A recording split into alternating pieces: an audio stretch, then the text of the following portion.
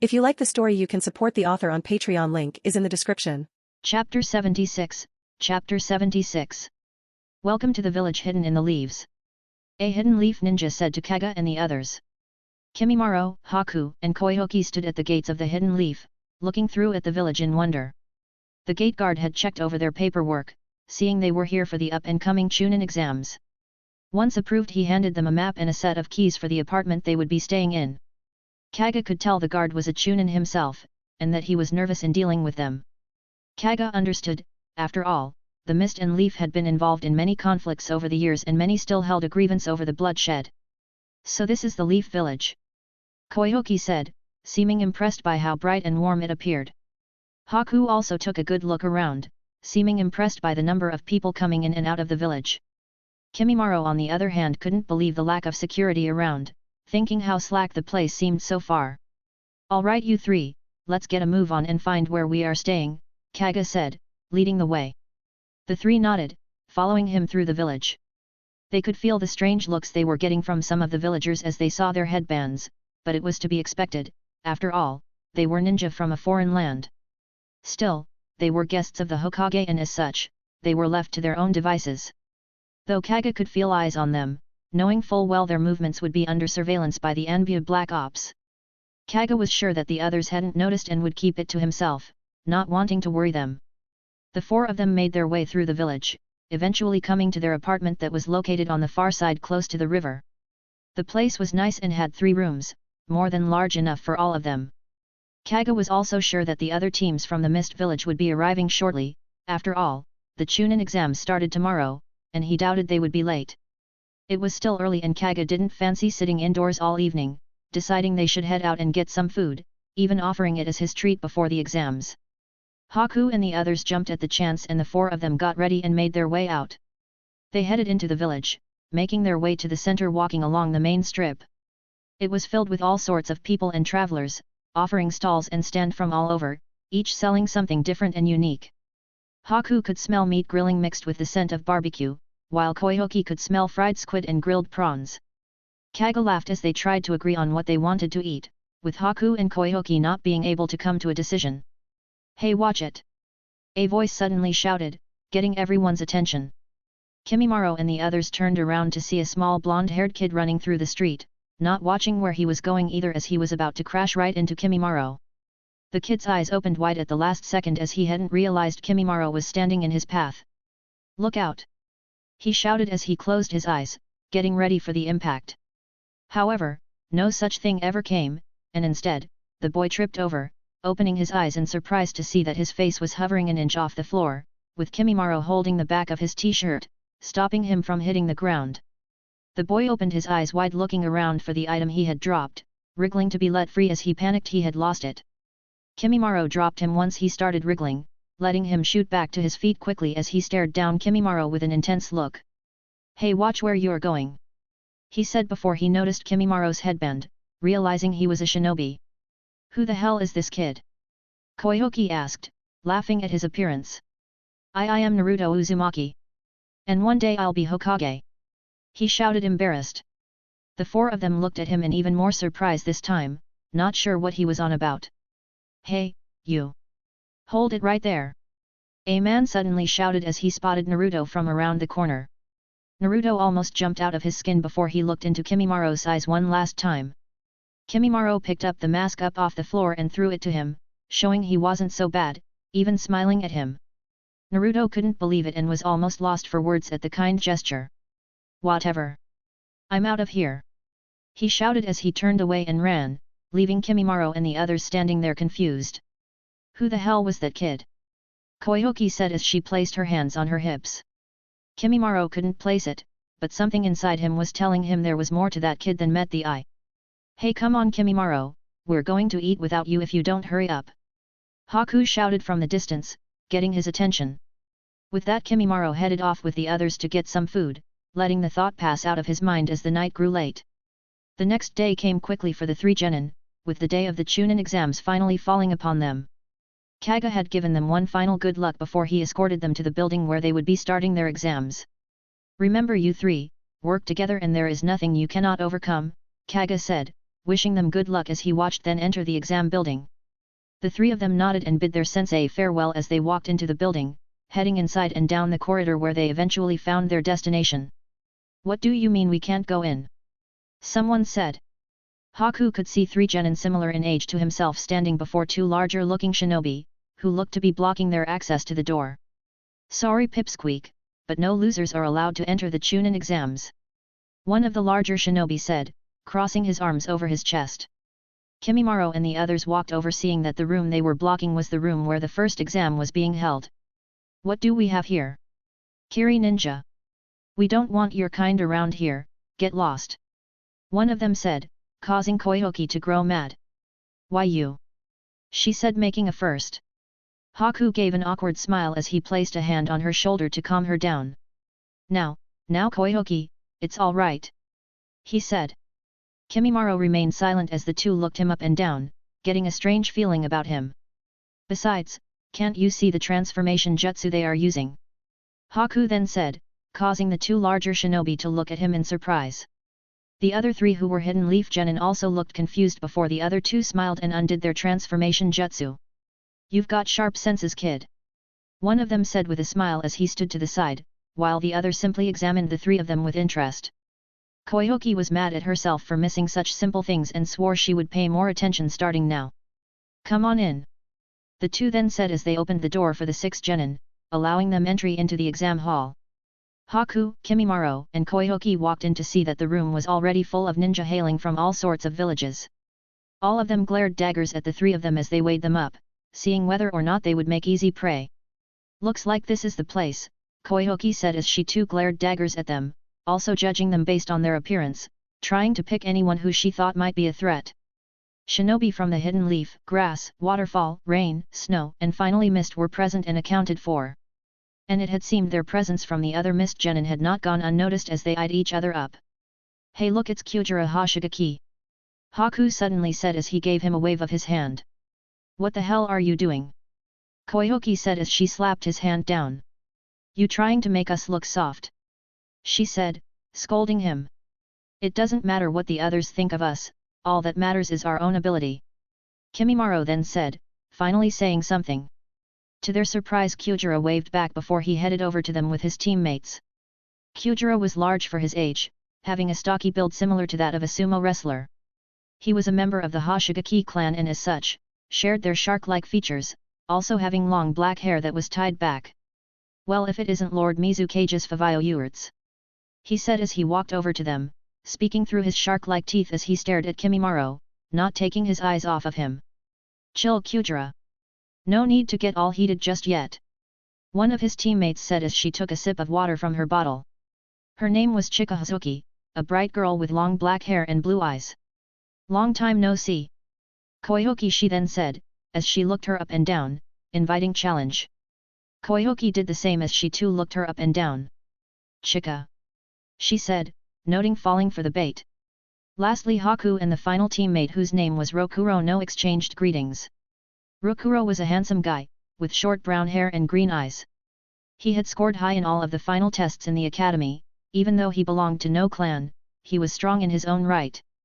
"It's been a while, Haku," he said, giving him a smile. Haku nodded. "I hope you have been well, Rokuro," Haku said as he nodded his head. "I hope you aren't thinking you'll have an easy time during the exam. You might be the Mizukage's favorite, but we won't lose to you," Kyujira said. Kimimaro didn't say anything and instead turned to his own teammates. "Come on you guys, let's go and find somewhere to sit," he said, walking right past Kyujira, causing his blood to boil. "Why you? Don't ignore me," he shouted, letting his Hoshigaki blood get the better of him. However, Chika flicked his ear, calming him down. "Chill out. We will have plenty of time for that later, for now, let's not give too much away," she said, gesturing to the entire room of shinobi that was watching them at that very moment. Kyujira realized what she meant and calmed down, doing his best to keep a level head. "I hate that guy. He thinks he's so cool," he said under his breath. Rokuro smiled as he crossed his arms over his chest. "Looks like the others are also here," he said as he looked over to the other team from the hidden mist. Kyujira and Chika looked over, smiling as they saw them. Looks like the old class is back together. Suddenly the doors burst open as a large bald man with a large black trench coat entered the room, demanding everyone's attention. All right, you sorry lot. Take your seats, the exam is about to begin.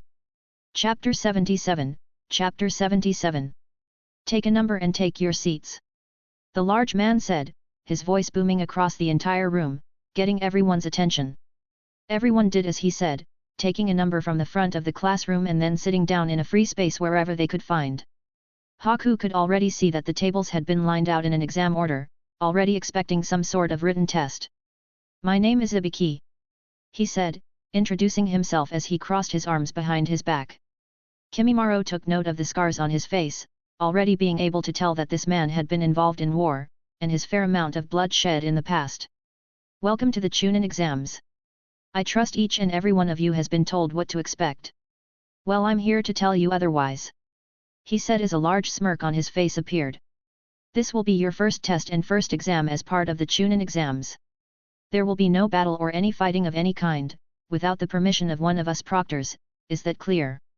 Disobey and you will be disqualified immediately, he said, watching each and every person's reaction in the room with his cold and calculating eyes.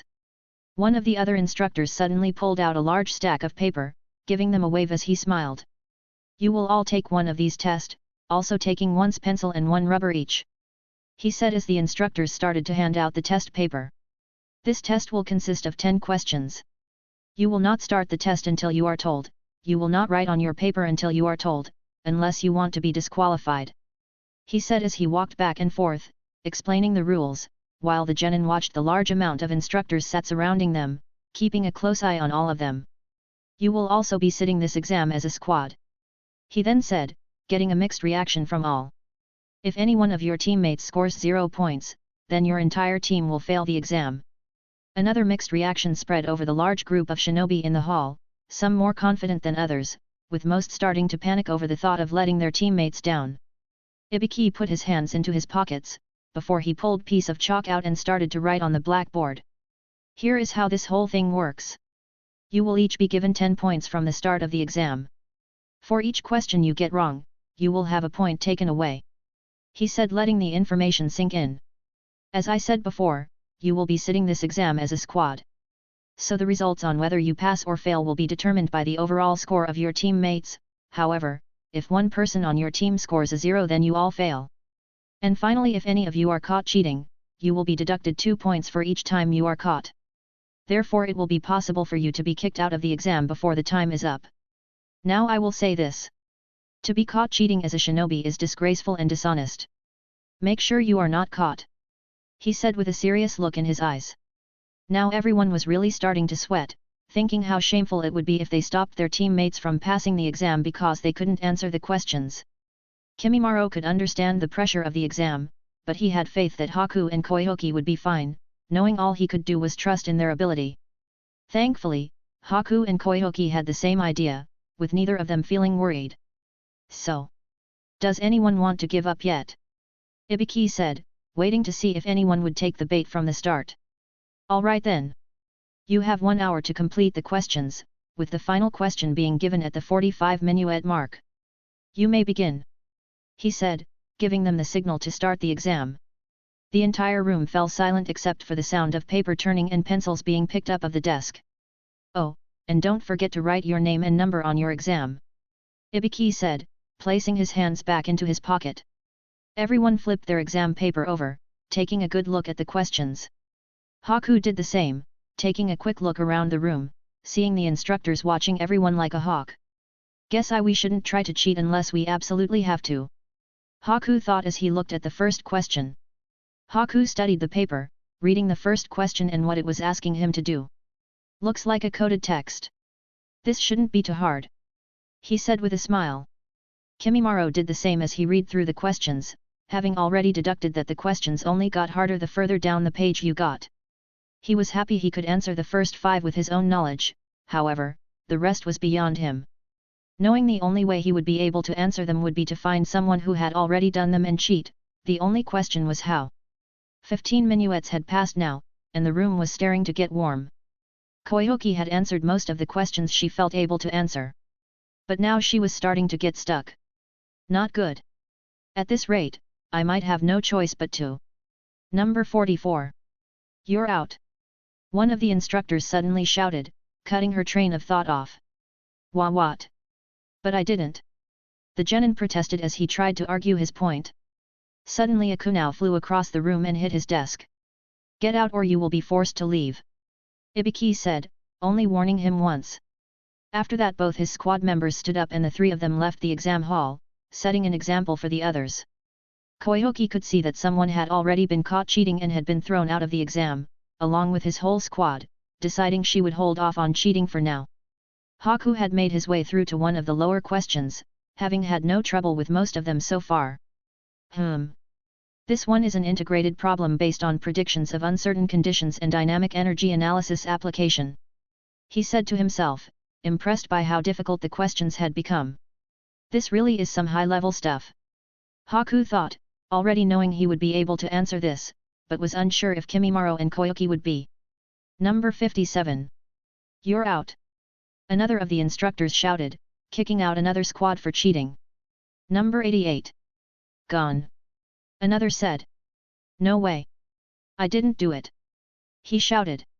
This time two instructors dragged him out by his arms and he kicked and screamed, showing no pride whatsoever. The time had passed at a steady rate now, leaving only 10 minutes until the final question to be revealed. More and more had been removed for cheating and now about just over half who had started were left. Haku had now finished all of the questions and was sure he was right. All that was left was to help Kimimaro and Koki copy his answers without getting caught. However, if all of them got a total of 10 points each, take away 2 points each for cheating only once, they could still come out with a total of 24 points, meaning a pass was still highly achievable. All right. Haku said, happy with his decision. Haku slowly made a hand sign under his desk, allowing a small ice mirror to form above his paper. One which he had also created above Kimimaro's and Koki's so they could see his answers. Kimimaro was impressed and quickly copied the answers down onto his paper, already having clocked that one of the instructors had noticed their actions. Never mind. Kimimaro thought, knowing it was only 2 points. Koki looked at the ice surprised. That Haku should have known he would be able to answer all of these questions, she said as she copied them down. 33. Fails. 67. Fails. The instructors continued to shout while Ibiki smiled as he watched them all try their best to get the answers any way they could. Haku, Kimimaro, and Koki weren't the only ones who had managed to figure out how to cheat. Cuda and his squad had also managed to cheat, with each of them finding their own way to do so, so far being lucky to not have been struck out. Rokuro was smart like Haku and had no need to cheat, however, Cuda lacked in the academic area of study, with his strengths lying in combat. Thankfully Chika had used her Hojiki clan jutsu to help him and herself cheat, copying the answers from another shinobi who had already finished the exam. Alright, listen up. It's time for the 10th and final question. Ibiki suddenly shouted. Everyone stopped what they were doing and looked up at him, waiting to see what he would say next in anticipation. But before that, I'm going to add one last rule for this final question. He then said. Let me explain. These are hopeless rules. He said, waiting to see everyone's reaction. But first you will have to make a choice. A choice on whether to answer the final question or not. What do you mean we have to choose whether to take the final question or not? Someone shouted, not sure what was going on. Ibiki simply smiled. Here it is. If you choose not to answer the final question, then you fail the exam, along with both of your teammates. He said with a smirk. Everyone in the room was shocked, including Haku and Kimimaro. But surely that means everyone here will choose to answer the question. Koki said, unable to contain herself. Ibiki smiled again, placing his hands into his pockets. The condition to the final question is. If you are unable to answer the 10th and final question, then you will never be allowed to take the Chunin exams again. He shouted, getting in complete and utterly shocked expression from everyone in the room. You can't be serious. Yeah, that's not fair. Some of the students shouted. Ibiki started laughing. You have two choices. You either test your luck and knowledge as a shinobi who is worthy of becoming a Chunin. Or you choose not to take the final question and come back next year, who knows, you might even have a different examiner who gives you an easier time next year. Ibiki said, toying with their heads. The room was suddenly split into debate as everyone started to wrestle with their own doubts and worries on if they would be able to pass or not. The pressure of them never being able to take the Chunin exams again, being stuck again for the rest of their lives added in for extra effect, also added to the weight of their decision. Now raise your hand if you do not wish to take the final question. Ibiki said, watching and waiting to see who would chicken out. A brief moment passed as everyone in the room thought about the outcome, not knowing whether to take the risk or not. I can't. Someone suddenly shouted as he stood up and raised his hand. Ibiki's eyes narrowed in on the first one to give in, watching as more followed in his stead. Me too. I can't risk that. Another said. Kimimaro looked at Haku and Koihoki, seeing that Haku was calm, however, Koihoki seemed a little flustered. He could also see that the other Mist Genin were in a mixed state, with Kyujiro looking like he was very flustered. But Kimimaro knew he was not one to back down over anything, knowing he would never be the first one to give up. Soon enough everyone who didn't want to take the risk had left, leaving only those who were brave enough to take the risk left. Very well. It looks like you are all ready for the final question. Ibiki said as took one hand out of his pocket. Everyone waited in intense anticipation, unsure what it could be, not even able to guess at how extremely complex it might be. All right. You all. Pass. Ibiki suddenly shouted, getting a surprised look from everyone. What? Chapter 78, Chapter 78. You all pass. Ibiki shouted, surprising the hell out of everyone who was left inside the classroom. We pass? Just like that. Someone shouted, not believing it. Ibiki smiled as he placed his hands back into his pockets. As a shinobi, it helps to be smart. It also helps to be able to conduct covert ops without being caught. Even such an act as cheating on a test, for example. The students had figured as much, having only survived this far by not being caught too many times. However, a true shinobi must have the guts to endure any challenge that they face. Even if that means their life. He said, letting his words sink in. Ibiki could see that more than a few genin in the room had already seen and faced death, some more than once. I think this will make for an interesting exam this year. He thought as he liked the look of a few individuals. Anyway, report to this location for 1400 hours sharp. Your next test will be explained to you there. Ibiki said before he watched some of them slowly exit the room. Kimimaro took a look at the time, seeing it was currently 12 p.m. Meaning they had 2 hours before they had to report to the location. That being said, they had given no direction and no map. Meaning you would have to find the place yourself. Kimimaro regrouped with Haku and Koihoki, smiling at them. How did you both find that exam? Koihoki asked. It was hard, not impossible, but still difficult, Kimimaro said. Quick thinking on that ice mirror to help us. Koihoki then said to Haku. Haku nodded. Don't worry about it. I was confident in my answers and thought you could both use a hand.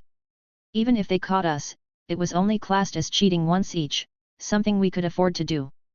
Haku said. Kimimaro and Koihoki both nodded.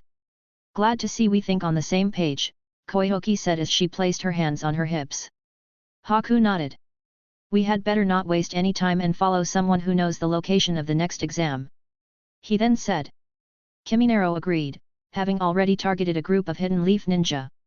It was a safe bet after all, with it being their village, they would know it like the back of their hand. Let's move out. He then said as they got ready to leave. Hey, where you three off to? A voice suddenly asked.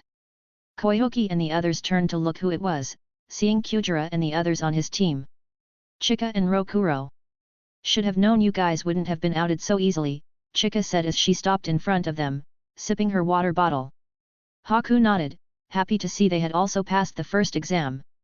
We can all take the exam together. He then said, extending his hand. Don't lump us in with you lot, we won't help you pass, and we won't lose to you, Fujira said as he slapped Haku's hand away. Haku didn't show any expression and took his hand back, understanding why they wouldn't want to team up. Don't listen to him, Haku, we won't be helping you three either, Koihoki said as she came to his defense. Chill Fujira, Chika said, getting his attention. Besides, these aren't the only three we have to worry about. She then said as she looked over to another group of 3 mist shinobi. Fujira looked over to them, noticing who it was he was looking at. Hatori Toyotomi. He said under his breath. This is a fan insert for a Patreon that supports the story. Big shout out to the Rag from the Crag for supporting the story. Kimimaro and the others also looked at him and his squad, noticing he was with two fierce-looking female shinobi, all of who looked to be older than themselves. Chika took another sip of her water bottle, watching as the three Kiri ninja walked out of the classroom, giving Fujira and Kimimaro a serious look. See, we can't be making enemies when we already have so many. She then said, feeling to be wary of this Hatori character. Rokuro agreed. Rumor has it, Hatori is an excellent swordsman and even has his name down to be entered for selection of the new 7 ninja swordsmen. He said, getting a surprised look from the others. Whatever. We won't lose no matter who we face. Kujira then said, barging past Kimimaro and Haku as he made his way to the exit. See you at the next exam. He then said through his sharp teeth, before he walked out. Chika smiled, giving a wave before she followed suit. See you there. She said following her teammate. Rokuro did the same thing, giving a nod to Haku and the others, acting nicer than his teammates before he followed them and left the classroom. Do you know anything about the other three? Kimimaro asked, after seeing the look in Hatori's eyes. Koyoki shook her head, not knowing anything, but Haku nodded. I have heard his name before.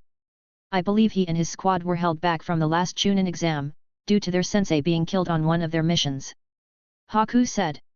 I believe others have already said they are all on or above Chunin level already, and that this exam would be easy for them. Kimimaro and Koyoki both looked surprised at the information before Koyoki punched him in the arm. Is there anything you don't know? She shouted, getting a small laugh from Haku. With that the three of them decided it was best if they left and made their way to the next exam location. Some time later, Haku, Kimimaro, and Koyoki had followed the others to the second exam location. The task hadn't proved too difficult, seeing as how quite a few other teams had passed the first exam. They had arrived at the outer perimeter of a large forest, labeled the Forest of Death. Everyone waited at the main gate that was sealed shut, locked with chains and seal tags, making it look even more foreboding.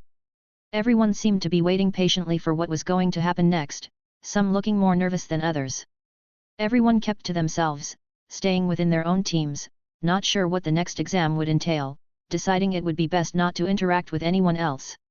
Kimimaro used this time to scan the others, trying to figure out who might pose a threat as he looked at the competition.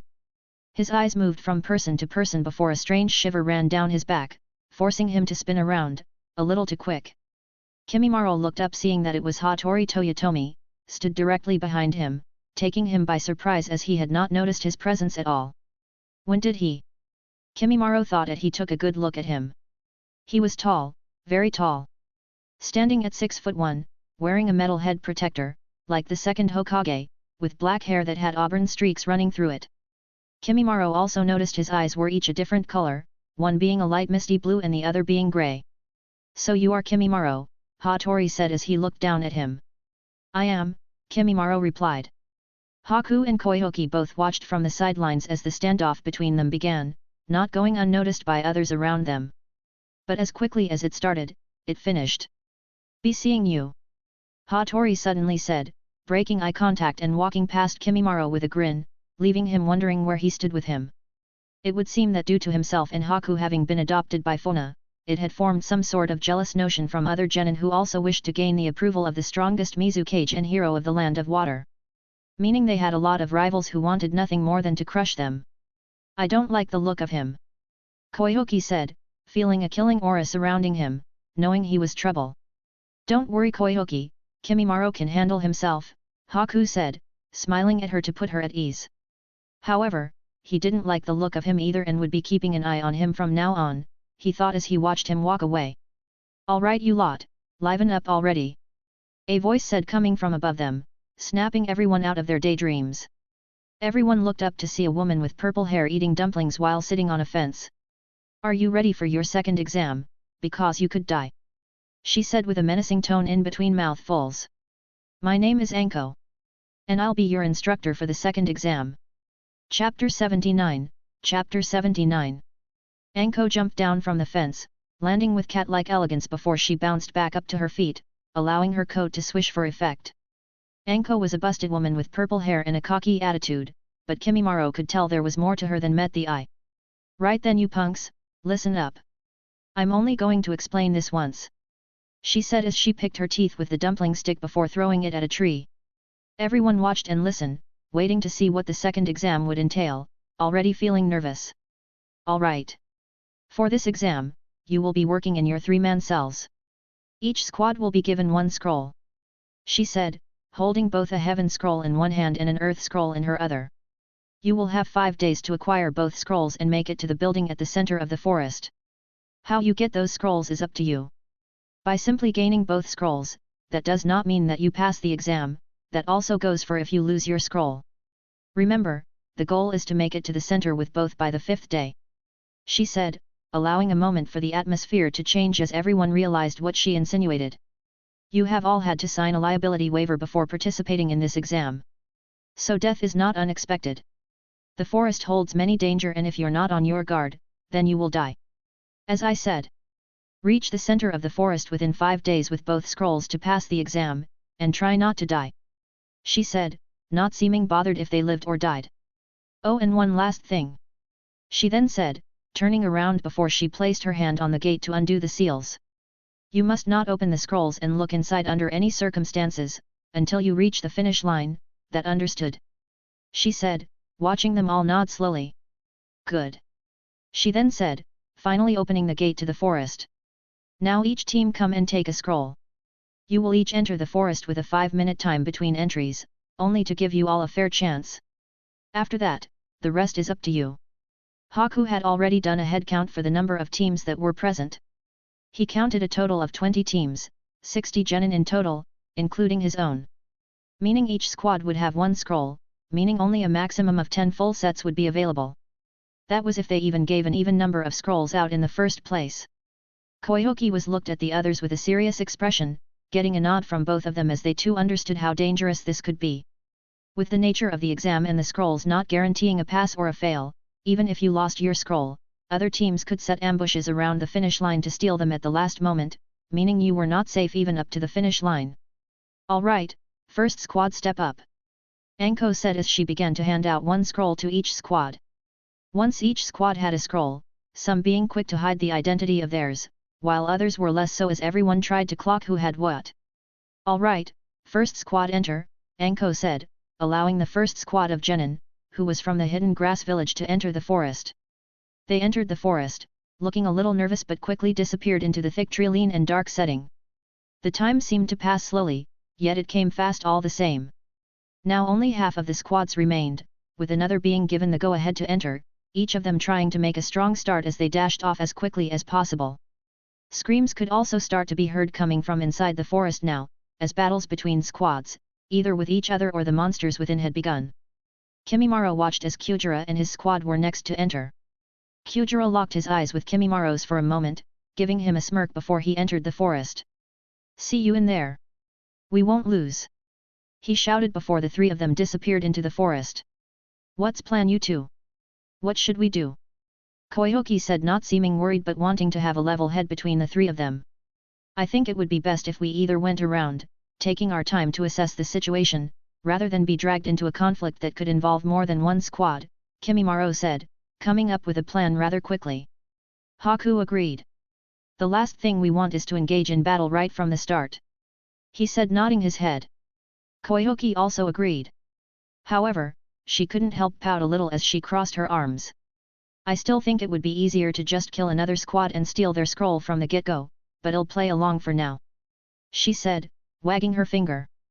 Haku couldn't help give a light-hearted laugh, whereas Kimimaro kept a serious expression on his face, watching as Hatori and his squad also entered the forest now. Kimimaro. Hello, you in there? Koki said as she waved a hand in front of his face. Kimimaro snapped out of it quickly, seeing Koki standing in front of him. Sorry, Koki, he said. We should keep our distance and head towards the center of the forest. I don't want to waste any time, Kimimaro said, getting serious all of a sudden. Koki was a little taken off guard as Kimimaro was usually so laid back. But this time he wasn't playing around. Haku also noticed his tone. Knowing he was right. This wasn't the time to be playing around. It's time to get serious, Haku said as he placed a hand on Koki's shoulder, agreeing. Koki looked into his eyes, seeing the determination coming from him, knowing the look well. You're right. Let's do it. Alright you three, it's your turn. Hurry up and get a move on will ya? Anko said as she turned to look at Haku and the others. Anko couldn't help but notice the serious look in their eyes, almost getting a smile out of her. This year's genin seem very interesting. Especially these mist brats. She thought, examining the three of them. Alright team, move out, Kimimaro said to the others, leading the charge as they burst forth into the forest at full speed. The Chunin exams have begun. Chapter 80, Chapter 80. Kimimaro, Haku, and Koki all charged into the forest of death, heading deep into the thick and dense jungle. They could already see that this was no ordinary forest and that it contained many dangers hidden beneath the surface. The screams of some of the other students could be heard as sounds of battle echoed in the distance. Yet, they did not waver in their mission to head towards the center, not allowing anything to distract them from their goal of passing this exam. Kimimaro led the charge, guiding them through the trees and darting off each branch. Haku and Koki followed suit, each doing their best to keep an eye out for any dangers that might come from their flank. So far so good, Kimimaro said as he came to halt, giving the signal for the others to also stop. No sign of anyone this far in, should we not set an ambush? Koki said. Not yet. We should keep moving forwards. Once we reach a certain distance ahead we will be able to take our pick of any others that come our way. Kimimaro said. Haku nodded, knowing it made sense. After all, if they could get there first, they would have first dibs on any other team that made it, being able to steal their scroll and escape to the finish line in an instant. However, that also meant the enemy could do the same, giving an equal risk to their plan if an ambush didn't work. Kimimaro took a good look around, feeling that something was off. He didn't have to say anything as Haku caught onto the feeling quickly, also sensing the danger. Look out! Haku suddenly shouted as a storm of kunao flew at them from above. Thanks to Haku's quick reactions, he was able to get a dome of ice up, shielding them from the attack and stopping all of the kunao in their tracks. Guess it's plan B then, Koki said as she pulled a kunao from her weapons pouch, spinning it around on her finger, not being able to help smiling as she said it. Kimimaro nodded, knowing this was certainly a possibility. However, it was already something they had planned for. Haku let his ice melt away, giving the three of them a clear view of their surrounding as they tried to locate their attackers. Guess they don't want to come out, Koki said, keeping a ready stance. It's not that they don't, it's that they can't, Haku then said, having located them already. What do you mean? Koki said, not understanding. Suddenly a scream coming from a set of bushes not far from them got her attention. All fell silent not long after and the three of them waited to see what was going to happen. It's him, Kimimaro said, watching as the bushes rattled before a dark figure made its way through. Koki looked the person up and down, recognizing who it was as he slid his sword back into its sheath slowly, letting the noise get everyone's attention. Hatori Toyotomi, she said, keeping her guard up trying not to look shocked. Hatori looked at the three of them with a killer gaze in his eye, wiping a small splash of blood from his cheek before he disappeared. Sorry about that, he said, taking them by surprise with a sudden cheery smile. The bushes behind him rattled again as both of his teammates came into view, each of them with a large grin on their face, and one of them holding a heaven scroll. Well, well, well! Look who it is! One of the girls said, looking Haku and the others up and down. Our luck just got even better. She then said, licking her lips before she pocketed the scroll into her weapons pouch. Are we really going to fight with them after we just got the scroll we need to pass?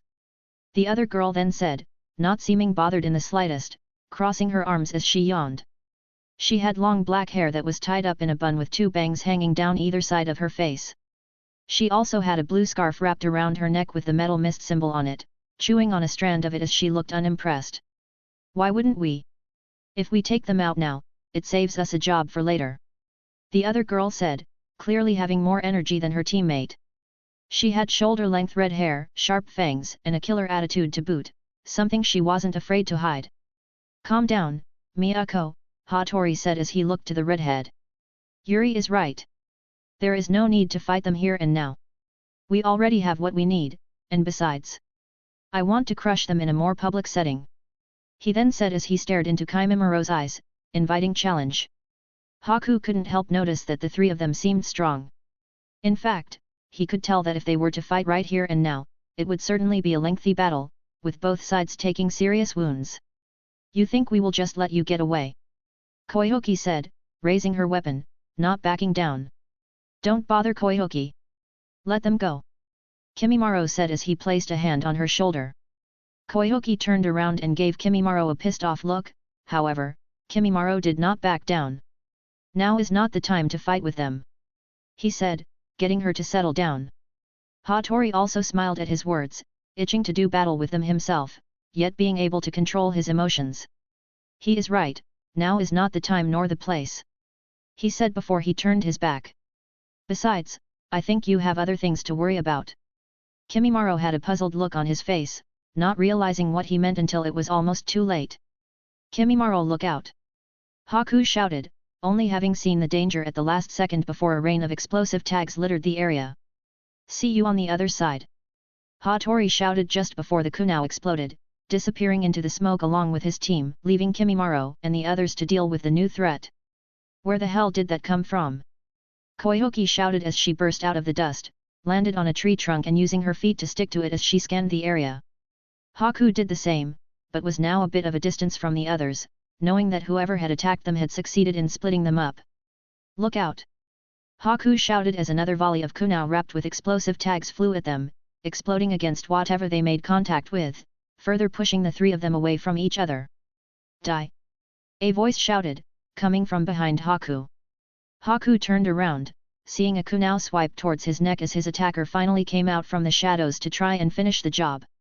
However, Haku couldn't move fast enough and the kunao stabbed into his neck, cutting deep and getting a smile from the enemy. That's one down. The hidden grass ninja said, watching as Haku's body fell to the ground. You're right. That is one down. Haku said as he appeared behind the grass ninja, taking him completely off guard. A clone! He shouted, trying to retreat as he had completely let his guard down. However, it was far too late for that as Haku returned the attack, slitting his throat just like he had tried to do to him. Haku landed a perfect blow, watching as his blood fired out from the gash in his neck, knowing that it would all be over for him in a matter of seconds. Meanwhile, Kimimaro's opponent had fancied his chances in a head-on battle, not wasting any time to jump out and attack him, clearly favoring his hand-to-hand combat ability. Little did he know, he stood no chance against Kimimaro's skills, with his attacks seeming to fall short, never quite going the distance to make contact. Why you? Stay still. The hidden grass shinobi said as he tried to punch him again and again, feeling like a fool as he grew desperate to land a blow. Kimimaro was growing tired now, dodging another punch and ducking under a spinning heel kick with ease. I'm sorry, but I don't have time to waste on you anymore, he said as he caught his opponent's punch in the palm of his hand. With one swift motion, Kimimaro pulled his arm, taking him a step off balance and closed the gap, thrusting a bone blade through the center of his chest, landing a clean blow in not even a second. The grass ninja was wide-eyed with shock as he coughed a large amount of blood out of his mouth, falling to his knees before he took his final breath. Kimimaro looked at him for a moment before turning back to where the others were waiting for him. Any problems? He asked as both Haku and Koihoki walked over towards him. Yet. They have the same scroll that we do, so all of that was for nothing, Koihoki said as she showed them the scroll. Kimimaro nodded before he looked at Haku. No. They were not strong enough to pose a threat, Haku said as he crossed his arms. Good. Let us continue with the plan and get to the center, he then said, turning around and jumping into the air. Both Koihoki and Haku followed him again with the three of them kicking it up a notch as they jumped into the trees, moving at a much faster pace than before. Some time later, the three of them had made a good amount of time up now, knowing that they didn't have much further to go until they reached the center of the forest. So far they had only encountered Hatori and his squad, and one squad from the hidden grass. Although, there was no telling how many of the others had either been killed or eliminated from the exam already. There was also no telling how many squads had already gathered both scrolls. All that remained was for them to now steal a scroll from another squad, something they didn't want to waste any more time with. We should split up? Really? Koihoki said, not knowing whether or not it was a good idea. Haku had come up with the idea of having the three of them split up, that way they could cover more ground. Once they found another squad they would contact the others and wait for backup. I agree, Kimimaro said. Koki frowned but guessed it wasn't such a bad idea and would help them save time. So far only 1 hour had passed, and even though they had plenty of time, the three of them wanted to do Kaga and Fuyona proud by finishing as fast as they could. Alright. Let's move out. Haku said, giving the order before each of them darted off in a different direction. Haku headed north, Koki headed west and Kimimaro headed east, heading towards the center of the forest where the finish line was. The plan was a simple one, and one that Kimimaro hoped would not turn into a dangerous task.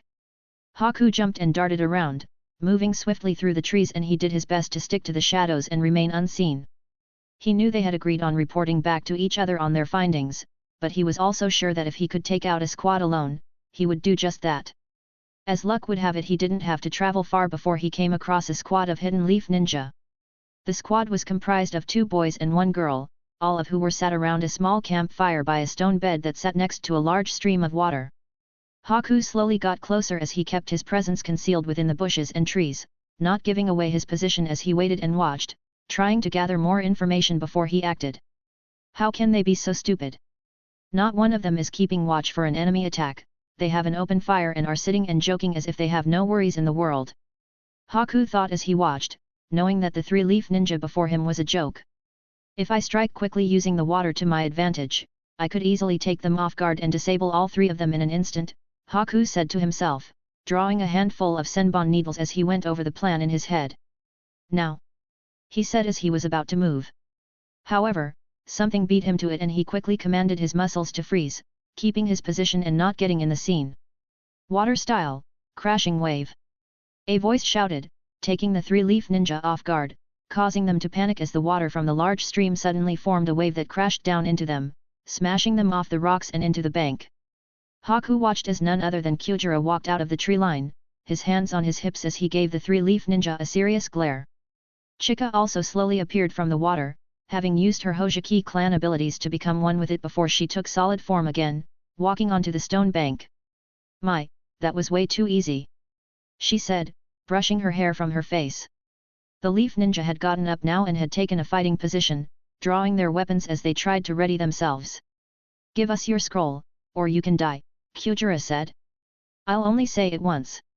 He then added, giving them a moment to think about it. No way. The leader of the leaf ninja said, pointing his sword at Cuda before he spoke again. Us hidden leaf won't back down to you bloody mist scum. He then shouted. Haku could see the look on Cuda's face. He's going to wish he hadn't said that. He thought, knowing how much it still pissed some mist ninja off to be called that. Then die. Cuda said as he charged in towards the 3 of them, letting his anger get the better of him. Chika sighed as she watched from the distance. He always just charges in like he is invincible or something, she said as she crossed her arms. Rokuro dropped down, landing next to her, knowing there was no longer any point in remaining hidden now that Cuda had charged in. You know how he gets, Chika, he said with a small chuckle. I just feel sorry for those 3 now. He then added, watching as the fight played out. Cuda had charged head in towards the 3-leaf ninja, not even drawing a weapon as he raised his fist into the air getting ready to strike.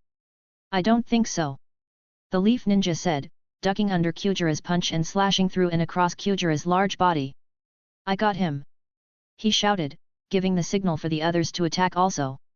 Take this, the other boy shouted as he jumped in and kicked Cuda in the ribs, trying to break them with a powerful roundhouse. The girl also attacked using her kunao as she jumped into the air, landing behind him before he stabbed it into his back. The 3 of them quickly jumped backwards to gain some space, waiting to see how their attacks had fared against their opponent. Did we get him? The girl asked, not knowing what was happening. The others were also on the same page as they were not sure either, seen as Cuda was just standing there and not moving. Is that all you've got? Cuda whispered. Is that really all you have? He then shouted as he raised his head into the sky laughing. I'll kill you all without breaking a sweat. He suddenly shouted as his blue eyes became red and like a wild beast, he charged in for the kill. Cuda suddenly moved like a tank with a jet engine, grabbing the face of one of the boys before he slammed his head into the ground taking him out in one shot. No way. How is he so fast? The other boy said, jumping back as he started to make hand signs. Fire style, fireball jutsu. He shouted as he landed, skidding across the wet stone and unleashing his fire-style attack. Kyujuro let go of his first victim and turned to look at the fireball that was heading right for him, simply smiling as it got closer towards him. The fire-style hit, exploding on contact and creating a large black smoke cloud, blocking everyone's vision. "I got him!" the Leaf Genin shouted as he let his guard down. Haku was still watching from the shadows, seeing how the fire style had made direct contact and wondering how Kyujuro had dealt with it. He got his answer as Kyujuro suddenly burst from the smoke and slammed his fist into the boy's face. The power behind his attack was so strong that it broke his neck with a single strike, sending his limp body flying into a tree where it crashed through before bouncing into the forest like a ragdoll. Kyujuro had a sinister smile on his face as he turned around to look at the last member of the squad he had just killed. "You're next," he said as he let his razor-sharp fangs show through his smile, putting such terror into the girl that she dropped to the ground, falling on her knees. "And no please. Her here. You want the scroll right? Take it," she said as she pulled out her team's scroll, presenting it to Kyujuro, praying that he would take it in exchange for her life. Kyujuro now stood over her, his red eyes slowly turning blue again as his killer aura faded away. "Was that so hard?" he said slowly as he took the scroll from her hands. The girl was trembling, not even wanting to look him in the eyes as he took the scroll from her. But Haku could tell that was simply a front. "Did you really think I would just give you the scroll?" she suddenly said as her face turned to that of a twisted look for vengeance. "You will die for what you have done," she shouted as the scroll in Kyujuro's hand suddenly ignited, revealing that it was a fake scroll filled with explosive tags. "Kyujuro, look out!" Chika shouted as she started to form hand signs to make a water wall to protect herself and Rokuro from the explosion. However, Kyujuro didn't seem too bothered at the fact the scroll was about to explode, with the blast most likely killing him and the Leaf Genin at the same time. "You shouldn't have done that," Kyujuro said as his eyes turned red once more before he placed the scroll inside his mouth and swallowed it whole, getting a shocked look from the Leaf Genin. The scroll exploded from inside Kyujuro's stomach. But instead of his body being ripped to pieces, his stomach and belly simply grew very large, along with his checks before a large amount of black smoke burst out of his mouth and nose as he could no longer contain it. Slowly Kyujuro's body shrank back down to its normal size as he placed his hands on his stomach, letting out a large burp of fire unleash from his mouth before he closed his and pulled a funny-looking face. "That tastes awful," he then said, spitting onto the ground. Haku couldn't believe what he had just done, deciding to keep watching as he hoped to find out more about Kyujuro's abilities. The Leaf Genin was shocked as she had watched her final plan be broken into nothing. Kyujuro turned his attention back to her one last time, putting a serious face back on. "But how? How did you survive that?" she asked, having given up all hope. "That's my little secret. Now hand over the scroll," he said as he picked her up by the scruff of her clothing. The girl was already defeated and handed over the real scroll this time, having accepted her fate. Kyujuro took the scroll and threw her to the ground, not bothering with her anymore. "Thanks," he said, taking one last look at her. "If you hurry, you might be able to save your friend there," he then said, looking to the ones he had slammed into the ground. He then turned his back on her and walked over to his teammates. "Let's get out of here, the work is done," he then said, getting a nod from both of them. Haku watched as the three of them jumped into the trees, leaving the scene and the Leaf Squad behind. Haku was pretty impressed after what he had seen and known that Kyujuro would not be an easy opponent to defeat. "I guess I had better get back to the meeting point, hopefully, the others had more luck than I did," Haku then said, slowly disappearing into the shadows and leaving. Chapter 81, Chapter 81. Kimimaro was currently heading east, hoping he could track down another squad who would have a scroll for them to steal. As he jumped through the trees, he couldn't help think about Hatori and his squad. Kimimaro could tell that he was strong and wondered just how strong he was, becoming excited at the prospect of battling him in the future. The sound of battle seemed to catch his attention as he landed on a large tree branch, taking cover behind the trunk before he took a good look below. From what he could make out, a squad of hidden grass genin were currently fighting the squad from the hidden waterfall, with all three of them engaged in what looked like an intense battle. Each squad consisted of 2 boys and 1 girl each. However, Kimimaro could tell that the hidden waterfall was gaining the advantage as their movements seemed more coordinated and their teamwork more precise than the hidden grasses squad.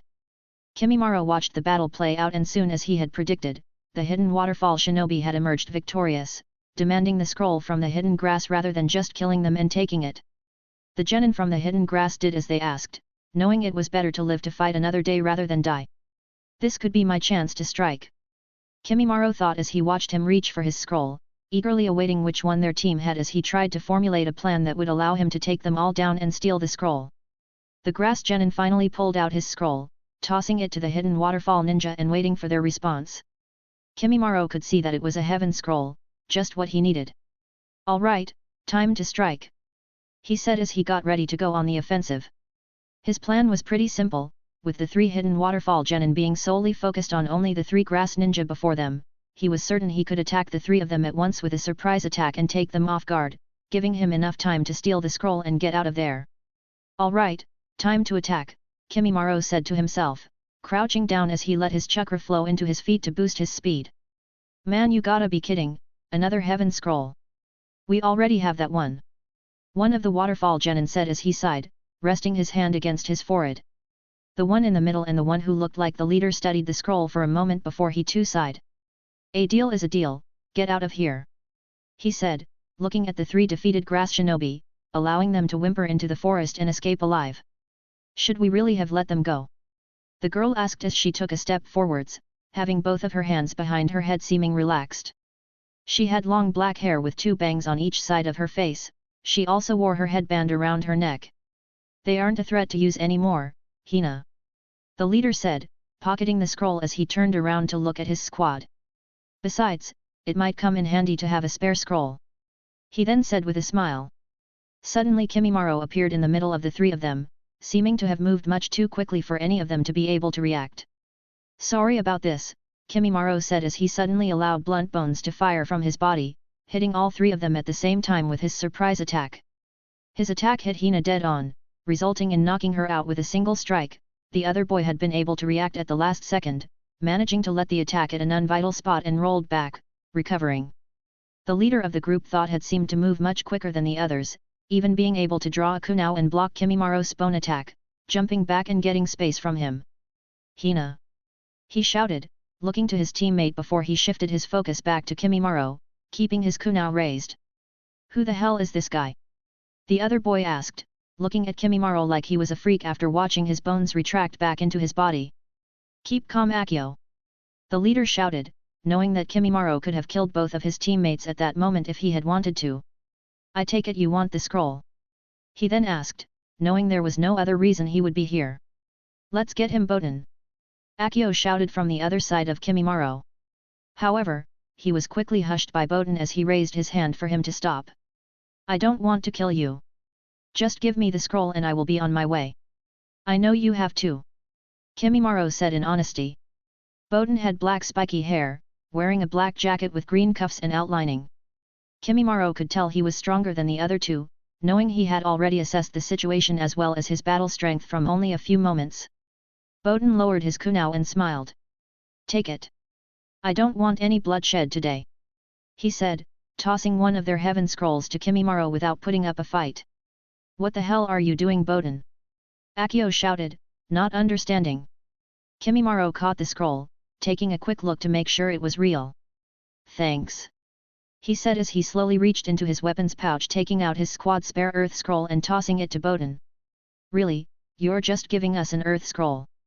He asked as he caught and examined it. Kimimaro couldn't help smile. It's a fair trade, he then said before he suddenly vanished, dashing off into the distance. Akio rushed over to Boten, not believing what just happened. Why the hell didn't we attack him? He then asked, watching as Boten pocketed the scroll and headed over to check on Hina, who was just coming back around. Come on, Akio, you must have been able to tell that that kind of a fight would have resulted in one of us dying right there, Boten said as he slowly picked Hina up, letting her come to on her own. Akio was pissed off that he wasn't strong enough to do anything in the situation, clenching his fist in anger before he helped Hina up too. What happened? Hina asked as she finally woke up fully. Don't worry, Hina, we got an earth scroll, and no one got hurt, Boten said. But who the hell was that guy, Boten? She then asked, the memory of what had just happened to flash in her mind. I'm sure we will meet whoever that was again soon, and hopefully we get another shot at him in the future. But for now, let's just get to the finish line without anyone dying. Boten then said, flashing both of the others a smile. Meanwhile, Koyoki had gone west, also in hopes of finding another squad with the scroll that they needed. So far she had made quite a bit of ground and she was getting to the point where it was time to turn back. How have I not encountered another squad yet? She said to herself as she jumped from tree to tree, using her chakra control to easily traverse the terrain. Hopefully Kimimaro and Haku have had better luck. She then said, landing on a branch that suddenly snapped, not being able to take her weight. Koyoki fell through the air, dropping down towards another tree branch. However, as she did, a sudden sense of danger washed over her, noticing a huge snake that had suddenly appeared, waiting for her to fall into its striking distance. Koyoki didn't like the look of the snake and quickly pulled out a kunao and rope, throwing it at the tree before pulling tight, catching herself and swinging out of the way of the large predator. That was a close one, Koyoki said as she watched the snake sliver off into the forest, wondering why it had given up so quickly. Argh! The scream sounded from the direction the snake had traveled to, most likely having already sensed an easier target. Looks like another squad is fighting that thing off, Koyoki said as she jumped higher into the trees so she could get a good vantage point. Maybe the snake will do my work for me. She also thought as she finally laid eyes on what was happening. A team of Hidden Leaf Shinobi were currently doing their best to fight off the snake, however, struggling in their attempt as the creature was rather large. Koyoki, Haku, can you hear me? Kimimaro's voice suddenly said, coming through the small earpiece they had on so they could communicate with each other. Koyoki placed her hand to her ear, pressing the small button on it so she could talk. Koyoki, reading you loud and clear. A moment later, Haku's voice also came through. Haku, also reading you loud and clear. A moment passed before Kimimaro spoke again. I have both scrolls, I repeat, I have both scrolls. Meet back at the meeting location, he said before he cut the transmission. Koyoki smiled as she slowly stood up, suddenly no longer interested in the squad fighting the large snake below. I should have known he would have found another scroll. Ah well, time to get back then. She then said, watching as the snake suddenly swallowed one of the ninjas below as his teammates screamed in horror. This exam really is no joke, she said, not taking pity on them before she turned her back on them. Chapter 82, Chapter 82. Not long had passed after Kimimaro had contacted the others before they had regrouped. They each reported their findings, with Haku telling the others about Cuda and how he had defeated a whole squad with relative ease. Koyoki said she didn't have anything worth reporting and was happier about them having acquired the remaining scroll they needed. Let's not waste any more time and get to the center, I'm sick of this forest already, Koyoki said as she placed her arms behind her head, resting it on her hands. Kimimaro agreed. Let's get going then, he said, not wasting any more time. Haku also agreed, and with that they started to make a move towards the center, aiming to finish the exam in good time. Only 4 hours had passed since they had entered the forest, having been given a total of 5 days to complete the assignment, something that seemed like too much time to the three of them. However, after seeing some of the other squads in action, they could understand that not everyone was as strong or as skilled. Soon a large building at the center of the forest came into view and the three of them quickly headed towards the large doors at the front of it. Haku was on full alert as they approached, knowing that if another squad was going to attack them it would be now. But no attack came and the three of them entered the building without any challenge whatsoever. Well, that was easier than expected, Koyoki said as she took a look around. Haku also agreed, doing a quick scan of the area. It would seem so, however, we are not alone, he then said as he sensed others inside, not having to wait long until the sound of footsteps could be heard. The three of them looked over to where the sound was coming from, seeing that none other than Hatori and his teammates were walking over towards them. Well, look who made it. Miyako, the one with red hair, said as she placed her hands on her hips. We still beat you though, she then said as she crossed her arms over her chest. Like that matters, Koyoki said, not letting her get one up on them. What did you say? Miyako suddenly said with a snarl. That's enough, Miyako, Hatori suddenly said, cutting her off before he looked at the three of them. I expected nothing less of you three. After all, everyone expects big things from the two adopted sons of the Mizukage, as well as the daughter of Lord Fourth. Haku could sense that the three of them were not the only ones here already, being able to detect 6 others, along with 2 Jonin-level shinobi. Were you the first squad to arrive? Haku asked, wondering who else was here so far. No, Hatori answered. But I think that is enough chit-chat for now. Perhaps you should open your scroll, everything will be revealed then. He then said as he turned around to walk away. Yuri, who had remained quiet, also turned around and walked away. However, Miyako remained in front of them, eyeballing Koki with serious intent to kill. "See you around, daughter of the monster," she then said, referring to her father. Koki suddenly drew a kunai and was about to attack her in a blind fit of rage. However, Miyako had been expecting such and was ready for it. "Come get some!" she shouted as she was about to counterattack, drawing her own short blade as the two of them were about to go at it. Suddenly, in the blink of an eye, both Haku and Hatori had appeared before both of them, each stopping their attacks before they went too far. Hatori had half drawn his blade, blocking Miyako's attack, giving her a serious look as she told her to stand down. Haku, on the other hand, had formed a layer of ice around his hand, allowing him to grab Koihoki's kunai and stop it. "Calm down, Koihoki. Now is not the time," he said with a rather serious expression of his own, not a look he usually displayed. Koihoki bit her lip before she turned around and stormed off, leaving Haku and Kimimaro alone with Hatori and the others.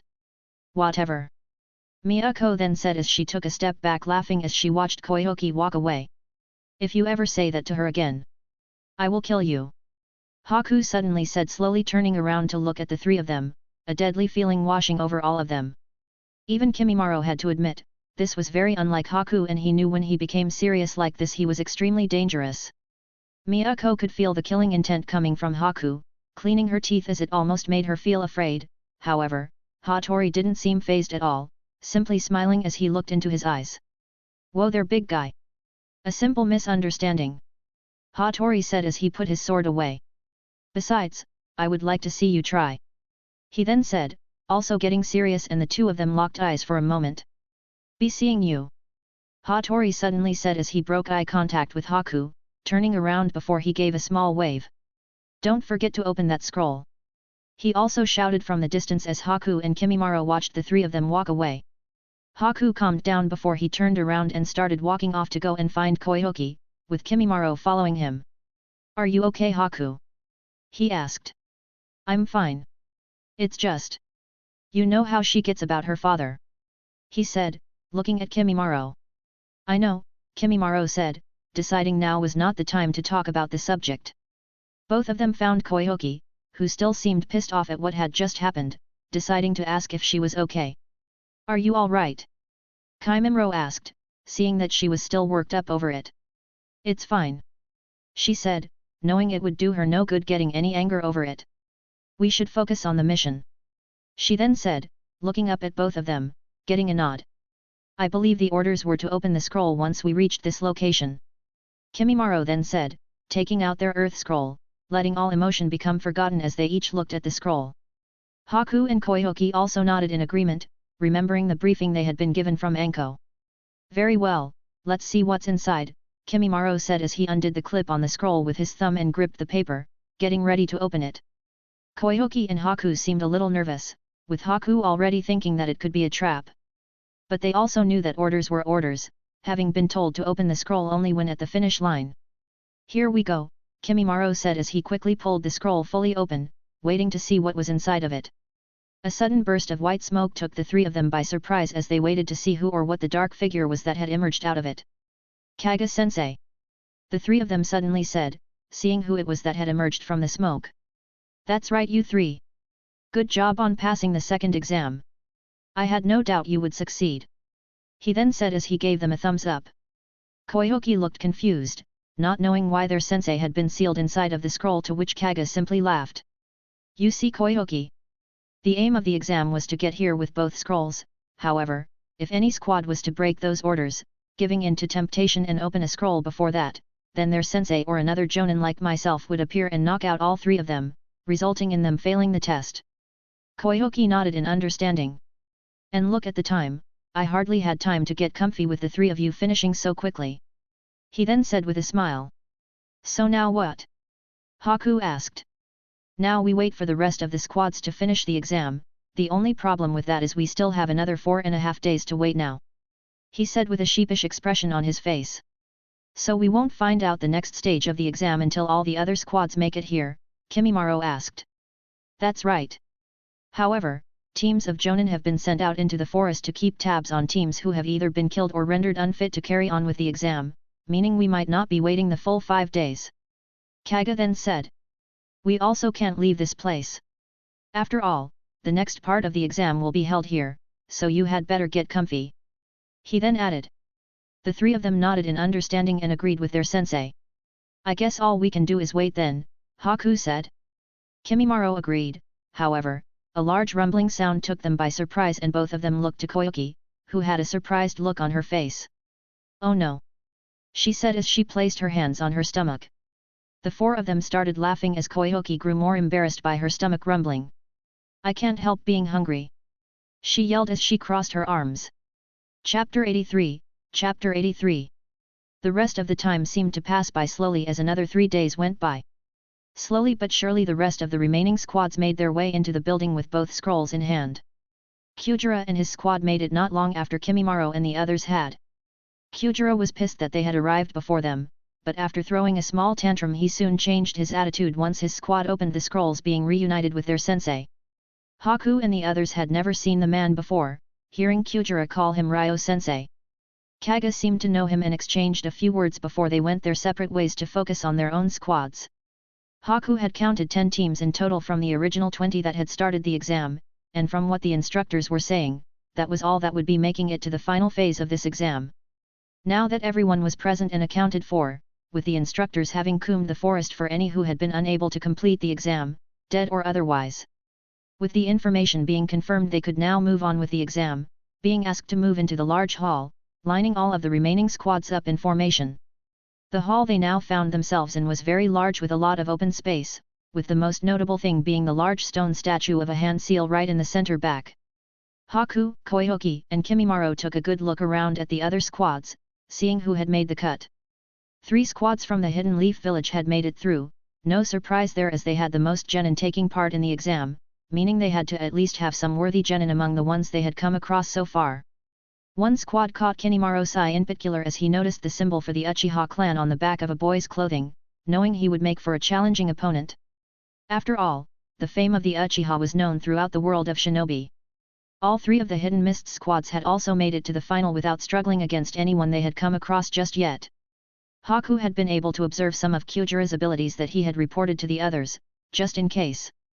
Hatori's squad on the other hand still remained a mystery, but he was sure he would find out soon enough. Kimimaro could also see that the squad from the Hidden Waterfall had made it, seeming unscathed. 2 squads from the Hidden Rain had also made the cut with the last squad being from the Hidden Grass, all of which they had not encountered as of yet, knowing nothing of their abilities or jutsu that they could possess. That meant that each village had genin that had made it to the final exam, with their Jonin sensei all standing by the sidelines also weighing each other and their students up. Such was the nature of the world they lived in. Anko, who was the head instructor for the second part of the exam, stood at the front with the other instructors. She couldn't believe how many had made it through the forest to this stage. She had thought for sure that only 3, or maybe 4 squads would make it. She took a good look at the genin that stood before her, studying each of them to see what they had. This year's genin are certainly interesting indeed. She thought before she cleared her throat. All right, quiet up. She yelled, getting their attention. Everyone looked to the front to see that Anko was about to speak, standing at attention and waiting patiently. All right, you brats. She started. It looks like that many of you passed the second stage of the exam, that we have too many of you for the finals. She said with a smile on her face. Everyone broke out into whispers, confused as to what she meant. Suddenly a shadow appeared from the back of the hall, getting all of the instructors' attention as the figure came into view. Lord Hokage! Anko said in surprise as she suddenly bowed her head, not expecting him. Everyone else in the room bowed their head, with the genin squads following suit to show respect. Now, no need for that. The third Hokage said, giving a wave of his hand before he placed his pipe back into his mouth, taking a good look at the genin once he got to the front of the hall. Anko and the other instructors made room for him and Anko gave him the floor, moving to the side so he could address the genin.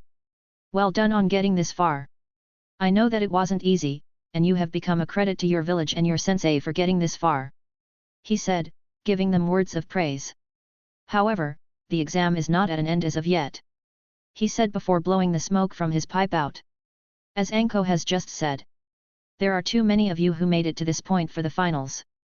Therefore, we have decided that we shall hold an exhibition match beforehand. He shouted, getting everyone's attention. Now I want you all to give it everything you have got. Remember, even if you lose, that does not mean you have failed the exam. Now you have made it this far, it is no longer about passing or failing. It is now time to show us what you are made of and if you have what it takes to become a Chunin. Everyone took in his words, thinking on them hard and becoming fired up at the thought of being able to show their true skill and power. Now everyone, if you will look to the large screen that is hanging above us. The third said as he pointed above them. Everyone looked to the large screen that was hanging down, seeing that it displayed all of their names for a short moment. Now, this screen will show the two that are picked at random to do battle. I wish you all the best of luck. The Hokage said before he passed them over to another instructor from the hidden leaf. The leaf Jonin stepped out, thanking the Hokage before he looked over to the genin that was standing before him. My name is Shibuya Bearmei. I will be your instructor for this part of the exam. He said while everyone got a good look at him, seeing that he was dressed in a large cloak with his hood up and a pair of dark glasses on. Now allow me to explain the rules. He then said. During this exam, you will be allowed to use whatever jutsu and fighting ability that you wish. You may even kill your opponent if you so wish. He said with no emotion. The only rule you have to follow is what I say goes. If I stop the match, then that means the match finishes. One loses when they are either unable to fight, give up, or I end the match having decided on the winner. Is that understood? He asked, getting a swift nod from all. Very well, let's get the first match underway. He then said before turning to the large screen. Everyone else did the same as names started to spin in a lot, moving too quickly for anyone to see until they both stopped, revealing who would be battling first. Everyone started whispering as they read the two names, everyone looking to see who they belonged to. Very well, the first match is Haku Yuki of the Hidden Mist vs Akio of the Hidden Waterfall. The instructor said. Koki looked at Haku, punching him in the arm before giving him a thumbs up. You had better win. She then said with a smile. Can everyone else move to the spectating area, with the two fighters stepping to the front, Shibi said. Kimimaro nodded to Haku, who returned the nod knowing what he meant. With that Haku walked out to the front, getting a good look at his opponent. He had long brown hair with a cream-colored robe on and his headband side around his forehead. Koki and Kimimaro made their way to the standing area above with Kaga. The others also did the same as they waited to see what was going to happen. All of the other instructors and the Hokage also took their spectating area, also eager to see how the fights would turn out. Sarutobi took a good look at Haku, knowing that he was one of Funa's students and adopted sons. He had also learned that he was a member of the Yuki clan and possessed the ice release. He couldn't help but smile as he felt excited waiting to see them both in action. This will be over quickly, Kaga said with a smile as he crossed his arms over his chest. Are you both ready? Shibi said as he looked at each of them, watching as they stood face to face. Yes, Akio said, looking a little nervous. Yes. Haku also said, flashing a friendly smile at his opponent. All right, take your positions and await my signal.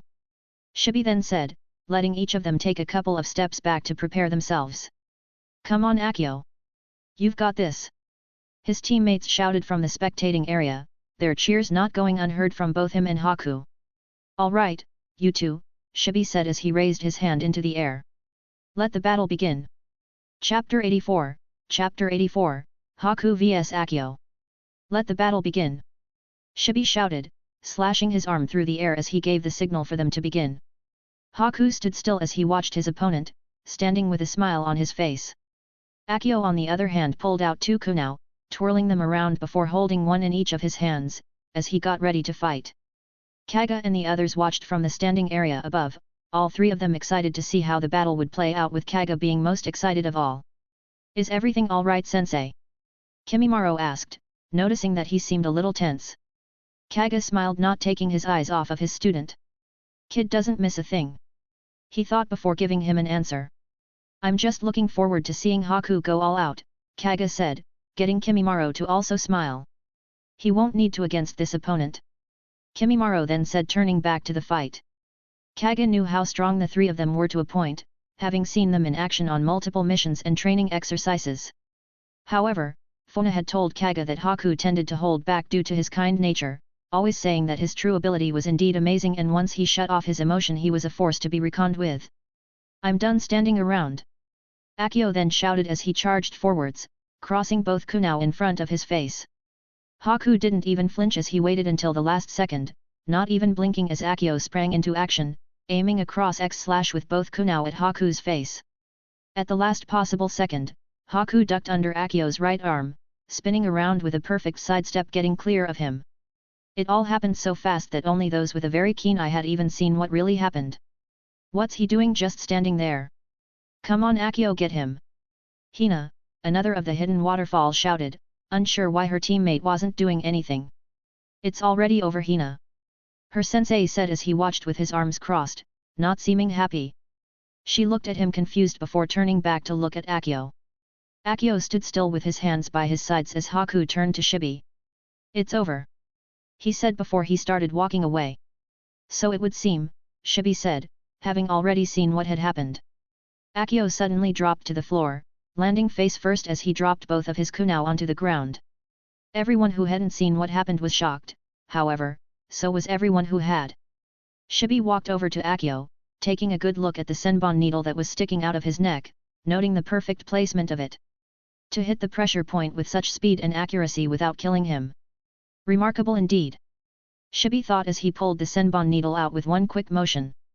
Akio's eyes suddenly opened wide as he jumped up to his feet, shocked at what was going on. "Settle down. The fight is over," Shibi then said, announcing the winner to be Haku. "What the hell was that? He didn't even touch him. Look at him, he thinks he's so cool." Kyujira shouted, clearly pissed off. "Didn't you see what he did, Kyujira?" their sensei said, giving him a hard look. "Make sure you don't let your guard down against him," he then said through his sharp teeth. Kyujira and the others nodded, seeing that their sensei was being serious. Everyone else was also talking about what had just happened, seeing how it had ended so quickly and without warning. Even the Hokage was impressed at the demonstration of such fine skill. My. It would seem the Mizukage has trained his students well," he thought as he watched Haku from a distance. Haku had walked up to the standing area, regrouping with his own squad.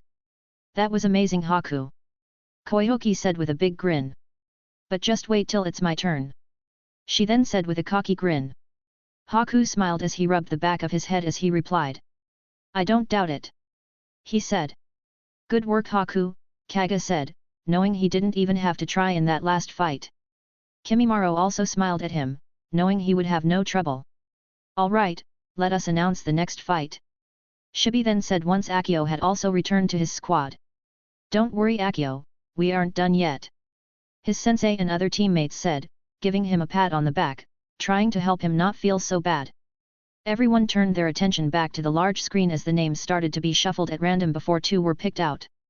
The second match will be Chika Hazuki of the Mist vs Mushi of the Hidden Rain. Chika didn't look bothered as she continued to sip on her water bottle. "Come on, Chika. Time to get fired up," Kyujira shouted, hating the fact that she never let anything bother her. Yeah, I got this," she said as she walked away, lifting her hand up to shut him up. "Don't worry about her, Kyujira," Rokuro said, trying to calm him down. Mushi of the Hidden Rain also walked down towards the fighting area. He was tall with black spiky hair. He had a breathing apparatus on his face, like Hanzo. He also wore a full-length cream-colored bodysuit with his headband around his forehead. The two of them now stood face to face as Shibi announced the two of them, allowing them some space now to prepare for battle. "All right, you two, let the battle begin," he shouted, giving them the signal. Mushi didn't waste any time as he quickly started to form a bunch of hand signs. "You never had a chance," he then said as his body started to phase in and out, becoming all wavy. Chika was very surprised and watched as his body sank into the ground, seeming to melt into it before he vanished altogether. "Well, that's not right," Chika then said as she placed her water bottle onto her belt clasp. Suddenly 10 copies of Mushi solidified out of the ground, surrounding Chika with their kunao drawn. "Nowhere for you to run," Mushi shouted as he threw the kunao at her, aiming for vital spots. Chika didn't bother moving and simply yawned as the kunao hit her body, sinking into her flesh as if they hit water. "That won't work on me," she then said as she only counted 5 kunao, while noting 10 copies of Mushi. "Also your genjutsu is way too obvious. She then said as she let the kunao fall out of her body, allowing it to become solid again. Why you? I'll make you pay for that. Mushi said as he suddenly charged at her from all directions. Chika didn't bother looking and instead closed her eyes while making a hand sign, focusing on her flow of chakra to break the genjutsu. Done. She then said as she opened her eyes again, seeing that the 10 copies of Mushi had become only 5, as she suspected. Chika suddenly let her legs turn to water as she dropped to hip height, avoiding all of the attacks from Mushi. Mushi was surprised and shocked as she broke out of his genjutsu and dodged his attack all at once. But not as surprised as when his clones were all disposed of by one quick circular swipe of her own kunao, bursting all 5 of his water clones. Chika stood back up to her full height, licking the water off her kunao, tasting it before taking a look around. Come out wherever you are. She then said, looking for her prey.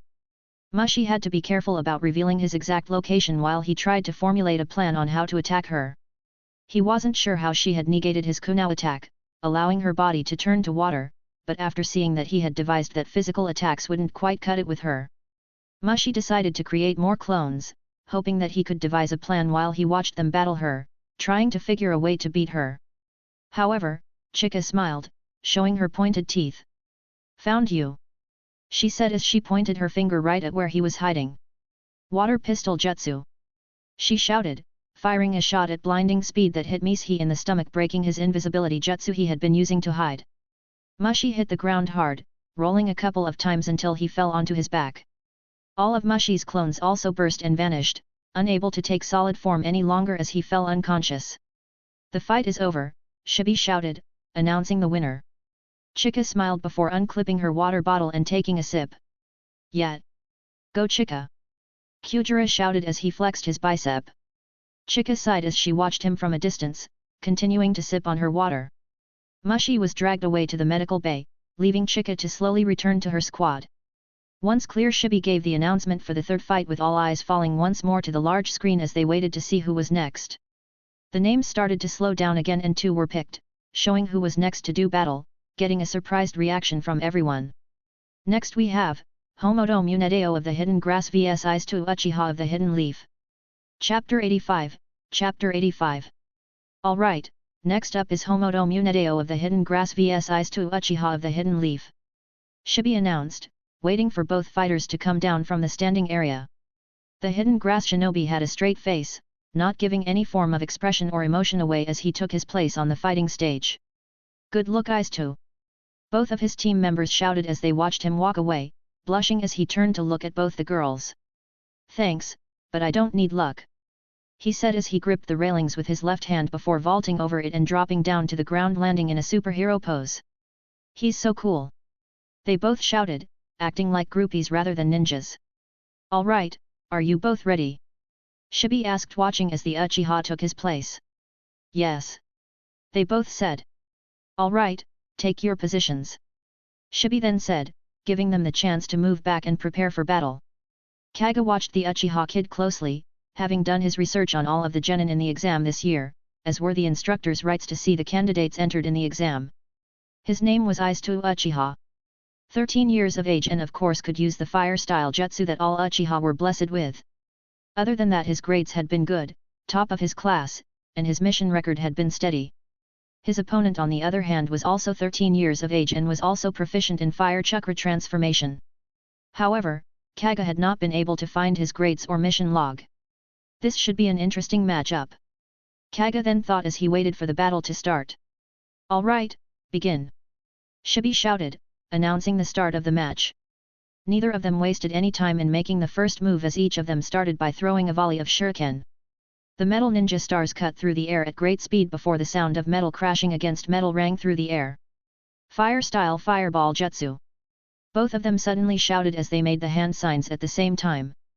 Both of them unleashed their fire-style jutsu, letting the flames roar against one another, fighting and battling for dominance over the other as the fire tried to consume itself. They were both equally surprised at what had happened, as well as realizing that their jutsu was also equally matched. The Uchiha wasn't happy and instead broke off his jutsu, quickly jumping into the air as he reached inside of his weapons pouch. Homodo watched as Aizu leapt into the air, his fire style taking full control and crashing into the wall behind where Aizu had been standing. Aisto quickly threw another round of shuriken at his opponent before he flipped in the air and threw some more. Hodo quickly jumped back and pulled a kunai from his own weapons pouch, using it to deflect the incoming shuriken.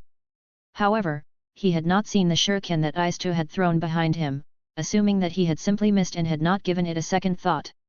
He had not missed, he had in fact done this on purpose and with excellent skill, used another shuriken to alter the trajectory of said shuriken to re-aim it at Hodo from behind him. Not take this, fire style. Hodo started. Got you, Aisto said, taking Hodo's attention as he landed on the ground. Not even looking up at his opponent. Hodo was too slow to react as he turned around, with the shuriken hitting him in the center of his forehead, deflecting off of his headband as he did. The force of the blow, however, had knocked him to the ground, having been strong enough to end the fight, looking as if he had been killed by the blow. Winner, Aisto Uchiha. Shibi announced, as the medics quickly ran over to Hodo to check him over. Aisto flicked his long black hair out of his eyes as he smiled. He never stood a chance, he said, acting cocky as both the girls on his squad cheered for him. With that all done, Shibi was about to start the name generator for the next match. However, a hidden leaf ninja ran over to him, whispering something into his ear. Shibi nodded and turned back to the audience before he made his announcement. Alright, you lot listen up. We still have a total of 11 matches to get through, however, we will be taking a short break after the 5th match. So let's begin the next round. He then said as he turned to the screen above that started to shuffle through the names at random. Everyone looks at the large screen above waiting to see whose name was next. The names came to a slow until finally, they stopped, revealing who would be combating. Alright, next up we have Show of the Hidden Rain vs Hatori Toyotomi of the Hidden Mist. He said, announcing the next fighters. Hatori smiled as he crossed his arms, turning and making his way down to the stage. Guess you don't need any words of encouragement. Miyako shouted as she watched him walk off, cool as a cucumber.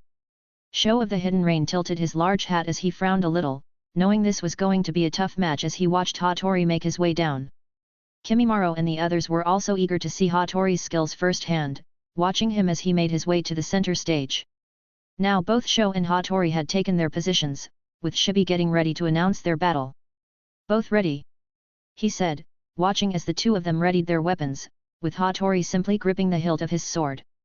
Begin. He said, not expecting Hatori to move as fast as he did. Sho gripped his large umbrella tight as he raised it above his head, about to unleash a jutsu of some kind. However, he didn't get the chance as Hatori was already standing behind him, slowly re-sheathing his blade after he had flicked the blood off of it. How?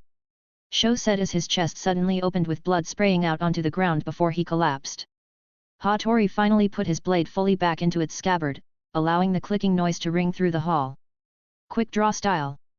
He said softly as he turned to look at his downed opponent with pity. Match over, winner, Hatori of the Mist. Shibi said, looking at him in interest. The medical team was on show as quickly as they could be, already getting the bandages ready to try and stop the bleeding. You won't need many of those, his life is not in danger, Hatori said as he walked past them, letting them know that he didn't go for a killing blow. Something the medical ninja were astounded by due to the amount of blood.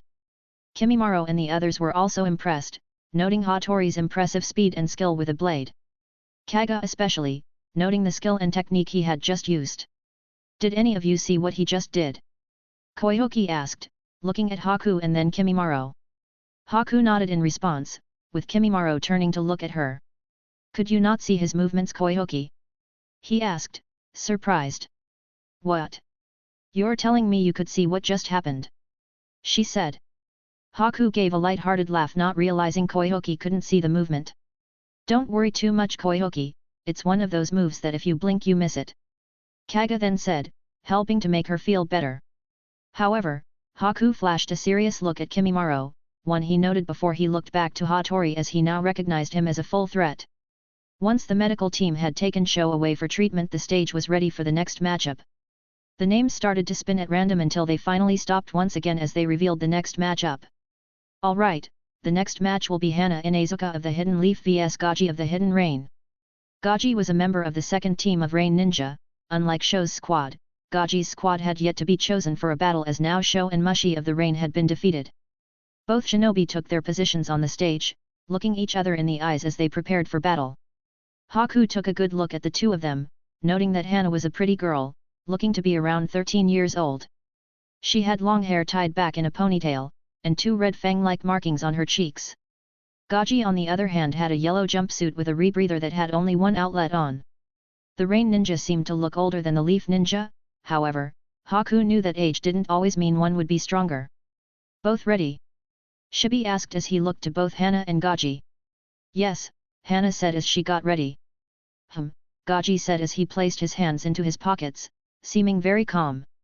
I'll take that as a yes, Shibi said as he lifted his hand into the air. Begin.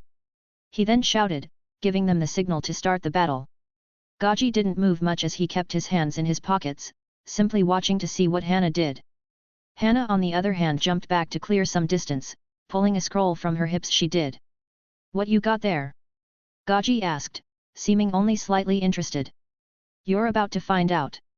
Hana shouted as she pulled the scroll loose, summoning whatever it was holding inside it as a large amount of white smoke burst forth.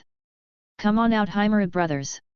She shouted as the smoke cleared to reveal three large wolf-like dogs. Time to rip you to shreds! Hana then said as the dogs surrounded her, with the dogs standing in an aggressive stance with one on each side of her and the last one behind her, all three of them snarling at Gaji.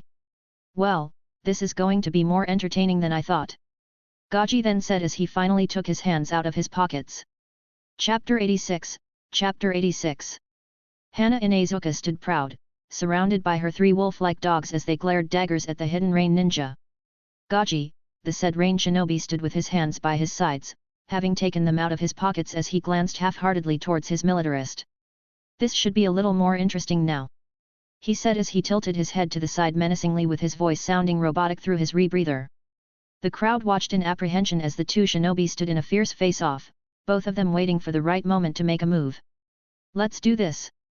Hana shouted as she commanded her dogs to attack, quickly joining their ranks as she dropped down low, charging like a wild animal towards Gaji. Gaji remained still, seeming as he watched Hana and her wolves charge towards him, not seeming distressed in the slightest. Well, I guess I had better make a move, Gaji said as he flicked his wrist, allowing a purple ball to drop from his sleeve into his hand. Hana noticed it in his hand, seeing that it was a poison smoke bomb, and quickly orders her dogs to retreat to safety as she tried to throw a volley of shuriken at him. Your poison can't hurt me if I don't breathe it in, she said with a smile. Gaji didn't move as the shuriken flew towards him, simply tilting his head to the side as he let the ninja stars pass his head by mere millimeters. Hana watched as he dropped the smoke bomb onto the ground, bouncing twice before it burst and released the poison gas, causing Shibi and the other exam invigilators to also take a step back away from the poison smoke. Gaji raised his hands slowly as the poison smoke rose around him, making a few hand signs very slowly before his body seemed to disappear into the smoke. Hana and her ninja hounds waited and watched carefully as the smoke cleared, revealing no trace of Gaji's location. However, Gaji did not know that the Inuzuka clan had a tremendous sense of smell and could track their prey by scent alone.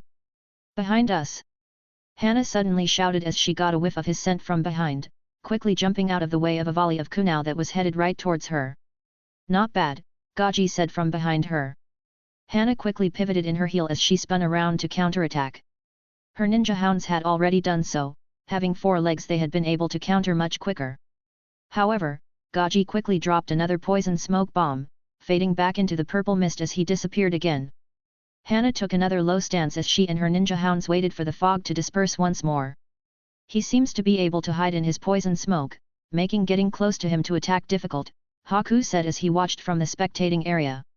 Yes, it seems that the only way to track him is by scent, Kimimaro then said, watching as Hana dodged another flurry of kunao, landing back onto her 4 limbs like an animal. Ninja art of beast mimicry, all fours jutsu, Hana said as her chakra seemed to flare to life, letting her features become wilder and her chakra more intense. Alright then. Time to do this, Hana said as suddenly all of her ninja hounds transformed into her, mimicking her perfectly as the 4 of them quickly jumped around and mixed their positions trying to confuse Gaji. Her speed has increased drastically, Koki said, almost impressed at how animal-like she looked. Kaga agreed, having fought against the Inuzuka clan in the past. The Inuzuka clan are a clan that specializes in canine combat, forming an inseparable bond with their ninken from an early age. They also share similar traits to that of the dogs themselves, having an extremely keen sense of smell, sharp claws and even sharper teeth. he said, enlightening his students on the subject. I see, Kimimaro said, not taking his eyes off of the battle.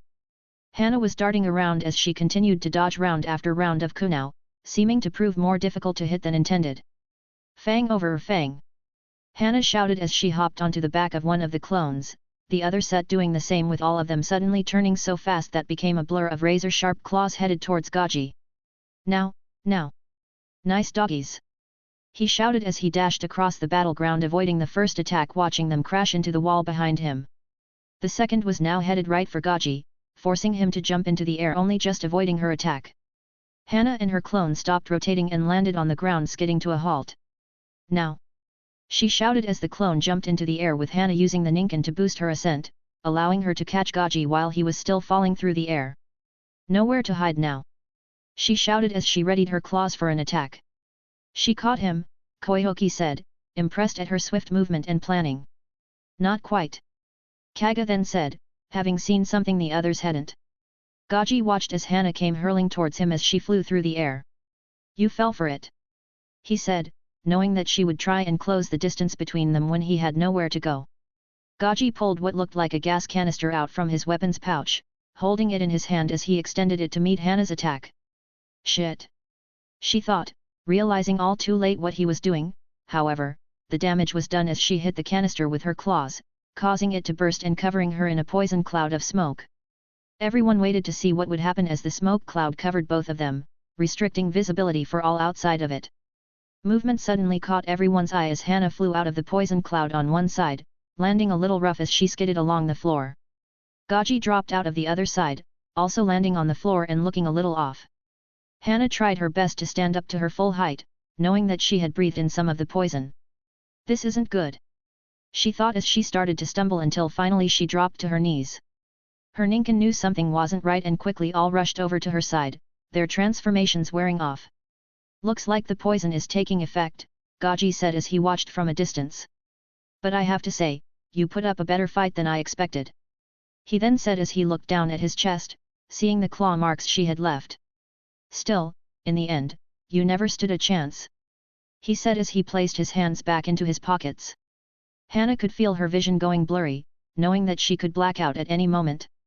Hana looked at her Ninken, seeing they were worried about her, whimpering as they could sense she was in a bad state. It doesn't matter if I black out. You three can take him. She said to them, giving the three of them one final command. The three Ninken all nodded as they understood their master's final command before she dropped to the ground unconscious. All three of them turned to face Gaji, snarling and baring their fangs at him. Gaji seemed surprised as they turned on him, getting ready to charge even though their master had become unable to fight. I don't like hurting animals if I don't have to, but I won't hold back, Gaji said as he slowly took his hands out of his pockets once more. That's enough. Shibi suddenly said as he appeared between Gaji and the three ninja hounds. Gaji waited for a moment but noticed that the dogs had backed off a little at Shibi's presence. Hana Inuzuka is unable to continue, Gaji of the Hidden Rain is the winner. He shouted annoying the end of the battle. Medics! Shibi then shouted as he knew there would be a limited window for an antidote to be used if she was to survive. Kneeling down beside her as he allowed some of his own inserts to crawl into her body and go to work on extracting the poison. Gaji placed his hands back into his pockets seeing that the match was over, turning his back on them as he started to walk away. However, the Ninken were not happy with the result and as their master had commanded, they were going to try and finish him for good. The three of them suddenly charged towards Gaji, snarling as they were about to try and rip him to pieces. Gaji turned around as he tried to react in time, not expecting the dogs to lung past the instructor. Whistle! That's enough! A gruff female voice that demanded respect shouted. The dogs suddenly stopped dead in their tracks, looking scared as they didn't dare move without a command. Everyone looked over to who had given the command, seeing a wild-looking woman who also bore the same marking as Hana on her cheeks, showing she too was a member of the Inuzuka clan. She whistled once more, this time getting the three wolfhounds to turn around and retreat with their tails between their legs without so much as a grunt, clearly being feared as the alpha. Everyone was surprised but also impressed as they watched the whole thing happen. Noting that the woman did not look impressed in the slightest. Even Sarutobi giggled to himself as he pulled his hat down over his face a little. That's some. She never changes. He thought as he watched the Ninken return to her side before the medics carted Hana off to treat her. seeing that she was already improving thanks to Shibi's intervention. Once everything had calmed down, Shibi returned to the center of the hall so he could give his announcement. That concludes the 5th match, and as stated before, we shall hold a small interval before the next match is announced. No one seemed overly bothered by having a break but welcomed the chance to rest regardless. Alright, the next match will be held here in half an hour, Shibi said, letting them all know. With that, all said and done, everyone seemed to go about their own way, with others simply remaining in their current spot, not seeing the point in moving. Others used the time to stretch their legs or head to the bathroom. However, Kimimaro used this time to inspect the behavior of the other, making mental notes of things they did so he might be able to use it against them later. Haku wasn't all too bothered as he had already won his match, earning himself a place in the finals. Koki on the other hand used this time to eat something, not realizing how hungry she was after watching all of the matches so far. Kaga remained with them, however, soon took his leave as he had a small task that needed completing. "I'll be back soon," he said, taking his leave. Haku and the others didn't seem bothered and simply nodded as they watched him leave. Kaga headed into the back of the hall until he came to the entrance of the building itself. He headed outside into the forest, all while making sure no one was watching or following him before he pulled out a small scroll from his weapons pouch. Kaga took one more look around to make sure no one was watching him, and once happy he opened the scroll and placed it down on the ground. The scroll had lots of writing on it, containing a seal of some sort. Kaga started to make a few select hand signs that unlocked the seal and activated it before he placed his hand onto the scroll. Slowly the air around the scroll grew colder and colder until it started to freeze, forming what looked to be a mirror, growing and growing in size until it was large enough for a person to walk through like a door.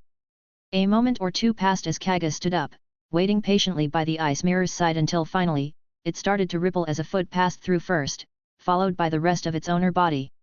"Good to see you, Lord Mizukage," Kaga said as he bowed his head ever so slightly. Fuyona stepped fully out of the ice mirror, placing his foot onto the grass beneath him as he adjusted the tip of his Mizukage hat with his thumb and index finger, allowing him to look Kaga in the eye. "So this is the Forest of Death," Fuyona then said with a smile on his face, taking a look around in awe as it looked just how he had imagined. "I'm looking forwards to watching the remaining matches in person, now that I have taken care of business back in the village," Fuyona said as he turned to Kaga with a smile on his face. "Of course, sir, allow me to show you inside," Kaga said, offering to lead him to where the matches were being held. Fuyona nodded. "Lead the way."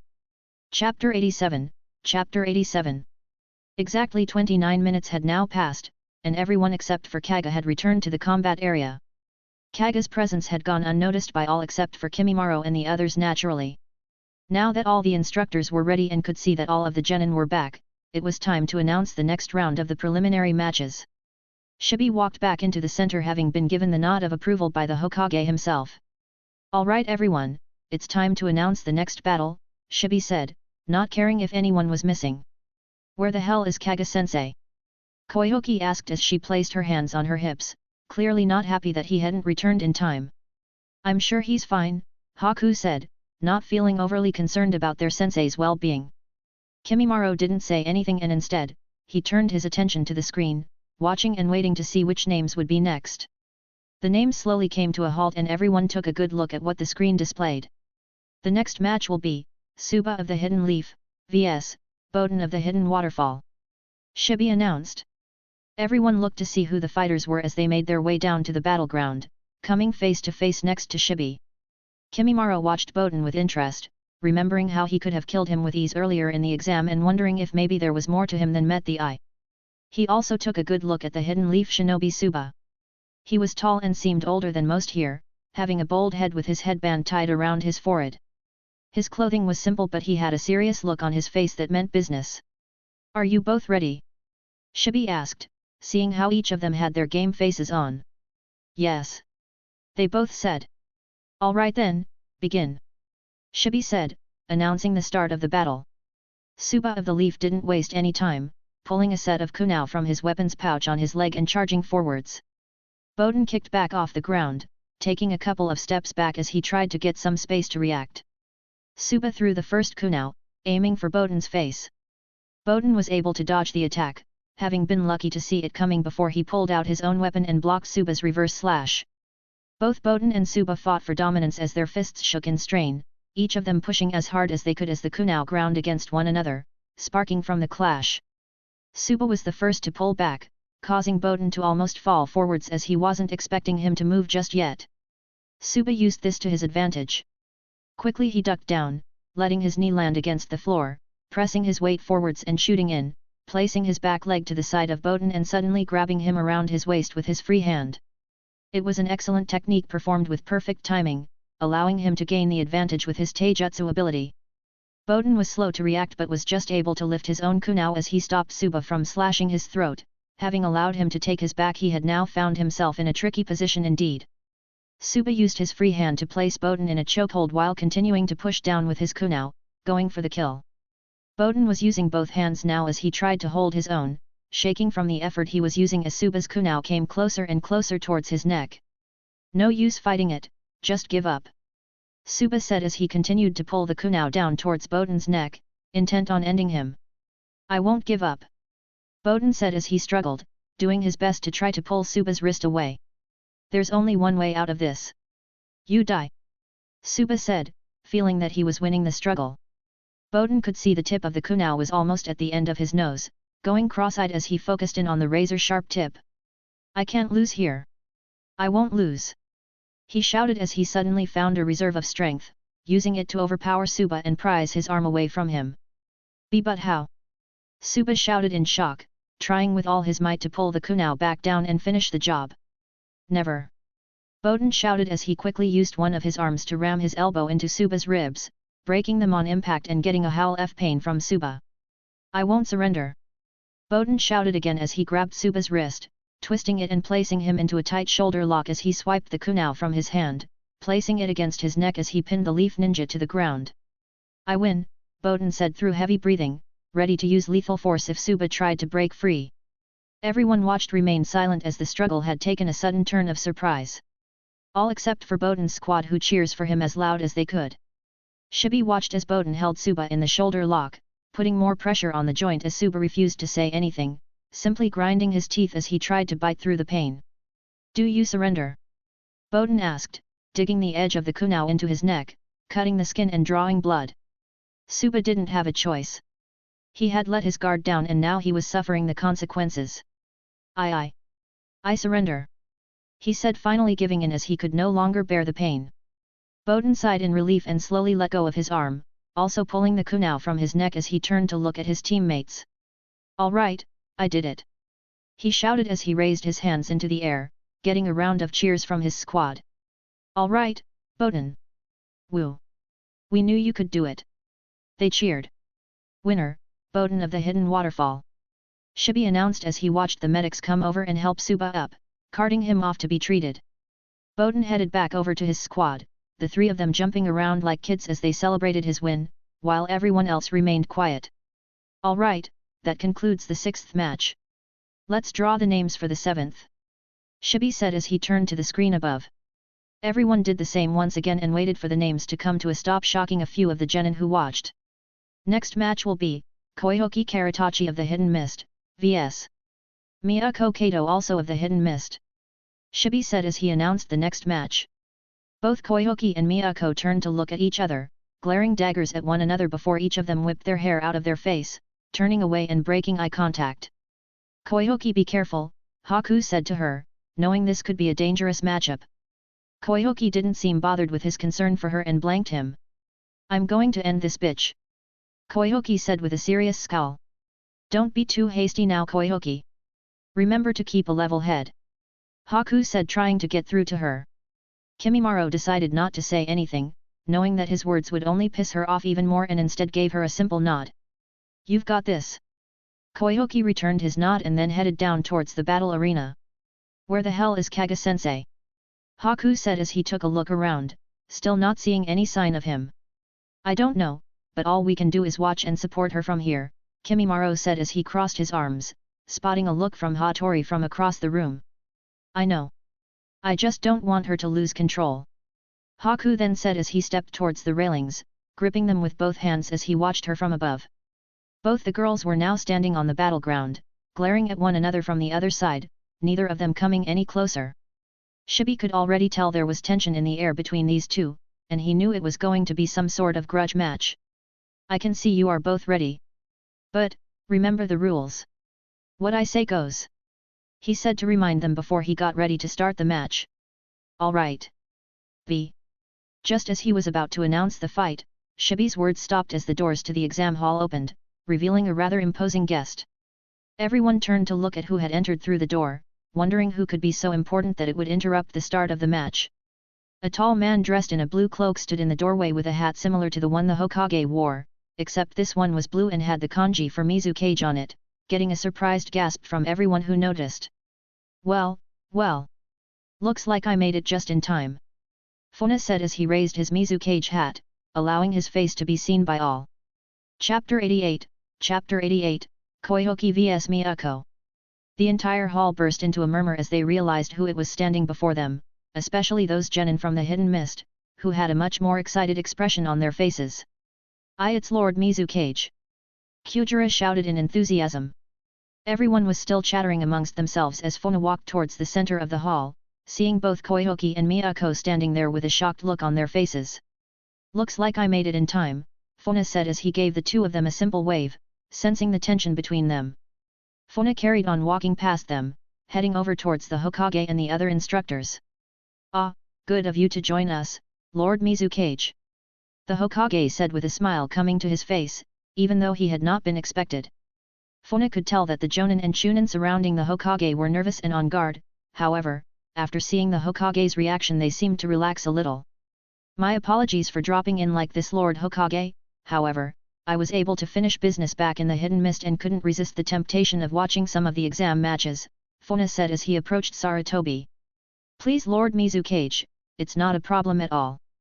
Please join me. The Hokage said, extending his offer to Fuyona. Fuyona smiled, gladly accepting his offer and swiftly disappeared and reappeared next to the Hokage, getting a good look from above at the battleground.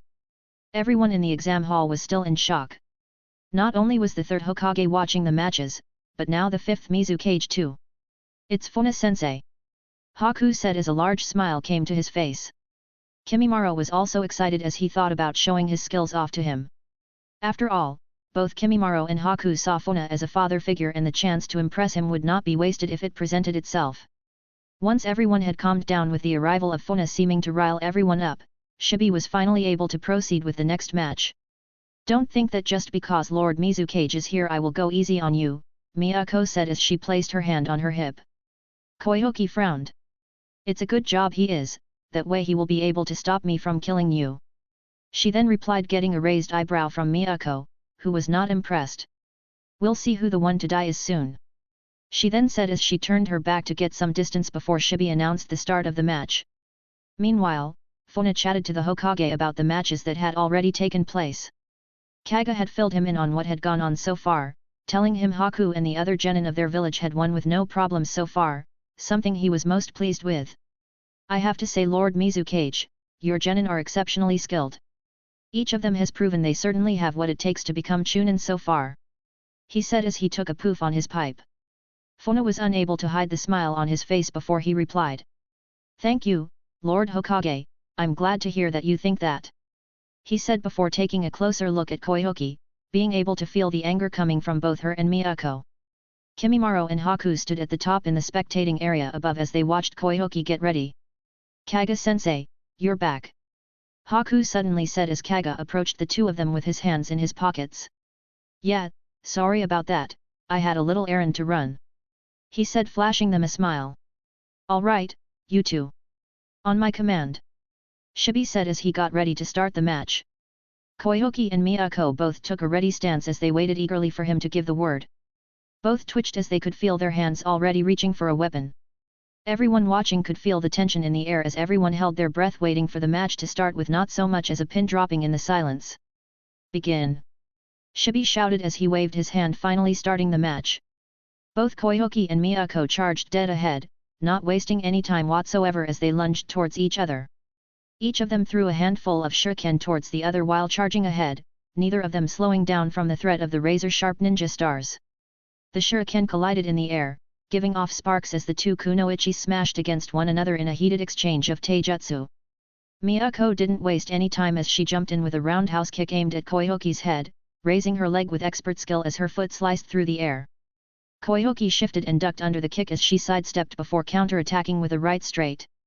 Miyako slipped the punch and blocked the left body hook that was aimed at her liver with her elbow, using the force of the block to push off from to get a little distance.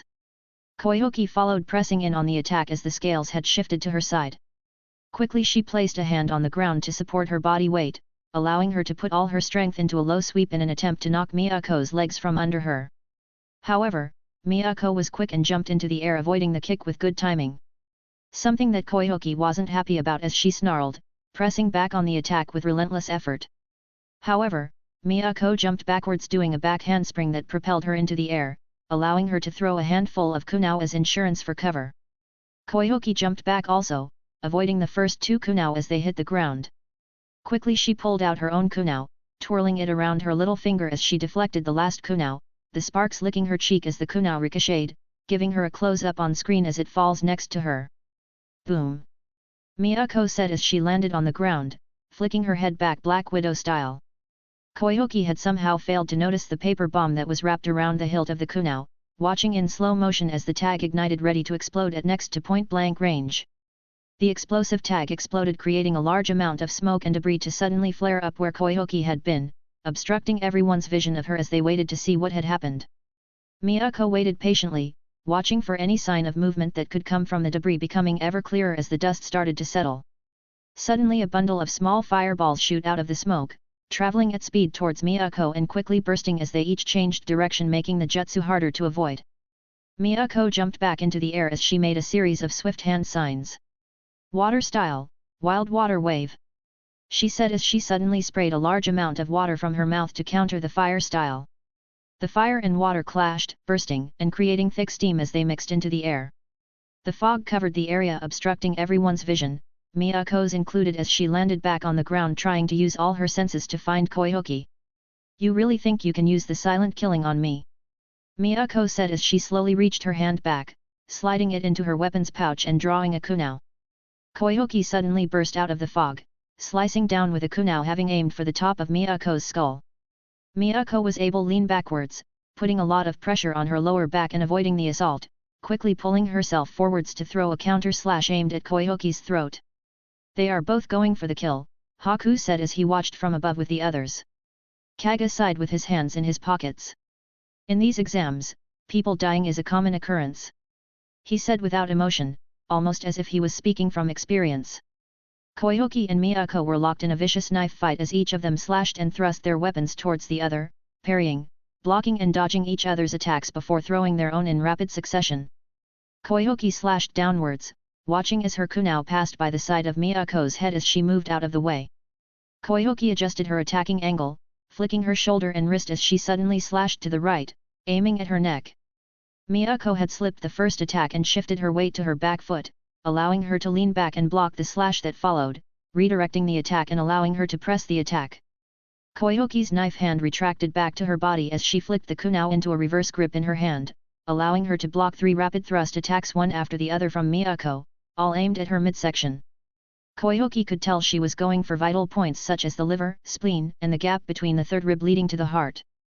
Koyoki deflected the third thrust, doing her best to push Miyako away as she took a step back with her right leg, trying to anticipate where her next attack would be aimed at. "Shit, she's going to attack my left shoulder, it wide open," Koyoki thought as she had kept her knife head just a little too low after the last block. Miyako stepped in to close the gap between them, seeing the opening in her opponent's guard as pressing forwards. However, Miyako was not stupid and instead of attacking her open point, something she expected Koyoki to expect, she instead dropped her weight through her legs, suddenly going low and slicing through across the inside of Koyoki's thigh. "Arg!" Koyoki screamed as the cut sank in deep through her flesh, almost cutting the femoral artery. Koyoki pulled her leg back and counter-slashed down with a wild blow, something that Miyako was easily able to avoid by stepping back and giving herself some space. "Got you," Miyako said as she slowly stood to her full height, lifting the kunao to her mouth as she licked the blood from the blade menacingly. Koyoki knew she wouldn't be able to move properly now, having had the muscles sliced on her inner leg would affect all of her movement, leaving her feeling trapped and angry. Fuyona watched from atop the spectating area with the Hokage, who also seemed rather interested in their battle. "This is proving to be a tense battle.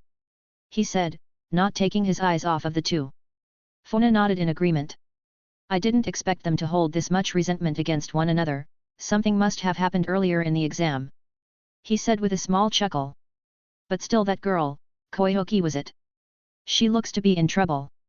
The Hokage said, knowing that with a gash like that on her leg she wouldn't be able to move around much. Yes.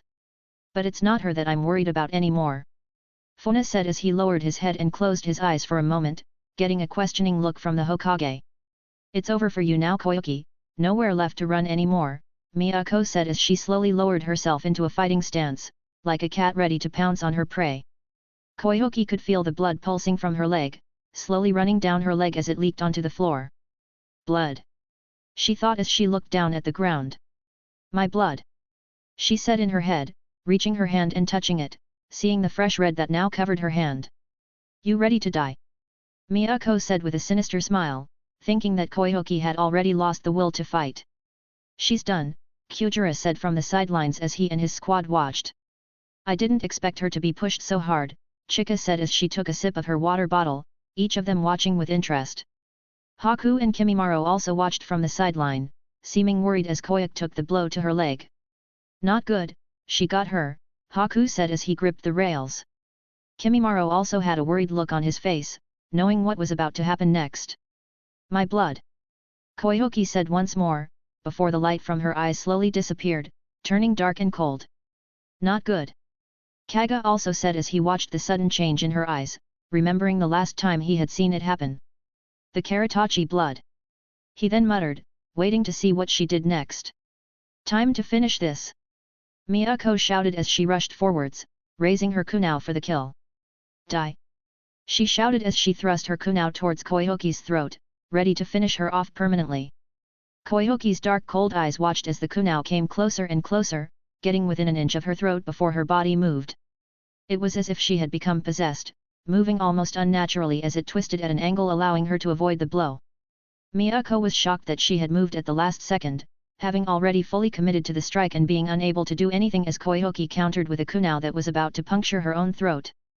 Miyako's eyes went wide as she watched Koyoki's merciless eyes reflect her own horror, watching in almost slow motion as the kunao moved so fast she couldn't react. No. I don't want to die like this.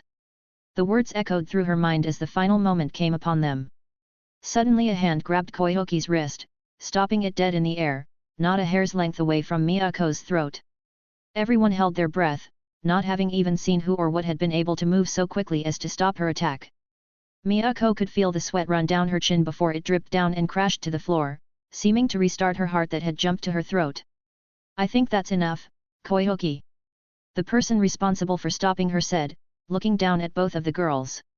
Fuyona was stood over both of them, holding Koyoki's wrist even as she continued to fight his grasp, still trying to reach Miyako with a serious bloodlust. Lord Mizukage. Miyako said shocked as she took a small step back, not believing that she was but a second away from death. Shibi and the other instructors were also astounded. They had not even seen him move, knowing that none of them would have even been able to get close to stopping what should have happened there.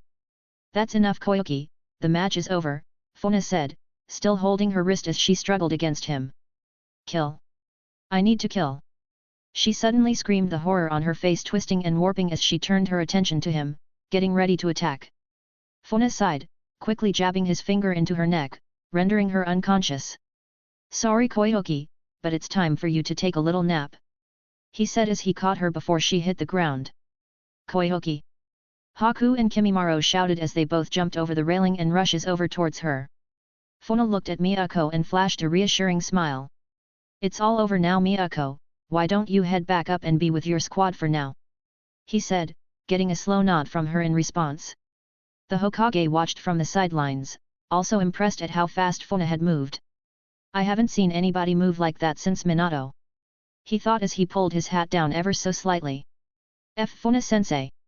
Kimimaro and Haku shouted as they ran over towards him. Now boys. You know you are to address me correctly out in public. He said as he smiled at them. Sorry, sir, Haku said, looking at Koyoki with a worried expression. Don't worry boys, she will be fine. Let's get her to the medical so they can tend to the wound on her leg. He said before Kaga also appeared, joining his students. Can I leave that to you, Kaga? Fuyona asked as he looked at him. Of course sir. He replied, taking Koki off of him and heading over to the medical ninja that was waiting for them. Well, I think we have caused a scene long enough. Sorry about that. Fuyona said as he looked at Shibi. Shibi was still wary of Fuyona having seen how fast he reacted to the situation. It's no problem, sir. He replied.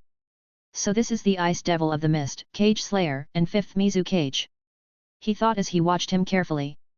Come on boys, let's get out of the way so we can get on with the next match, Fuyona said, getting a nod from both of them as they followed him out of the exam hall and into the corridor. Now that the situation had been resolved, Shibi was finally able to announce the next match, calling the next 2 fighters up to the stand. Meanwhile, Fuyona and the boys headed off to check on Koki, seeing that she had been treated by the medics and was now resting. I need you both not to worry about Koki, and instead focus on your exam. After all, there are some tough genin this year. Fuyona said as he ruffled both of their hairs. The boys smiled and gave him a nod, each of them wanting to make him proud.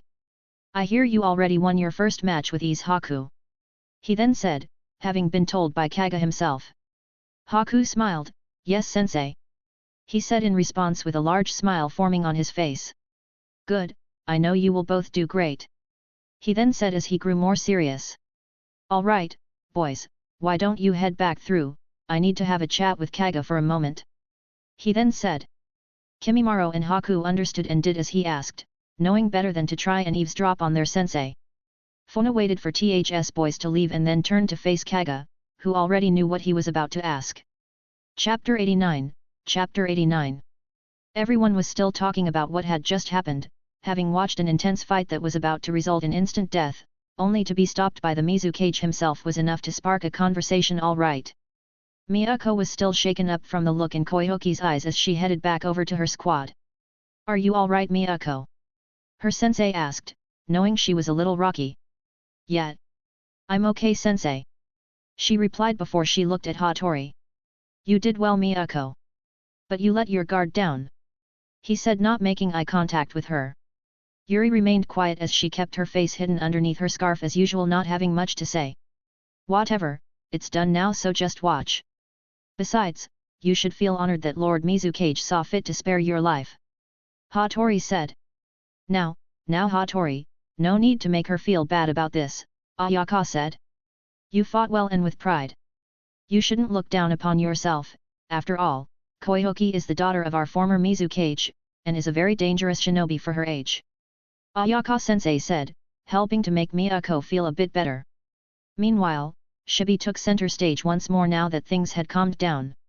After careful analysis of the fight past, the instructors had decided to call it a draw. Although no intervention was allowed by anyone outside of the exam coordinators, an exception was made due to it saving a life, and also the fact that it was Akage who had done so. Therefore the match was declared a draw and the announcement was given for the next match, with the screen above starting to shuffle the names. Alright, next match will be Agaka of the Hidden Grass vs Murataka of the Hidden Leaf. He said, waiting for both fighters to make their way to the battleground. Meanwhile, Fuyona and Kaga were still talking in regards to Koki and what he planned to do with her. I knew that there was a chance of this happening. Kaga said as he placed his hands in his pockets. Fuyona sighed, knowing all too well that the Karatachi blood was known for this. I've only seen her like this once before on a mission, she lost it and killed every enemy in her path. It's as if a monster lurking within her comes out. Kaga said with a small chuckle. I mean, it's not exactly a bad thing. Kaga then added. After all, a shinobi needs to be able to kill without letting their feelings get in the way every now and again. Fuyona also nodded. Yes. However, it is always better to have control over that power. He said as he looked at the sleeping girl. When she enters these blood-fueled traces, she fails to recognize between friend and foe. I'm worried that one day she might kill someone she cares for, and I know what it would do to her. He said. Kaga agreed. What is it you're thinking then? He then asked as he looked into his eyes. I'm going to place a series of mental barriers, a form of sealing jutsu as such to help her remember who she is if she ever gets like this again. Kaga raised an eyebrow. You mean like a genjutsu to control her bloodlust? He asked. Not control. I don't imagine this is something we can control, but something she must learn to accept as she grows. These metal barriers will be placed in stages, as a form of sealing jutsu at the very last stage. If the first and second stage fails to snap her out of it, the final stage will render her unconscious. Fuyona explained. Kage nodded in agreement while also being very impressed at the same time. Leave it to you to be able to do something like that, he said as he rubbed the back of his head. However, I will only have time to place the first seal, as it is not a quick process, Fuyona said looking at Koki. Kage nodded. Can I do anything to help? He asked. For now keep an eye on Kimimaro and Haku, make sure they are all right. I'll handle things here for now, he said as he dismissed Kage so he could get to work. Kage nodded and turned around, heading back towards the exam hall. Kage arrived back to see Haku and Kimimaro standing watching the matches. Hey, so what did I miss? He said as he caught their attention. Sensei, you're back. Where is Koki, is she okay? Haku asked still worried about her. Don't worry Haku, Koki is fine, Kage said trying to put his mind at ease. Kimimaro stayed quiet as he turned back to watch the match still worried himself. The 8th match had resulted in a draw with both ninja knocking each other out once they ran out of chakra, having to result to a slugfest of that led to exhaustion. The 9th match was currently underway with Yumi of the Mist and a member of Team Hatori was fighting against Hina of the Hidden Waterfall. The match was rather one-sided though as Yumi was clearly the stronger of the two, being extremely precise with her attacks as she used senbon needles to slowly stop Hina's movements. Not good, at this rate Hina won't be able to move, Bowden said as he squeezed the railings. What the hell is with these mist shinobi, how are they so strong? He then said as he gritted his teeth. Hina was currently struggling as she pulled another senbon needle out of her left shoulder. She hit the pressure point again. I can't move my arm now, Hina said, knowing she wouldn't be able to use hand signs now. Yumi stood tall with the bottom half of her face hidden by the blue scarf she always wore. She had 3 senbon needles in between her fingers and walked towards Hina slowly. I think it's time that you surrender, she said with her quiet voice. Hina however was proud and refused to surrender, even if it meant death. I'm not done yet, she shouted as she threw the senbon needle at Yumi, quickly pulling a kunao and charging at her to try and do some damage. Yumi easily blocked the senbon needle, deflecting it with another in her hand as Hina jumped in, slashing with her right arm downwards. Yumi stepped back easily dodging the attack, then sidestepping to the right as she dodged another upwards attack before she kicked Hina in the knee to take her off balance as she grabbed her wrist and knocked the kunao out of her hand. How are you going to fight without the use of both arms? She then said as she stabbed Hina's right arm with another senbon, once again hitting the pressure point and disabling her arm letting it drop to her side. Hina screamed in pain as she stepped back before she threw a roundhouse kick aimed at Yumi's head. Yumi was surprised but quickly ducked under the kick and countered with a push kick that knocked Hina over, causing her to fall on her back. Hina once again bit through the pain and slowly stood back up, spitting blood out of her mouth. Why do you continue to fight when you know you cannot win? She asked as she pulled her scarf up a little more. Hina was breathing heavily now and still had a defiant look in her eye. I fight because I was always told to never go back on my word, she said as she took a step forwards. I won't give up, she said again, taking another step. And I won't ever surrender, she finally screamed as she charged in, ready to give it her all in one final all-or-nothing attack. Yumi didn't say a word as she watched Hina charge towards her, watching as she pulled a wire with her teeth that was attached to her body. Hina had hidden a large number of explosive tags under her shirt like a vest. Yumi knew that she intended to go out with a bang, quite literally, and planned to take them both out if she couldn't win.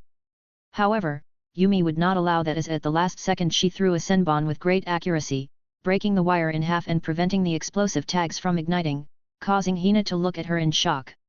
You would really try to kill us both so that you don't lose? Yumi said softly as she watched Hina continue to charge at her even though her attack had failed. Yumi sighed before his face became angry, something that both her teammates had not seen very often at all. You stupid bitch! If you want to die so badly then let me give it to you, she suddenly shouted as she charged at her, punching her in the face over and over until finally, she fell to the ground. That enough. The match is over, Shibi shouted, telling her to stop. However, Yumi didn't stop and quickly took a mounted position on her chest as she hit her again and again, staining her knuckles red with her blood. Hina! Both Bowden and Akio shouted as they quickly rushed to her aid, both drawing kunao with the intent to kill Yumi in Hina's defense. However, before they could even get anywhere near her, Hatori had appeared and grabbed Yumi's wrist, pulling her off of Hina and standing between the three of them.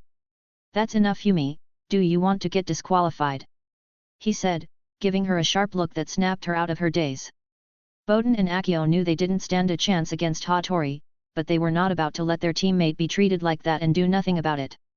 "I said that is enough," Shibi suddenly said as he now appeared between them, stopping both of them in their tracks. "Move another inch and you will all be disqualified and sent back to your villages." "I mean it, don't push me," he said, getting angry. All of them could feel the pressure coming off of the Jonin and knew he was no joke and could easily squash all of them at the same time. "Of course, sir," Hatori said before he turned to Yumi, getting her to do the same and heading back up to the spectating area, almost dragging her with him. Boden and Akio had stopped for now and quickly turned their attention to Hina, rushing over to her side.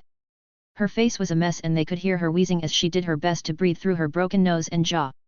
"Move aside and let the medics do their work," Shibi said to both of them as he looked at the damage. She held back until the very end. The girl's words must have struck a nerve. He thought before he turned around. "She will be all right, now get back to your spot and out of my arena," Shibi said with a serious tone once again, finally getting things settled. "She really didn't hold back then," Haku said with a straight face, looking at Hina's face from the distance. Kaga rubbed the back of his head as he looked at the girl himself. "Geez, everyone seems to be letting their emotions get the better of them today. Not very shinobi-like," he then said, looking at both of the boys, who also returned his look. "All right, it is now time to announce the final fight of the preliminary round," Shibu said as he got everyone else's attention. There were still quite a few genin that had not had to fight as of yet. In fact, there were still 12 candidates left who could be chosen for the final match, and all of them watched intently. The names continued to spin on the display screen until they eventually started to slow down and finally stopped, leaving everyone shocked. Next and final match, Kimimaro of the Hidden Mist vs Cuda of the Hidden Mist. Chapter 90, Kimimaro vs Cuda. Alright, the final match will be Kimimaro of the Hidden Mist vs Cuda Shigeki of the Hidden Mist. Shibi announced. Both Kimimaro and Cuda glanced at each other from across the spectating area, with Cuda giving him a serious glare as fire burned in his eyes. "Be careful, Kimimaro," Kaga said as he crossed his arms. Haku also smiled and turned to face his brother. "Good luck, Kimimaro, try not to kill him," he said with a smile. Kaga sighed, knowing that's what he meant when he said to be careful. Kimimaro nodded to both of them and turned to make his way down. "I will. Watch out for this guy Cuda," Chika said, seeming worried. "Don't worry about me, I'm gonna pulverize that guy and wipe that expression clean off his face," he shouted as he grabbed his bicep. Rokuro, his other teammate, also seemed worried. "Watch out for this guy Cuda," he said, remembering his abilities from the academy. "Not you too, Rokuro, I told you, I'm gonna kill this guy, so don't sweat it," Cuda said, still feeling confident as he looked to his sensei. "Ain't that right, sensei?" he asked. The squad's sensei, Ryo, stood with his arms crossed as he seemed deep in thought. "Don't underestimate him, Cuda, otherwise you will pay for it," Ryo said with a serious look on his face, seeming to make all of them tense. "With that said though, go and unleash your power and don't back down," he then said as a smile replaced his serious expression. Cuda felt even more fired up now, having been permitted to unleash his power by his sensei, knowing he finally no longer had to hold back. With that, both of the genin made their way down to the battle arena while everyone else who was still left did their best to get a read on their strength. With the end of their battle, assuming one was victorious, there would be a total of 16 finalists going through to the next round, a number that had not been expected and something that had not happened in a long time. Shibi watched as both of the genin made their way to the area, finally squaring off against one another as they looked into the eyes of each other. Shibi could sense that both of these boys were much stronger than most of the others here. It seems that this year's candidates are proving to be very troublesome individuals indeed. Especially from the mist, he said to himself, knowing he wasn't the only one who was thinking it. The Chunin exams was a great way for the hidden villages to allow their genin to gain experience in battle, as well as build relationships with the other nations. However, it had a greater use, one much darker, as it allowed each village to gauge the talent and strength of their future shinobi, making a note of who could be a potential threat in the future. And this year, all eyes were currently on the village hidden in the mist. "All right, you both know the rules, prepare yourselves," Shibi said as he watched them. I hope you are ready to have that expression wiped from your face, Kyujira said, looking down at Kimimaro as he towered over him. Kimimaro didn't reply and instead kept a blank expression, pissing Kyujira off even more. Kimimaro turned around and took a couple of steps back, keeping his arms by his side as he waited for the signal for the fight to begin. Alright, let the match begin. Shibi said, watching as Kyujira suddenly charged forwards, not wasting any time. Take this! He roared as he pulled his fist back before unleashing all of his power into a right hook. Kimimaro was quick to move on the defensive, ducking under the hook with relative ease. Kyujira didn't stop there as he quickly unleashed an assault of taijutsu against him, throwing punches and kicks with amazing speed and agility for someone his size. Kimimaro was impressed. The fact that he had to focus to dodge and block each attack made him realize that Kyujira was strong indeed. Kimimaro ducked under another roundhouse before leaning back and stepping to the side as he dodged a spinning heel kick. Kyujira was impressed at his speed, seeing as he had dodged all of his attacks so far, noting that he was quicker than himself. Let's see you dodge this! He shouted as he pulled out a handful of kunao and threw them at Kimimaro, charging at him at the same time as he used them to create an opportunity. Kimimaro dropped to the floor as he placed his weight on his right hand to avoid the kunao. Watching as Kyujira jumped in and threw a barrage of karate-style punches at him. Kimimaro slipped the punches without having to block until Kyujira did something he did not expect, throwing a feint attack with his right leg as he pretended to go for a kick. Instead, he used his leg to change stance and drive all of his weight forwards as he threw two punches at the same time, one to the head and one to the body, taking Kimimaro off guard.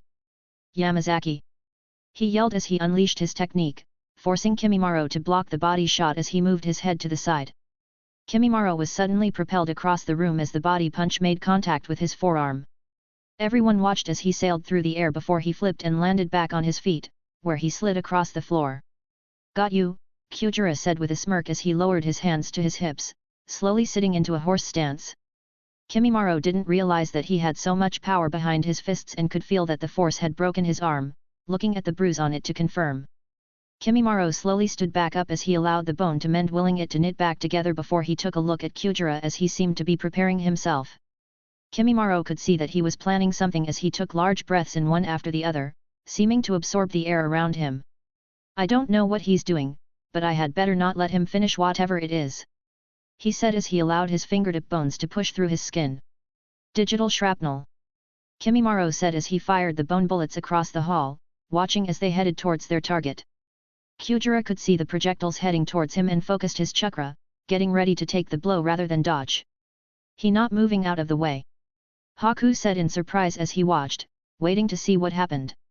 The bone bullets hit Kyujira all over his body with a few missing him and smashing into the concrete behind him, doing massive damage to the wall. To Kimimaro's and everyone else's surprise, Kyujira was still stood strong with the bone bullets having been ineffective against him. But how? That attack should have shredded him to pieces, Haku said. Kaga was also taken back by how strong his body was, looking at the damage that the bone bullets had done to the wall behind him. Kimimaro stood in a relaxed pose, not allowing this to take him off guard as he watched his bone bullets drop to the ground harmlessly. That won't work on me. My body is harder than steel, Kyujira shouted as he pulled his robe off, exposing his upper body to everyone. From the outside he looked rather fat, seeming to have a large round shape to him. But now everyone could see what he really looked like. He was solid and looked to be as thick as a tree trunk with his large toned muscles that covered his entire body. I've spent years building my body to make it as strong as steel. As long as I am in this state, you won't be able to harm me, he shouted before he took another large breath in, focusing his chakra through his body once more as it started to change color, becoming a blackish that looked like some kind of metal. Secret jutsu, body hardening, Kyujira said as he finished his breathing, allowing all the skin on his body to become the black metallic-looking substance. Kimimaro frowned a little as this time he readied both hands. Let's put that to the test, he said as he jumped into the air, unleashing a storm of bone bullets, shooting round after round at him. Kyujira remained in his horse stance, unflinching as he was bombarded by the bullets, each of them bouncing off of him as if they had hit bulletproof glass. I told you that won't work, Kyujira shouted as he suddenly charged towards Kimimaro, seeming to move at a much faster speed than before. What the? Kimimaro thought as Kyujira closed the gap on him fast, attacking with serious power. Kyujira threw a right straight that Kimimaro only just moved out of the way of. He then attacked with another punch that Kimimaro had to block, this time reinforcing the bones in his arms so they didn't snap. Kyujiro was surprised he had blocked his attack without taking damage but quickly used this to make his next move, grabbing Kimimaro's robe with his left hand and quickly pulling him over his shoulder as he attempted to slam him into the ground. "It's over!" he shouted as Kimimaro sailed clean over his shoulder and was headed towards the ground. However, Kimimaro wouldn't make it that easy. "Arg!" Kyujiro shouted as he was suddenly forced to let go, quickly jumping back as he looked at his hand to see it was bleeding, even though the black substance his body was covered in. Kimimaro flipped gracefully in the air and landed on his feet before he lifted his head up to look at Kyujiro, who looked at him in surprise. "What are you?" he said as he watched the bones from Kimimaro's shoulder retract back into his skin. "So you are a monster," he said as a smile appeared on his face. "Seems you're more like me than I thought," Kyujiro said as he took a fighting stance, letting his chakra flare to life. However, Kimimaro didn't share his excitement as he too slowly pulled his robe away from his torso, exposing his own upper body. "You are nothing like me," he said as he allowed bones to grow from all over his body, giving him a frightening look. Everyone watched in horror as Kimimaro revealed his Kekii Genkai, showing them his true self. "What the hell is that?" Chika shouted as she watched from the sidelines. "That can't be normal," Rokuro also said as he gripped the railings. Ryo also watched before explaining it to his students. "That boy is one of the last surviving members of the Kaguya clan. Like Lord Fifth himself, he possesses a deadly Kekii Genkai, one that has been feared in the Land of Water for generations," he said, getting an alarming look from both the others. "So what if you can do some weird shit? I bet I can break all the bones in your body, no matter how many you try and make." Kyujiro shouted as he charged forwards, getting ready to slam his fist into Kimimaro's face. Meanwhile, the Hokage also watched from the spectating area as Kimimaro grew bones around his body. "So that is the Kekii Genkai of the Kaguya clan. A frightening ability indeed," he thought as he paid close attention. Kimimaro lifted his arm as he allowed 3 bones to spring out, acting as a shield as they absorbed Kyujiro's punch, only cracking a small bit, causing Kimimaro to increase their strength of them. "I can control the osteopaths in my body, allowing me to create new bones anywhere at will. I can even control the density of my bones and forge them to be harder than steel. No matter how strong your punches are, you will not be able to break my bones," Kimimaro said as he stared into Kyujiro's eyes with a lethal expression, putting him on his back foot. Quickly Kimimaro pushed his arm aside and swiped his free hand that now had a bone blade in it at Kyujiro's head, planning on finishing the battle once and for all. However, Kyujiro refused to back down. He had spent so long training, put so much time into his taijutsu ability over the years, never coming across something he couldn't punch through with enough hard work. He had forged his body into a shield and constructed his fists into spears with nothing but sheer hard work.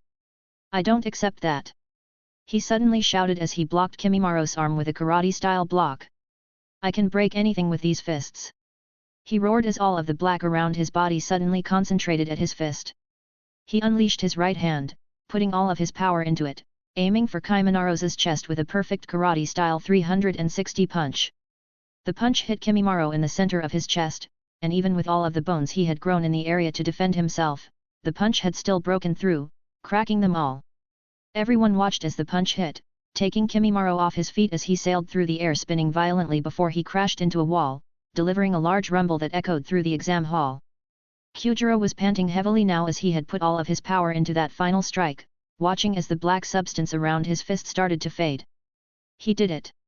Rokuro shouted as he cheered from the sidelines. "Yeah! He did it! He won!" Chika also shouted as he couldn't see any sign of Kimimaro. Both Kaga and Haku were also surprised as they had watched Kimimaro get smashed into the wall. "That's not like him," Haku said as he watched from above, seeming worried. Kaga also nodded, feeling the same way as Haku. What is he thinking? Kyujiro could feel that his fist had taken damage as he lowered it to his side and stood back to his full height. His body hardening technique used a large amount of chakra. Something he had a lot of thanks to his clan's heritage. He could also focus that chakra into any part of his body to make it harder, using it on his fists to make them as strong as steel. However, using the technique burned a lot of energy, and concentrating it all into one part of the body used even more. Kyujiro looked at his hand, seeing that his knuckles were bruised.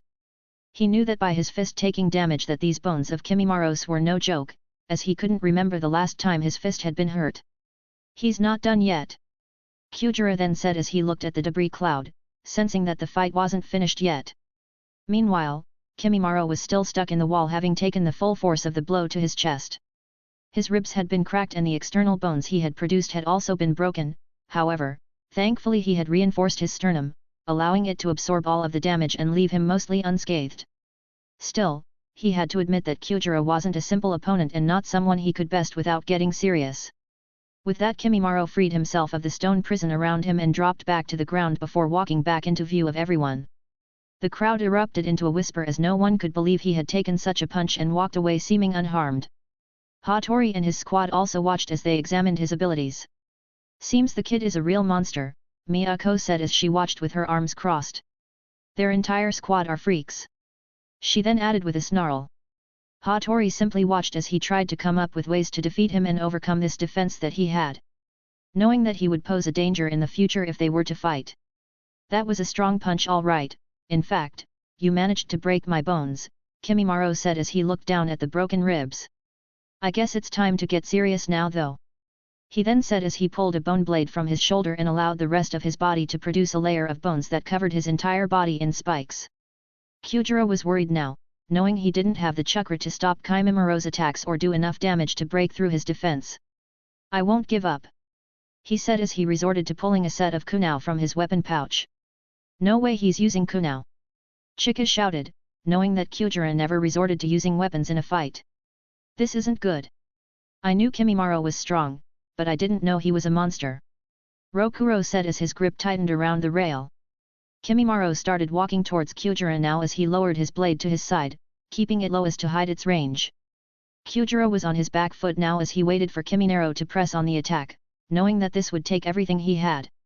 Kimimaro suddenly ran towards him, seeming to move much faster than he had done before, quickly thrusting his bone blade towards Kyujira's face.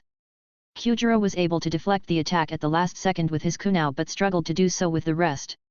Kimimaro continued to thrust his blade in an intense flurry, cutting Kyujira on the cheek and other areas on his body as he failed to block the attacks fully. Shit, he's too fast, and this blade thing is seriously sharp, Kyujira thought as it passed by his cheek again, cutting him. Kimimaro suddenly stopped and lowered his blade, getting a surprised look from Kyujira. What the hell? Why are you stopping? He shouted, getting angry as he felt as if Kimimaro was getting bored. This fight is over, Kimimaro said as he allowed the bones around his body to go back inside. What? I told you I'll never surrender, Kyujira shouted as he raised his kunao to attack with. Kimimaro suddenly swiped his blade down, letting the tip just brush past Kyujira's face as he watched his kunao split in two with a cut forming on his eye. You have exhausted your chakra and are no match for me now, Kimimaro said, causing Kyujira to get angry. I don't want to have to kill you, so please surrender, he said. Kyujira was almost shaking with anger now, infuriated that this punk was doing this to him. You really think I'm not a threat to you? Kyujira said softly, making it hard for Kimimaro to hear him. You fool! He roared as he overloaded his fist with chakra once more, aiming it for Kimimaro's face as he went for the finishing blow. However, Kimimaro was still serious and had already predicted something like this. Quickly he ducked and spun around, placing the edge of his blade against Kyujira's throat. You act like any cornered rat would, making your movements too obvious to read, he said as he pressed the blade into his throat a little harder. Now surrender. Kyujira couldn't believe it, his final attempt had failed, making a fool of himself as he lowered his head in shame. That's enough, Kyujira, give up and fight another day, Ryo suddenly shouted from above, getting all of their attention. Kyujira bit his lip and had to fight tears back as he felt like a failure. Live to fight another day and become even stronger, Ryo shouted again, getting his student to nod in acceptance. Kimimaro lowered his blade as Kyujira finally admitted defeat, allowing Shibi to announce the winner. Winner, Kimimaro, Shibi shouted as the final match was now over. You are really strong, Kyujira, if you had hit me with your full power from the start, you would have beaten me, Kimimaro said as he extended his hand. Kyujira couldn't believe how friendly he was being towards him, even after all of the abuse he had given him in the lead up to this battle. Being forced to swallow his pride, Kyujira extended his hand, taking Kimimaro's and giving him a toothy grin. You beat me this time, but next time I won't lose, he said, giving Kimimaro his full respect. I don't doubt it, Kimimaro said, returning his smile. With that said and done, both of the genin returned to their squads, each getting praise where it was earned. You had me worried for a moment there, Kimimaro. How come you let the fight drag out for so long? Haku asked, knowing he could have finished it much quicker. No reason, I just wanted to see what he could do, he said. Kaga laughed at the response, knowing that no matter what he said he wouldn't listen anyway. Well, considering you took that hit like a champ, I would say a congratulation is in order. For both of you. Kaga said, smiling at his students. Now that the last fight had been decided and all of the battle complete, Shibi handed over to the Hokage, who took center stage. Well done to all that have made it to the final round. I can confirm that the second stage of the Chunin exams is complete, he said, watching every one of the genin's reactions. However, for the winners, there is still one more part of the exam left, a final and third round that will put you to the ultimate test. The Hokage said as they all listened to him carefully. More will be announced on that at a later date. For now, I believe you have all earned some well-needed rest. You may leave and take rest when you see fit, as the orders and details for the third exam will be given in 2 days. He then said, allowing those who were ready to part ways and leave the hall.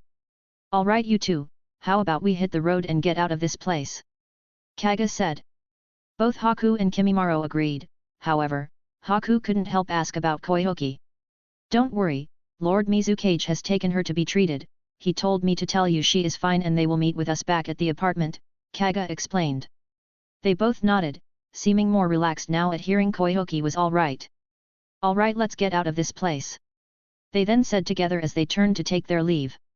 Chapter 91, Chapter 91. 3 days had now passed since Kimimaro's battle with Cuda. All of the genin had returned to their temporary quarters as they awaited the orders for the third and final part of the exam. Koyoki had also joined Haku and the others back in the apartment after Fuyona had performed his sealing jutsu to help with her bloodlust/split personality disorder. Koyoki didn't really remember what had happened in her fight with Miyako, but the others had filled her in, of course leaving out some details as they explained to her it had resulted in a draw. She had to admit she was more than disappointed that she was the only one of their squad to lose, but no good would come from letting it get her down.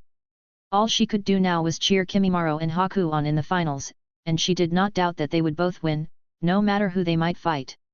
The three of them spent their time in the hidden leaf wisely, most of the time holding out in the apartment, with the rest of the time by wandering around the village and trying to train.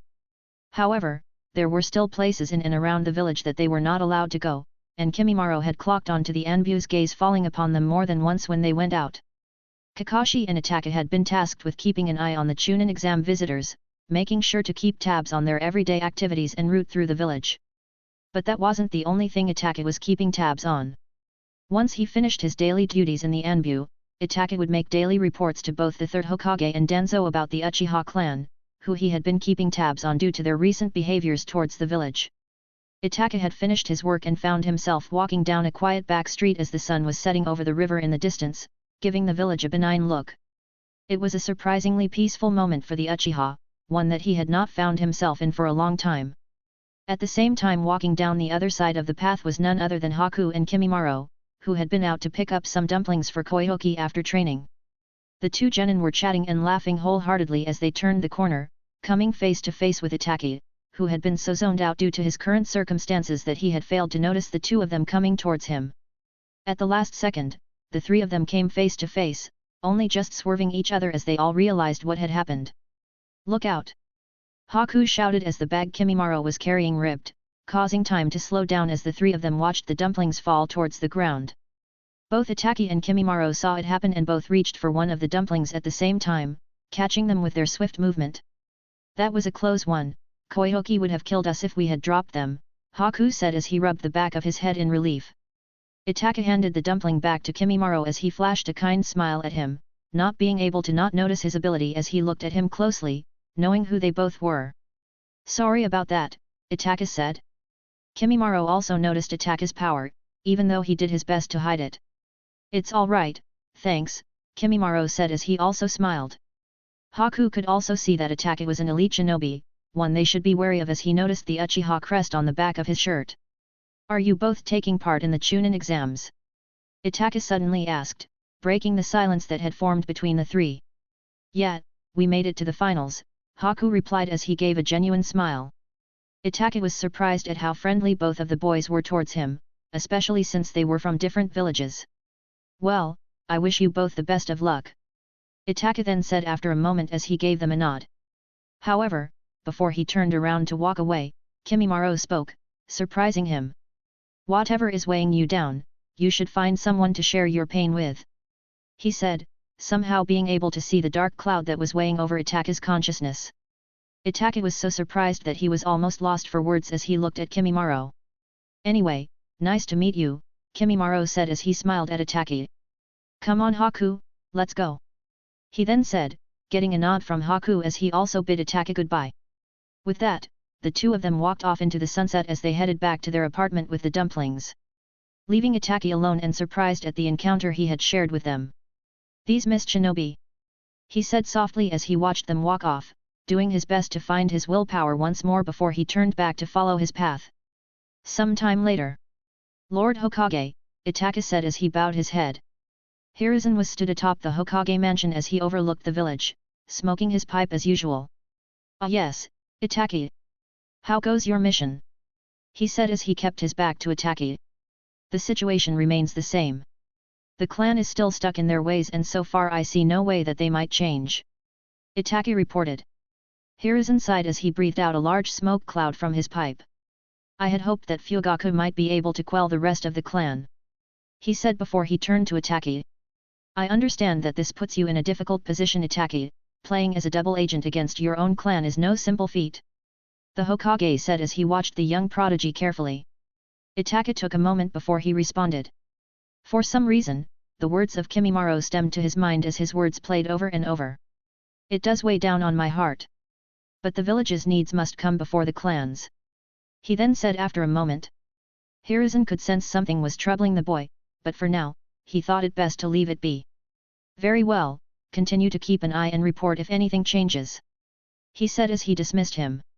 Itake nodded and quickly vanished from the Hokage's presence, leaving him alone with his thoughts. To place such a heavy burden on one so young. He said softly, not being able to help think how amazing Itake was as a shinobi. You can come out Danzo. He said after taking another large puff on his pipe, knowing that his old rival was watching from the shadows. You know what has to be done Hiruzen, Danzo said as he appeared from the shadow of the second Hokage's stone face. The Hokage sighed as he looked at the stone faces, thinking hard on what his predecessors would have done in this situation. I told you Danzo, that is a last resort. He said as he turned to face him. Danzo remained quiet as he looked up at the second Hokage's face. You know what he would have done. He trusted the seat of Hokage to you, trusting the whole village to you over me. However, the light cannot shine without the shadow. And I will do what is necessary of this shadow to protect this village. Even if you will not. Hiruzen gave Danzo a hard look, even taking his pipe out of his mouth. I am the Hokage, and this is my village. He said as he let his chakra ignite, letting Danzo know his place. Danzo backed down as he fell silent. Just remember my words. He then said as he turned around and walked off using his cane. Leaving the Hokage alone in the shadow of the stone faces. However, he was not alone, or not as alone as he thought he would be. If not for a tiny speck of ice that sat undetected on the top of the Hokage mansion, reflecting everything that had been said back to its caster, who sat way above in the sky as he led on an ice mirror, floating among the clouds in the darkness of the new moon. So. It's like that is it? Fuyona thought as he had heard the whole conversation. So the timeline is on track as I thought. He then said as he opened his eyes, looking into the dark sky that was lit by nothing but the stars. The only question remains. What should I do? Chapter 92, Chapter 92. Start of the Chunin Finals. Soon the days passed and the time for the final trial of the Chunin exam had arrived. Kimimaro, Koki, and Haku had all waited patiently with Kaga in the Leaf Village until the information had been ready. Unfortunately, not much had been said as the only thing they had to go off was the scroll they received was by Hawk. The scroll was small and simply contained the time and location of the exam and nothing else. The location itself was in the Land of Fire, a few miles away from the village split over a mountain's terrain with woods and a river that passed through, giving lots of different environments to suit every individual's needs. All of the finalists had arrived at the designated spot with their squad leaders in tow. However, only the finalists and one Jonin instructor were allowed to attend the final exam, meaning that Koki and the other losers had to remain in the Leaf Village, something she and the rest of them were not happy about at all. Haku could see that both the Hokage and Fuyona were present at the exams, along with a large number of Jonin instructors who would most likely have something to do with the exam. Once everyone had arrived and settled down, the Hokage took center stage and addressed everyone as he stood on a large rock so everyone could see him. Welcome all finalists of the Chunin exams. I understand that you may be wondering why you are here in such a remote location. He said, letting his voice echo for a moment as it gripped everyone's attention. After talks with the Mizukage here, and other advisors of the village, we have decided to change the final test of the exam. Unfortunately, due to the high number of finalists this year, the usual one-on-one battle has been, well, altered. He said, again pausing a moment as he let his words sink in. The final exam will be one to not only test your battle prowess, but your teamwork and leadership skills, Fuyona said as he took a step forwards, getting a nod from the Hokage as he continued to speak, taking over. Fuyona took center stage as he too stood on the rock beside the Hokage. In this exam, you will each be paired into a squad consisting of 3 members. However, your teammates will be chosen at random, meaning you could be paired with anyone standing here right now. Fuyona said, getting a surprised reaction from all of the genin. Now listen closely as I explain what this exam will entail. Fuyona then said, shutting up the genin that were still complaining about working with others. Each squad will be given a flag to protect, keeping that flag in a secure location or base as you will. The goal is simple. Capture the other squad's flags within the time limit. The squad with the most flags at the end will be the winner. Fuyona explained. Everyone was shocked, to say the least. Not only would they be working with shinobi from other villages, but the final exam they had been expecting had been completely changed around. Now the rules for this exam are simple, Fuyona said, getting everyone's attention again. Each squad has 1 flag. Your flag must remain at your base unless being retrieved or captured by an enemy. You may also only carry 1 flag per person, meaning one member of the squad cannot hold 2 flags at the same time and must put one down if that happens. He said. And of course the final rule, Fuyona said, pausing for effect to let the tension build. Anything goes. He said, letting his words sink in. All of the genin remained silent, each of them having already prepared themselves for something like that, being keen to show what they were made of. Alright then, if no one had any questions we shall begin by selecting the members for each squad. The Hokage said, taking over from Fuyona now that he was finished explaining the exam and rules. With that said, the Hokage turned around and walked off of the rock with Fuyona by his side. I must say, Lord Mizukage, I was surprised when you suggested changing the final exam. Still, I have to say I am looking forward to watching how this little idea of yours plays out. He said with a small smile on his face. Fuyona had come up with the idea last minute, deciding that something like this would be better suited for a larger number of students. Yes, Lord Hokage, doing it this way will certainly give us a much clearer idea of who is ready to become a Chunin, testing every aspect of their ability in a real mission crisis, Fuyona said, getting a nod from Sarutobi. Certainly. He said in response as he turned to face the head instructor who would be watching over the exam. Fugaku, Hiruzen said as he looked the man up and down. Fuyona turned as he heard the name, knowing who he was from both reputation and his memory. Fugaku Uchiha. Also known as Wicked Eye Fugaku. He had earned himself the nickname during the last war and was a foe to be reckoned with. He was also the father of Itaki and Suzuki Uchiha, something that also spoke volumes of how strong he would be. Fuyona was thankful he had never come across him on the battlefield during his early days, knowing if he had, he might not be here now. Lord Hokage, Fugaku said as he greeted the Hokage. Allow me to introduce our head of the Leaf Police Force and head of the Uchiha clan, Hiruzen said as he turned to Fuyona. Pleasure to meet you, Fuyona said as he looked Fugaku in the eyes, giving him a friendly smile. Fugaku returned his greeting, giving him a nod as he too knew of Fuyona's reputation during the war. Pleasure to meet you, Lord Mizukage. He said, acting civil. Fugaku here will be overlooking the final exam, making sure to keep an eye on everyone and keep an accurate score. The Hokage said. Fugaku didn't seem very interested in these duties, but he was here and he seemed willing to do as he was asked. So what is it that the head of the Leaf Police Force does exactly? Fuyona asked, deciding to make small talk with him, getting a surprised look from him before he answered. As the Leaf Police Force, we instill safety and respect throughout the village, making sure those who break the rules are dealt with accordingly. He said as he crossed his arms, suspicious as to why he would want to know such a thing. It sounds like a very important duty, a great honor indeed worthy of a clan such as the Uchiha, Fuyona said. Fugaku raised an eyebrow at his response, not sure what he was getting at.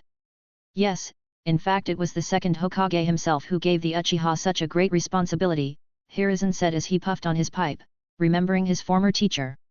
It has always impressed me how so many clans can work together in such a way without fighting, Fuyona said, this time getting a surprised look from both the Hokage and Fugaku. Fuyona knew he had to be very careful with his words, not letting too much slip that either would become suspicious that he knew something of the Uchiha's potential to rebel. When I was growing up in the land of water and became a shinobi, the various clan of my land were always at war with one another, never being able to see eye to eye. In fact, they caused so much bloodshed that the very people they were supposed to protect began to hate them, turning on them and killing as many as they could in the last civil war. In fact, my own clan was nearly wiped out for this very reason. Fuyona said, knowing he had cleared any suspicion they might have held a moment ago. It was a dream of mine for a long time to be able to unite my homeland and stop the fighting between us all. However, it would seem that you had achieved that very feat long ago. He said as he smiled, tilting the tip of his hat down a little. Both Fugaku and Hiruzen remained quiet as his words sank in, reminding them both of the peace the hidden leaf had endured for many years. That dream is now a reality. Fuyona then said as he looked up with a defining expression on his face. And I will never let anything change that again. Yes. Well, shall we get this exam started? Fuga said after a moment, unsure of what else to say. Fuyona and the Hokage both agreed. Of course, I believe I have waffled on for long enough. He said as he rubbed the back of his head. With that Fugaku walked off leaving the Hokage and Fuyona alone, bidding them goodbye for the time being. The land of water has always been filled with bloodshed and war. Only the strongest ruled the lands, dating back to the first Mizukage himself who was only able to bring the clans together due to his power. Hiruzen suddenly said as he placed his pipe back into his mouth. The fact that you have managed to achieve the same with not only your strength but your love for your village speaks more words to me than you need to say. He said as he turned to look Fuyona in the eye. That's why I know I can place my trust in you, Lord Mizukage. He said with a smile. Fuyona nodded as he returned his smile. Something that we agree on, Lord Hokage, Fuyona said. Meanwhile, Fugaku had made his way over to the genin who were currently standing in their own squads with their senseis keeping an eye on them. Alright you lot, listen up. He shouted, getting their attention in an instant. Your names will be drawn at random to decide what squad you are placed into. Now I don't want any complaint about where you end up, as I simply don't care. Anyone who complains will be removed from the exam at once. Do I make myself clear? He said, not getting so much as a whimper from the genin as they knew he meant business. Good, Fugaku said as he turned to the chunin who would be assisting him in running the exam.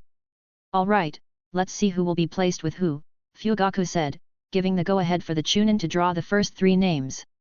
Everyone remained silent as they waited to see whose names would be drawn for the first squad. One of the chunin placed his hand into the large tub that contained the names of all the genin, and slowly pulled out 3 names before he read them out loud. Alright, the first squad will be Hatori of the Mist, Gaji of the Rain and Boden of the Waterfall. He said. Everyone was shocked at the first 3 names read out, already having pitted 3 strong members together. Alright, first squad, come with me. One of the chunin said before he led them away from the others. Okay, next squad will be. The chunin said as he drew another 3 names. Haku of Mist, Tomo of the Grass and Sino of the Leaf. He said. Kimimaro turned to Haku, and Haku turned to him, each of them knowing that they might have to fight one another in this exam. I'm looking forward to facing you, Haku. Me too, brother, Haku said before the 2 of them bumped fists and Haku walked off. Oh no. Does that mean I have to go against you guys too? Sino said with a worried look on her face. Don't worry, Sino. If we come face to face, I'll go easy on you, Ice2 said as he flashed her a smile, making her blush. What about me, Ice2? Horime, the other girl on his squad said. Of course you too, Horime, I could never hurt either of you. He said as he placed a hand on each of their shoulders causing them to go weak in the knees.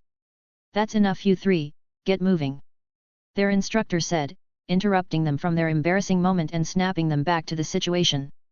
With that, the second squad followed another Chunin and the remaining genin waited to see who would be next. Alright, the third squad will be Kimimaro of the Mist, Izuto Uchiha of the Leaf and Yuri of the Mist. He said. Oh man, I really have to work with these blood mist scum, Izuto muttered under his breath. He was quick to shut up though as he got a serious look from Fugaku, knowing that his clan leader was watching him, also expecting good things. Good look Kimimaro, Kaga said as he gave his student a nod, having done the same for Haku. With that the three of them went off and everyone waited for the next squad to be called.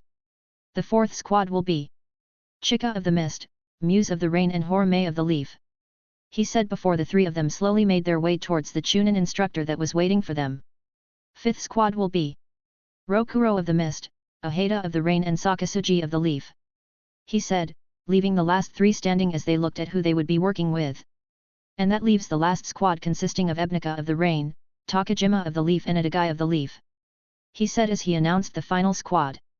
Alright good, make sure you get all the squads in position before you let me know, Fugaku said to the Chunin he was leading. Yes sir. They said before they vanished to check on all positions leaving only the Jonin instructors and Fugaku. All that is left is to set the traps around the battleground. Fugaku then said as he spoke through his earpiece. Chapter 93, Chapter 93. All of the genin squads had now been led to their individual bases, where they were given a flag to protect. As stated, the flag had to remain in the base and could only be carried by if captured by an enemy or when retrieved from one. Haku and his squad consisted of Tomo, who was a shinobi of the hidden grass, one who had not fought in the preliminary matches. The other was a girl called Sino, one of Izuto's Uchiha teammates. Haku wasn't sure of their combat ability, but he had no choice other than to work with them if he wanted to try and pass this exam. Let's work together, and put aside our differences. He said as he offered a friendly smile. Sino slowly nodded as she returned his smile, not quite believing how handsome he was. While Tomo nodded not saying a word as he covered his head with the hood of his large coat. Haku could tell he wasn't the type for conversation and instead, he jumped right to formulate a plan.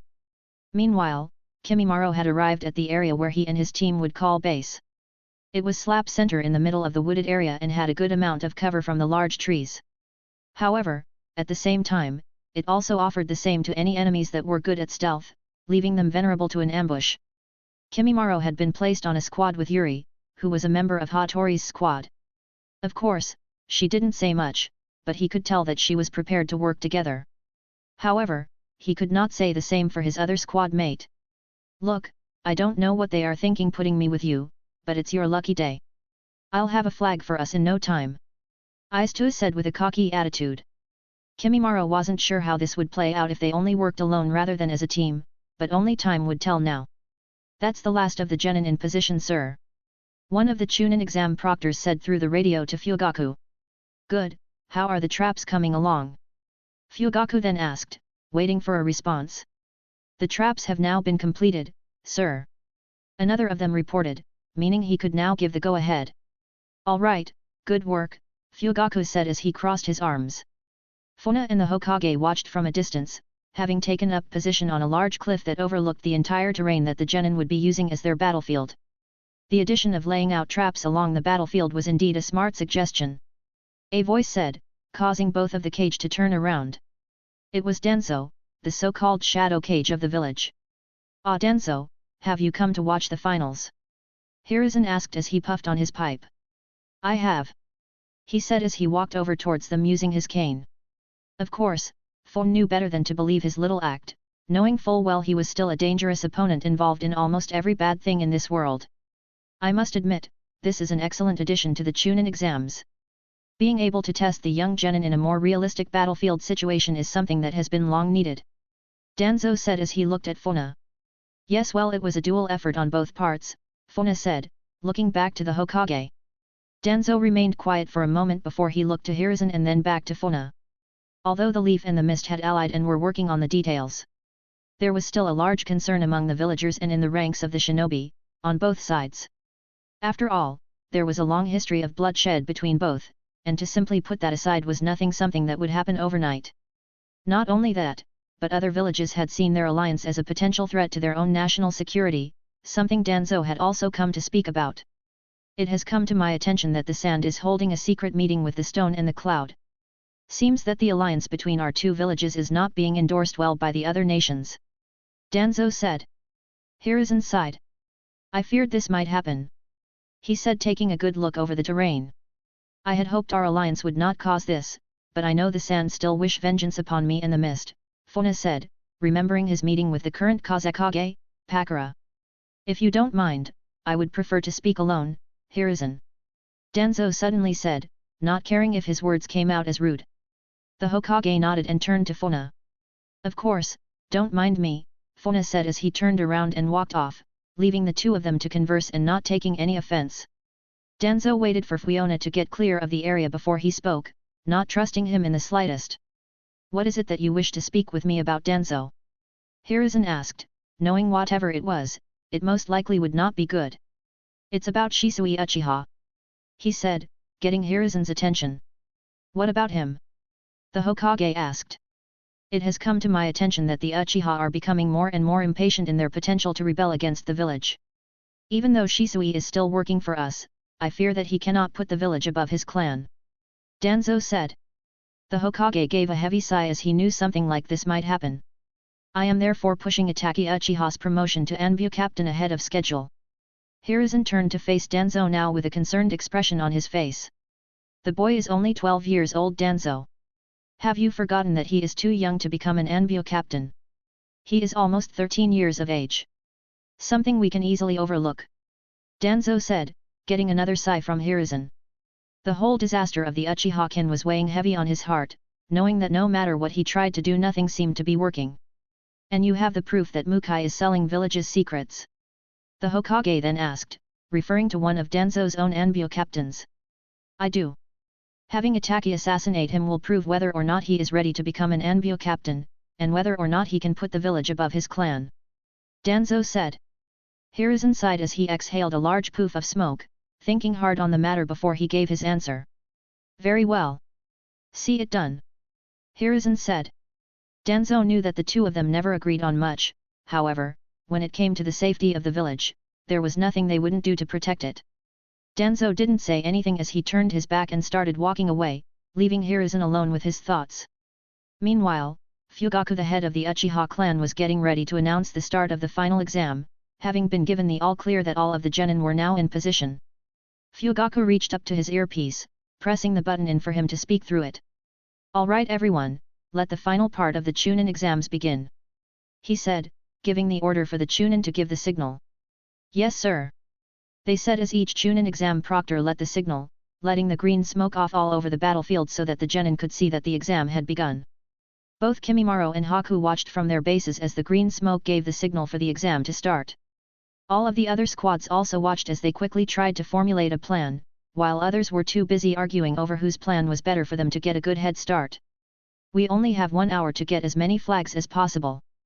Haku thought as he turned to his squad. All right, Tomo, you stay here and defend the flag, Sino, you come with me to scout for any of the other teams. Given the area of the exam grounds and terrain, I calculate that there will be at least 2 other squads not far from us at all. Haku said. Sino was impressed, to say the least, but quickly snapped out of it. I'm a sensory ninja. So I can help to find other teams.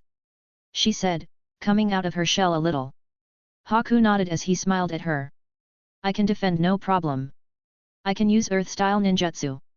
The grass ninja said, again proving he wasn't much of a talker. Alright, then it's settled. Let's move out. Haku said, taking command of his squad as he and Sino headed out with her leading the way as she used her sensory ability. Meanwhile, Kimimaro, who was paired with Aizu Uchiha and Yuri, remained in the forest where their base was located. Well, I think it's obvious that I lead this squad, after all, I am the strongest here, Aizu said as he ran his fingers through his thick black hair. Yuri looked at him as she kept her face behind her blue scarf, not giving him any notice. What do you think we should do? She asked quietly as she completely ignored Aizu, getting an angry reaction from him. Kimimaro seemed hard in focus as he didn't respond to her question, or Aizu's antics as he tried to get them both to listen to him. However, Kimimaro's words quickly snapped Aizu out of his silly fit as he finally spoke. We fight. He said as he had already sensed an enemy squad that had come right for them. What they? How did they find us so fast? Aistu asked as he looked around not seeing anyone yet. Suddenly one of the genin appeared above them, standing on one of the tree branches as he peered down at them. Your flag will be our first, he said before he pulled a scroll from his hip. Kimimaro could see that he had a hidden leaf headband but was unsure as to what squad he belonged to. Suddenly a large demon shuriken appeared from the scroll he had opened, taking it in his hand before he started to spin it around with skill. Let's do this, he shouted, throwing the massive shuriken towards them. Look out! Aistu shouted as he jumped into the air, with Yuri following his lead to avoid the attack. Kimimaro, however, simply stood his ground as the shuriken came his way, barely ducking under the shuriken and letting it rip loose into the distance as it shredded through the tree line. Behind! Kimimaro then said as he turned around and avoided a slash from another shinobi, this one belonging to the hidden rain. Kimimaro exchanged a flurry of attacks with the rain ninja, slipping another of his attacks before he countered with an elbow that he allowed a bone to grow from, stabbing him through the chest. A clone, Kimimaro muttered as the rain ninja burst into mud, somehow having given him the slip as he used a substation.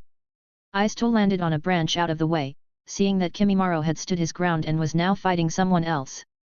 Who the hell does this guy think he is? He thought as he turned around seeing the other leaf ninja getting another shuriken ready.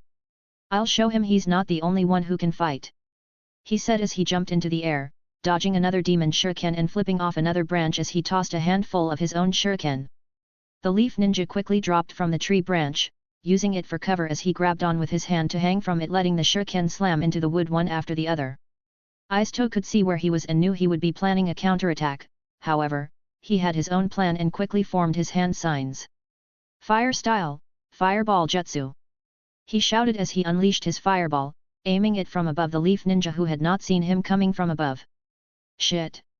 He shouted as he was forced to let go of the tree branch and fall through the air as the fireball followed him towards the ground. Yuri had also taken cover from the large shuriken, letting Aistu go and deal with the leaf ninja. She was not stupid though and knew that his attack was a simple diversion, along with the rain ninja who Kimimaro was fighting, meaning that there was still one more of them. Got you, she said as if on cue the third ninja of their squad jumped down from his cover and grabbed the flag. Yuri acted fast and rushed down from her vantage point, throwing a barrage of senbon needles at him, causing the genin to panic as he struggled to deflect the small projectiles. Yuri landed and quickly kicked the boy in his chest, knocking him flying into a tree where he hit his back and head hard, getting knocked unconscious. That's one down, she said as she turned around to see Aistu shoot his fireball. The leaf ninja quickly landed on the ground and rolled, using his body weight to dash out of the way of the fireball as it hit the ground not a moment after, exploding and scorching the ground. Damn, even with an ambush these guys are still too strong, he said as he knew they had no choice other than to retreat. Ebnika, grab it a guy and let's get out of here, he shouted as he suddenly tossed a smoke bomb onto the ground, using it for cover as he ran away. The rain ninja Ebnika suddenly appeared next to the downed leaf ninja that Yuri had taken care of and quickly dashed off with him, leaving the three of them alone, for the time being. Alright, we showed them, Aistu shouted as he regrouped with the other two, flexing his arm as he ran it through his hair. For now, but we should be more careful from now on, Kimimaro said before he looked at Yuri. Haku and Sino were running along a riverbank as Sino used her sensory ability to guide them to another squad's base.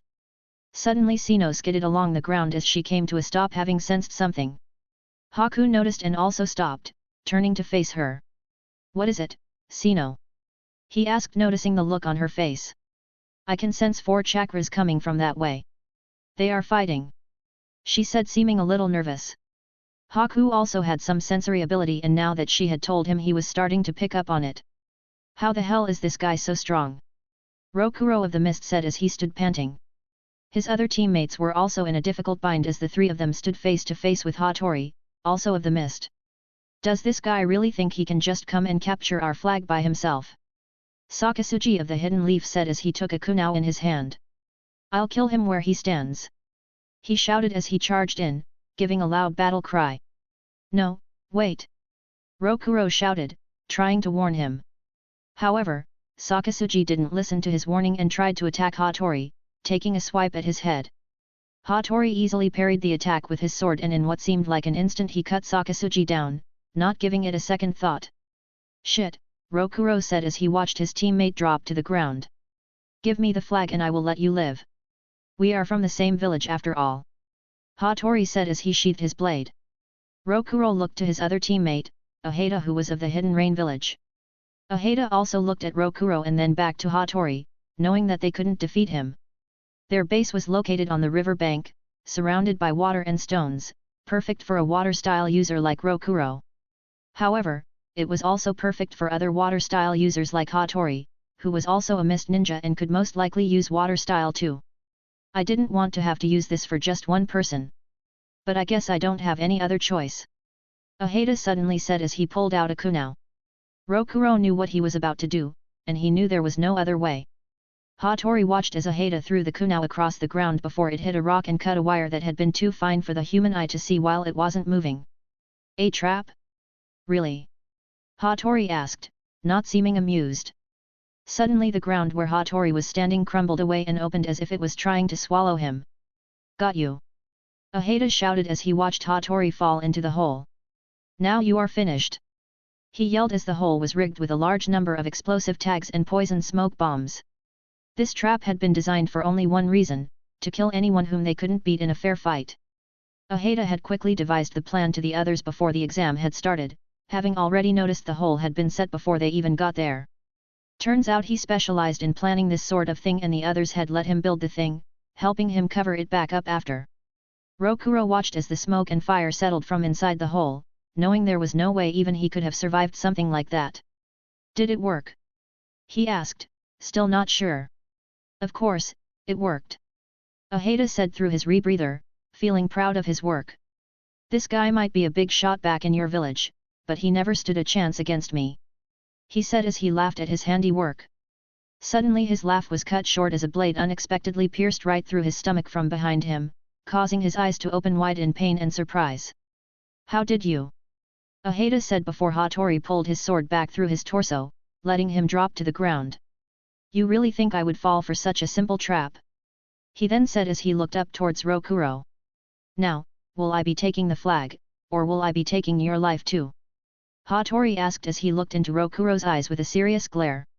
Rokuro knew he had no choice now, being left alone with this guy was not a good thing and he knew he couldn't win. Just take it, Rokuro said as he raised his arms. I surrender. Hatori smiled and turned around as he headed over to the flag. This makes one, Hatori said as he reached his hand towards the flag as he was about to take it. However, Hatori sighed and abruptly turned around and with expert skill deflected a flurry of senbon needles that were aimed right at him. You! Hatori shouted as he spun around, ducking under a kick from Haku before the two of them planted their feet onto the ground and turned to clash once again, with Hatori holding his sword as he pressed it against Haku, who held him off with a senbon needle in his hand. I didn't expect to get to fight you just yet, Hatori said, being impressed at how strong he was. Me neither, Haku said as he slowly raised his free hand and began to form hand signs. Hatori's eyes opened wide in surprise as he had no idea anyone could form hand signs with only one hand. Ice style, 1000 needles of death. Haku shouted as he used the water around them to form thousands of ice needles in the air, all aiming at Hatori and flying towards him with intent to kill. The ice jutsu exploded, crashing down where both Haku and Hatori had been stood, making it hard to see what had happened as debris had been kicked up, blocking the field of vision. Rokuro watched from the sidelines as Hatori and Haku both appeared clear of the jutsu, with each of them taking a combat position. I'm impressed, it's not often that someone gets the better of me, Hatori said as he flicked his sword. Still, I would expect nothing less of someone of the same clan as Lord Fifth. Haku was also impressed. It's not often I meet someone who can keep up with my speed. He said as he looked over to the flag and then back to Hatori. Now Sino! Haku shouted, giving her the signal.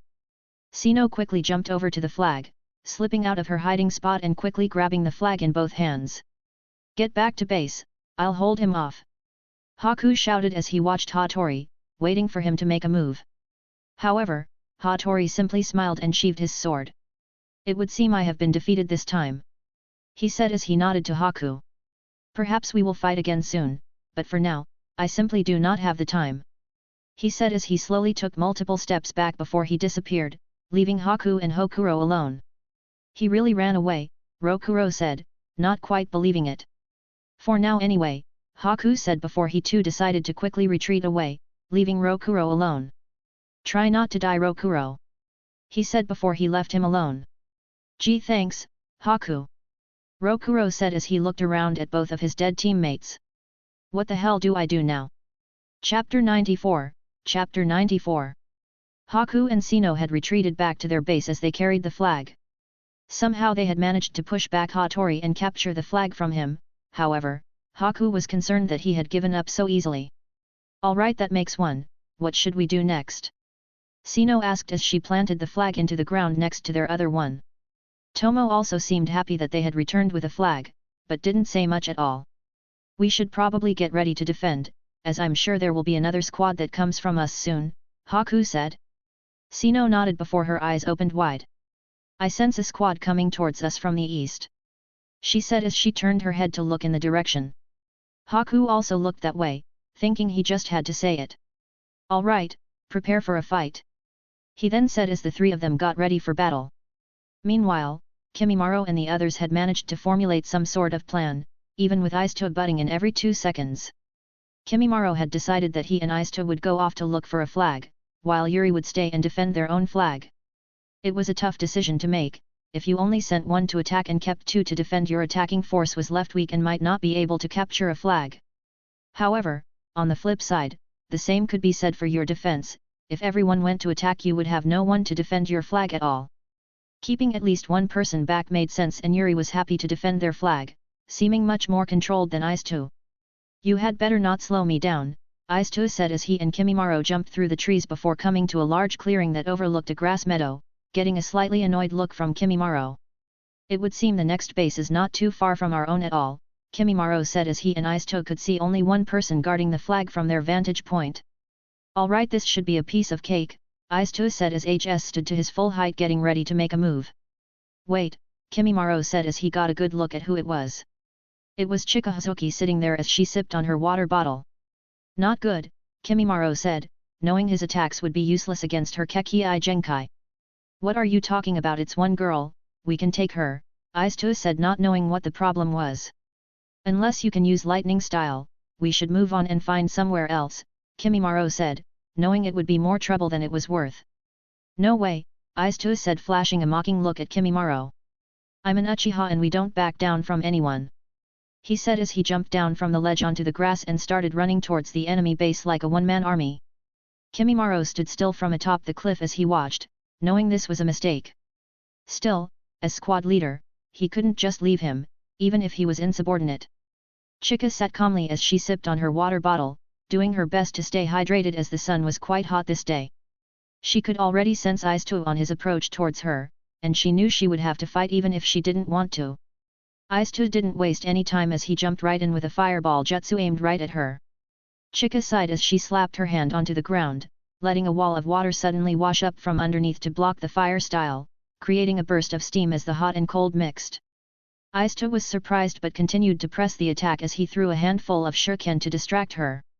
However, Chika simply let the shuriken pass right through her as she took another sip of her water bottle, not seeming impressed. Here I was minding my own business and you just attack me like that, Chika shouted as she tossed her water bottle to the ground. Izuto was surprised when his shuriken passed through her body, almost not believing his eyes. Genjutsu, he said as he skidded to a stop, pulling more shuriken from his hip to test it. No. It's something else, he said as he threw the projectiles again, watching as they ripped through the air towards her.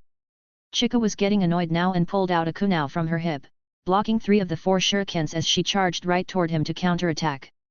It's not a genjutsu, the shuriken didn't affect her, Izuto said as he braced himself for her attack. Chika slashed down with a feint, turning on her toes as she jumped back and threw a kick at his stomach. Izuto saw the feint and leaned back, getting ready to grab her kick in a hook so he could sweep her leg. However, as he grabbed her ankle to twist her leg, it burst into water and his hand passed right through it. What in the? He shouted as Chika took advantage of this and was about to land a critical blow against him with her kunai. Shit! Izuto said as he realized he was about to get cut open, not being able to move quickly enough to defend the attack. Look out! Kimimaro shouted as he suddenly slammed into Izuto with his boot, knocking him flying across the ground and out of the way of the attack. Something he didn't mind doing at all.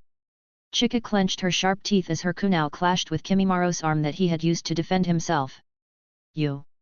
Chika spat before she pulled away and jumped back a little to clear some space.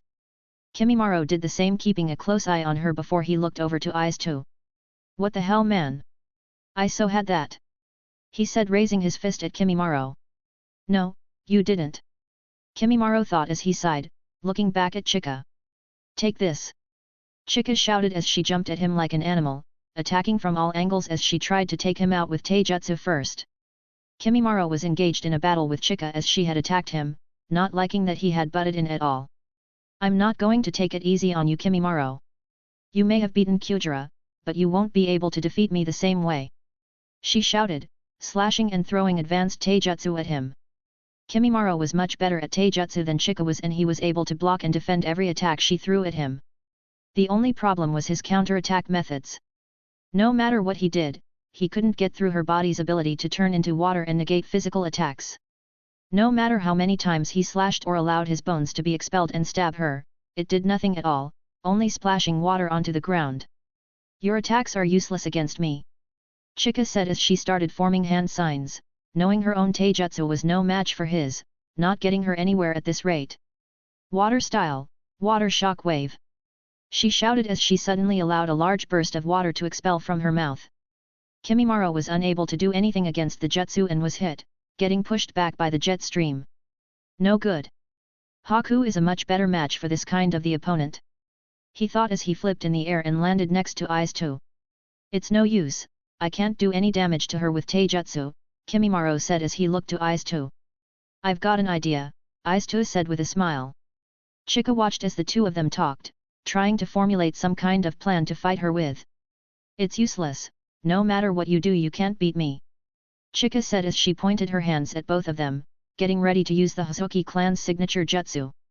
Alright, that might work, Kimimaro said as he and Eyes too had finishing planning, with Kimimaro seeing what she was about to do. Don't get hit by this next attack, otherwise it's over. He shouted as he quickly dashed out of the way of a water bullet blast. You can't escape this jutsu. She said as she continued to fire volley after volley of water bullets at both of them in a machine gun fashion.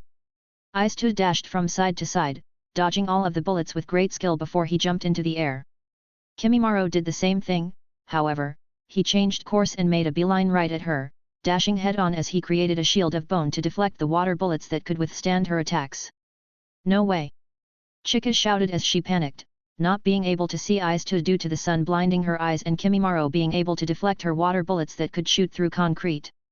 Chika crossed her arms, knowing that the only thing she could do was wait to see where they tried to attack from so she could also counter their attack, knowing neither of them would be able to hurt her. Now! Eyes too shouted as he landed behind her, quickly slapping two explosive tags to her back and shoulders. Kimimaro skidded along the ground and did the same, slapping one on each of her legs before they both retreated.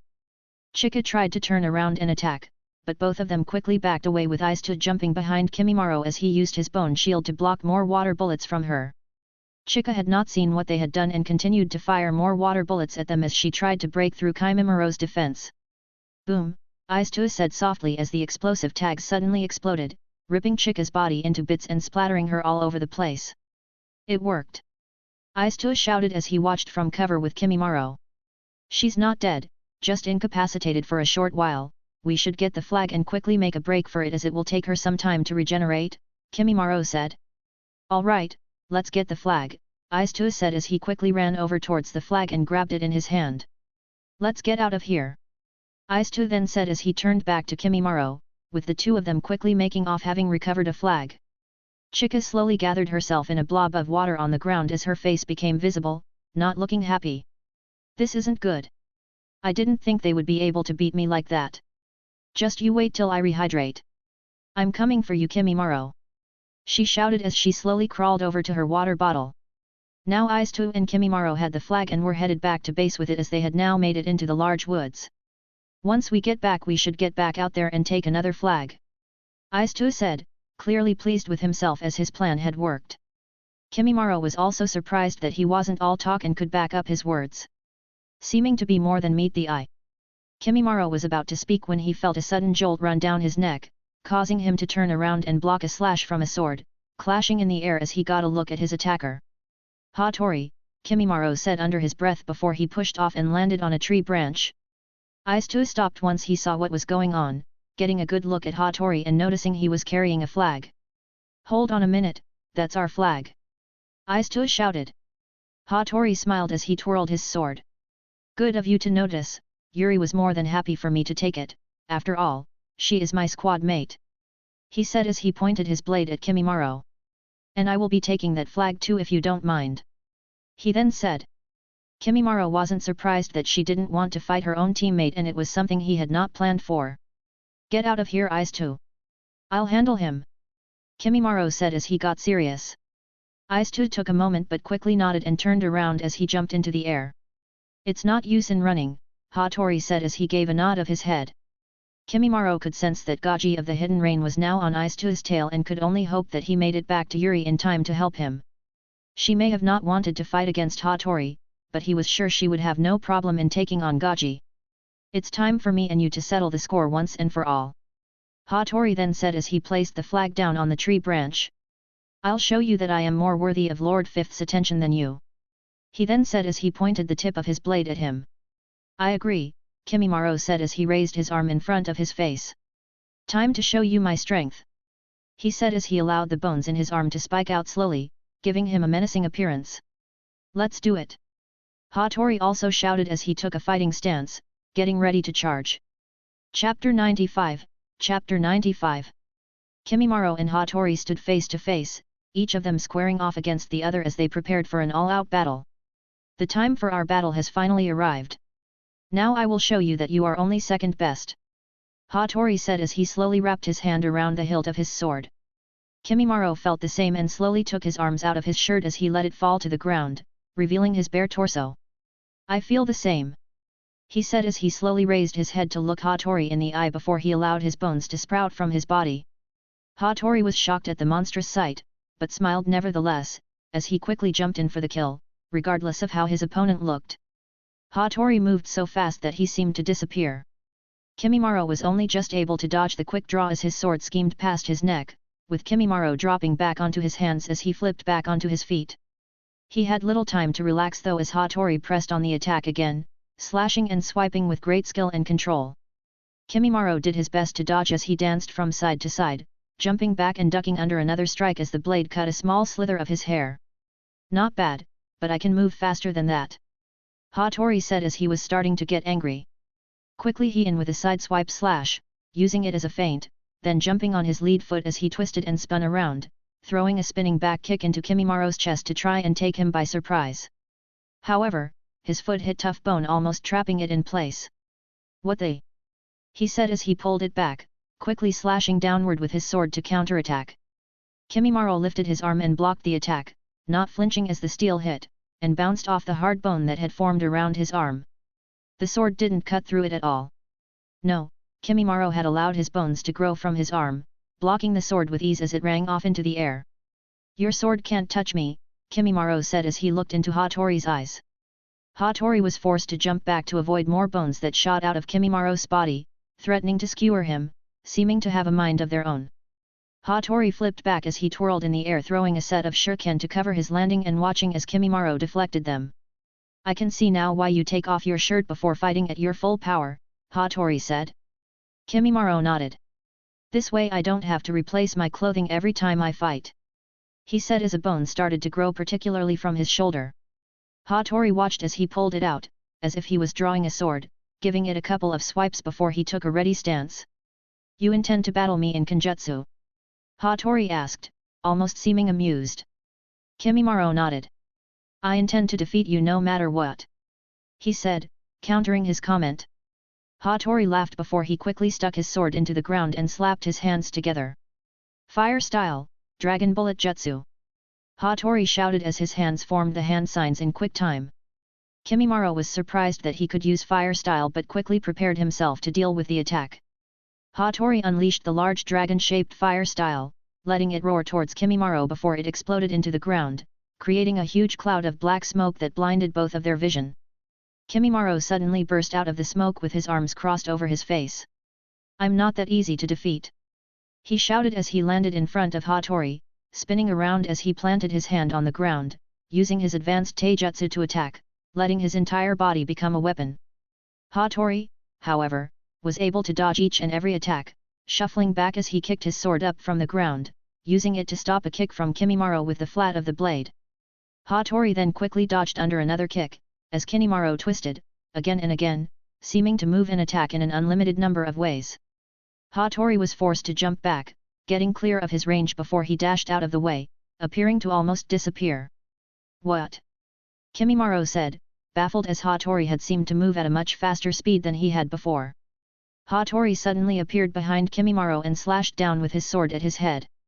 Kimimaro was just able to stop the attack as he dropped to his knee and crossed both his arms over his head to trap the sword. Kimimaro also allowed the bones from his back to burst out in order to counterattack. Nonetheless, Hatori was able to disappear too fast for them to hit him. Where did he go? Kimimaro thought as he turned around in an attempt to try and locate him. Hatori quickly appeared from above and slashed down again, disappearing once more before attacking from the front in a blinding display of speed. Hatori was so fast that he was able to avoid Kimimiro's Kekii Genkai abilities. Still, Kimimiro's defense was too great for Hatori to break through with his own taijutsu and sword attacks, leaving them in a kind of stalemate as they continued to try and land a clean blow against one another. "This is no good, even with my speed I can't seem to land an attack through those bones of his," Hatori thought as he continued to attack, knowing that he would have to rely on his ninjutsu and genjutsu abilities. Hatori quickly dashed away from Kimimaro before he appeared on a tree branch opposite him. "It would seem your defense is quite powerful. In fact, you are the first person I have faced who I couldn't use my swift style to counter," Hatori said. Kimimaro raised an eyebrow. "Swift style?" he asked, not having ever heard of it. "Not that I have to explain myself to you, but I guess it won't matter once I defeat you," he said as he crossed his arms. "I too have a Kekii Genkai, called Swift Release. What it does is allow me to move at incredible speeds, moving almost too fast for the eye to see. It comes in very useful when facing powerful opponents in taijutsu, and is a huge buff to my kenjutsu," Hatori said as he pulled his sword from the ground with skill and placed it back in its sheath. Kimimaro was surprised that Hatori had a Kekii Genkai too, more so that it was one he had never seen or heard of.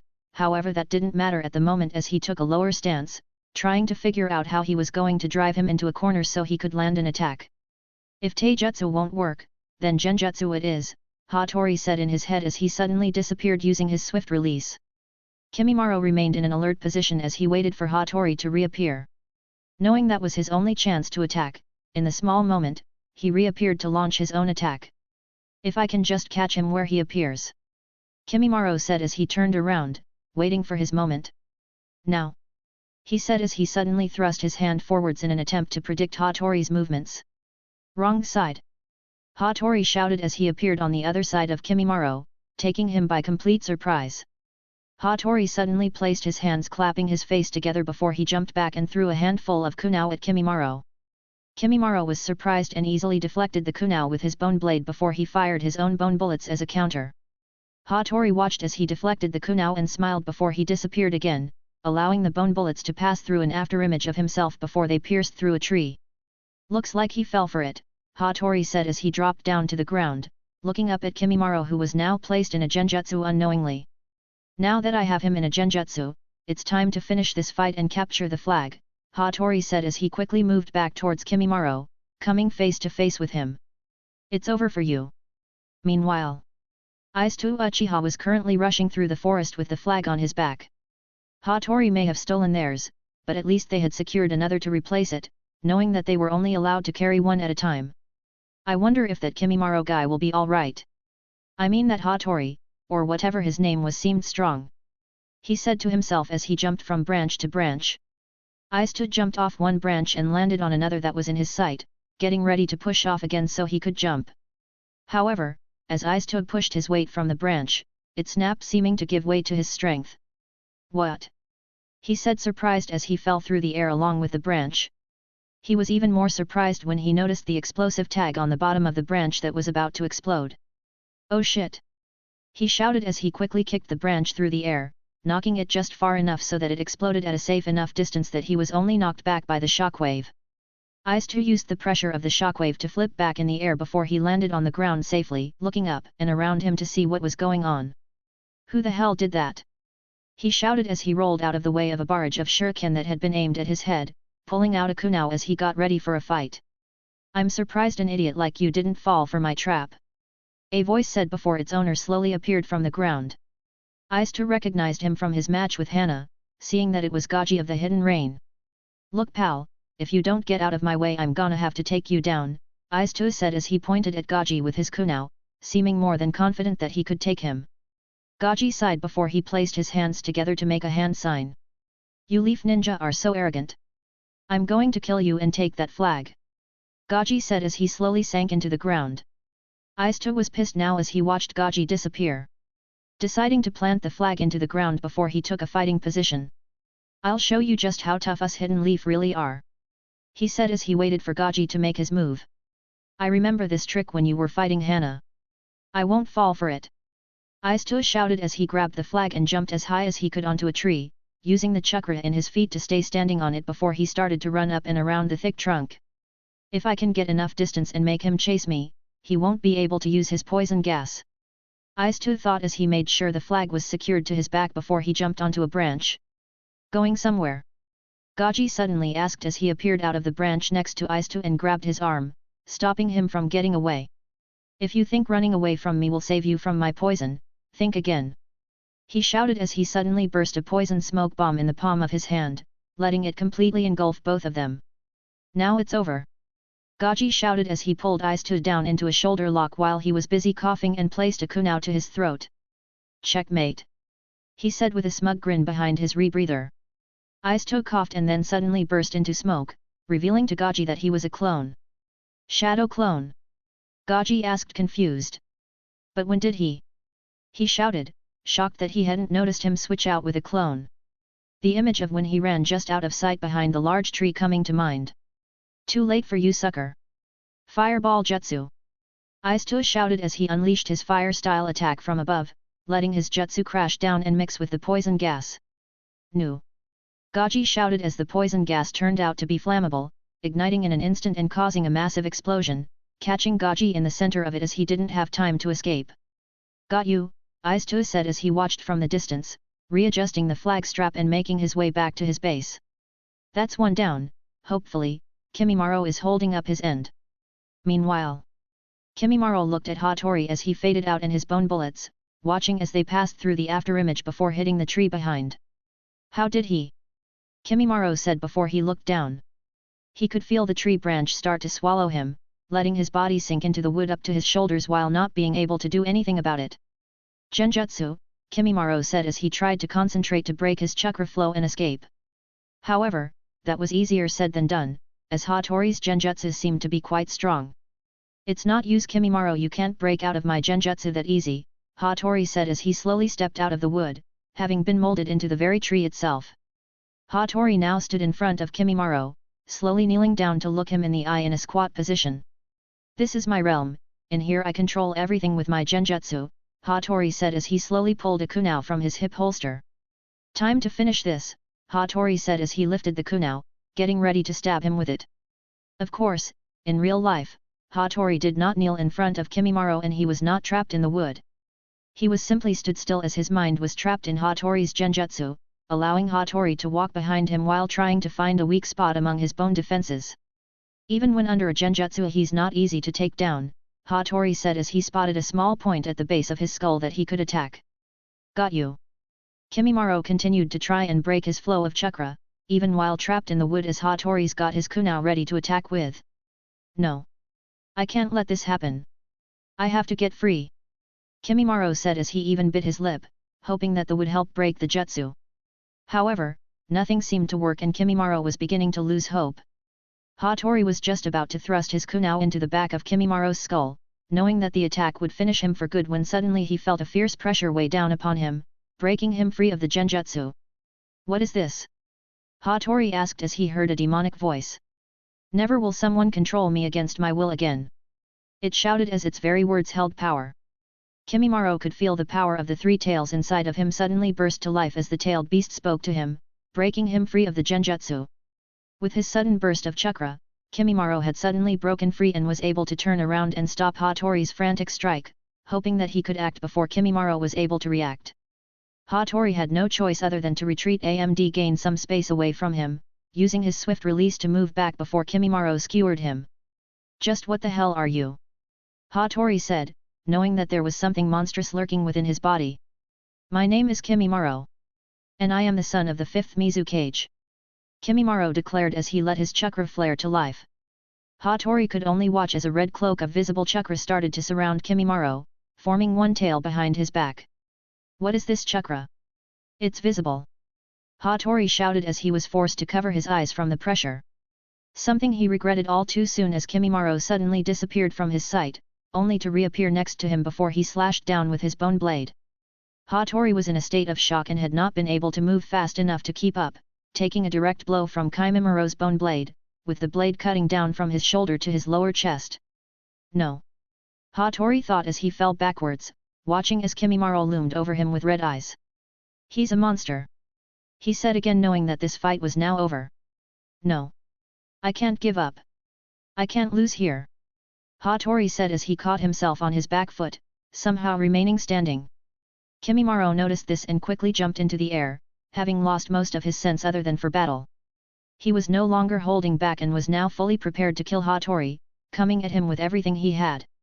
Hatori had no other option than to raise his arm in an attempt to block Kimimaro's attack, knowing that he would most likely be sacrificing his arm. Kimimaro pulled his bone blade through the air, slashing down with all of the force he could muster before it made contact with Hatori's arm. The sound was unexpected as it gave off a metal clashing on metal vibration, and even more shocking was that Kimimaro's blade had bounced off Hatori's arm. Hatori watched wide-eyed as he couldn't believe it. Somehow at the last second, his arm had turned hard, looking as if it was made out of steel, not only allowing it to absorb Kimimaro's attack but to repel it. What is this ability? Hatori thought as he watched his arm turn back to normal. The force of him being pushed back was enough for Kimimaro to also come to his senses, as he was able to control the chakra that flowed through his body, letting his mind relax as he let it dispel, returning to normal. So you can control such a power? Hatori asked as he reached his good arm up to his wound, trying to stop the bleeding. Kimimaro could see the damage that had been done, and although it was not life-threatening, it was enough to take him out of the exam. I admit, you are stronger than me right now. And with my wound, I no longer stand a chance. He said, swallowing his pride. I surrender, Hatori said as he laid down his arms. Kimimaro was quite surprised, but respected his words, allowing his bones to retract. Very well. I will honor your surrender and take the flag. Kimimaro said as he nodded to his fellow shinobi. Hatori returned his nod. I look forwards to a rematch in the future. He then said, watching as Kimimaro took the flag and left him alone in the forest. Chapter 96, Chapter 96. Now that Kimimaro had defeated Hatori, with each of them once and for all settling their rivalry, he headed back to his base, hoping that Ice-2 had been able to defeat Gaji and make it back with the flag they captured from Chika. Finally, he arrived back seeing Ice-2, who seemed to be shouting at Yuri for simply gifting their flag to Hatori. Yuri, on the other hand, did not seem overly bothered, keeping her arms crossed and her face hidden behind her scarf. That's enough, Ice-2, Kimimaro said as he landed back onto the ground, surprising both of them. Hey, you made it! He said, forgetting about Yuri for a moment as his eyes spotted the flag on his back. Whatever the reason, she gave him the flag and that is her business, Kimimaro said as he unclipped the flag and placed it next to their other one. Well yet. But still, she could have put up some kind of fight. He said in protest. You defeated Hatori? Yuri suddenly asked as she walked over to Kimimaro, looking him in the eyes already knowing the answer. I did. He said, getting a strange vibe from her for a second, feeling as if she was about to attack. Yuri, nonetheless, turned her back to him before she walked off without saying another word. I'm going on a patrol.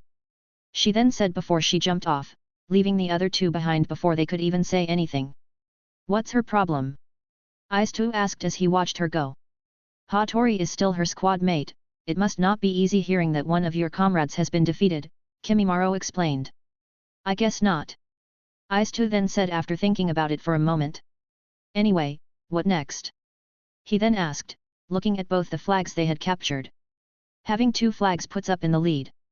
We should wait until Yuri gets back and calms down before going out again. Kimimaro said, knowing that once Chika recovered she would be coming for them. Meanwhile. Alright you two, I can see another squad not far from here and they have 2 flags. If we can take them down we will pass for sure. Takajima of the Leaf said as he watched Haku and the others from a distance. Adagai, once I distract them, take them out with your explosive scythe jutsu, Takajima said, making sure that Haku and the others had not yet noticed their presence as he watched them from the long grass. Takajima then looked at Ebnika of the Rain, another of his temporary squad mates.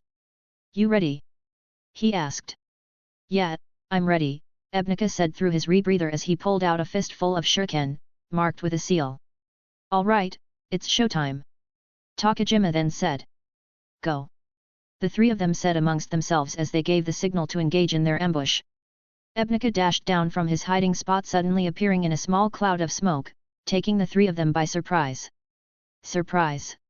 He shouted as he threw the shuriken in both hands, scattering them in a circle around Haku and the others. Alright, it's done. Ebnika shouted as he quickly jumped back into the air. Takajima quickly made his hand signs activating his jutsu. Paralyzing jutsu. He shouted as the shuriken started to react to his hand signs, binding and trapping anyone who was caught in the circle. What is this? Sino shouted as she felt her body become stiff. Tomo and Haku had also been trapped and were unable to move as they watched helplessly at what was about to happen. Now Adagai! Takajima shouted, giving his teammate the signal to unleash his attack. Alright, here it goes. Adagai shouted as he quickly jumped into the air from his hiding spot. Adagai was holding a large 2-handed scythe with 3 blades all connected together. Now, exploding scythe jutsu. He shouted as he swiped the scythe through the air, letting all 3 blades unattached and fly towards Haku and the others, covered in explosive tags. Boom! The blades covered in explosive tags hit all 3 of them, with one blade hitting Haku, Sino, and Tomo, creating a massive cloud of black smoke as the fire from the explosion faded. It's over, Takajima said as he watched the smoke clear, seeing that there were no remains of the enemy. Let's get the flag and get out of here, Adagai said as he landed next to Takajima, also not seeing any sign of them. Looks like my jutsu was so strong it blew them off the face of the earth, Adagai said laughing, getting a chuckle from the other 2. Whose jutsu was too strong? Haku suddenly said as he appeared behind both of the Leaf Ninja, taking them by surprise. What in the... Takajima shouted as he tried to spin around to react.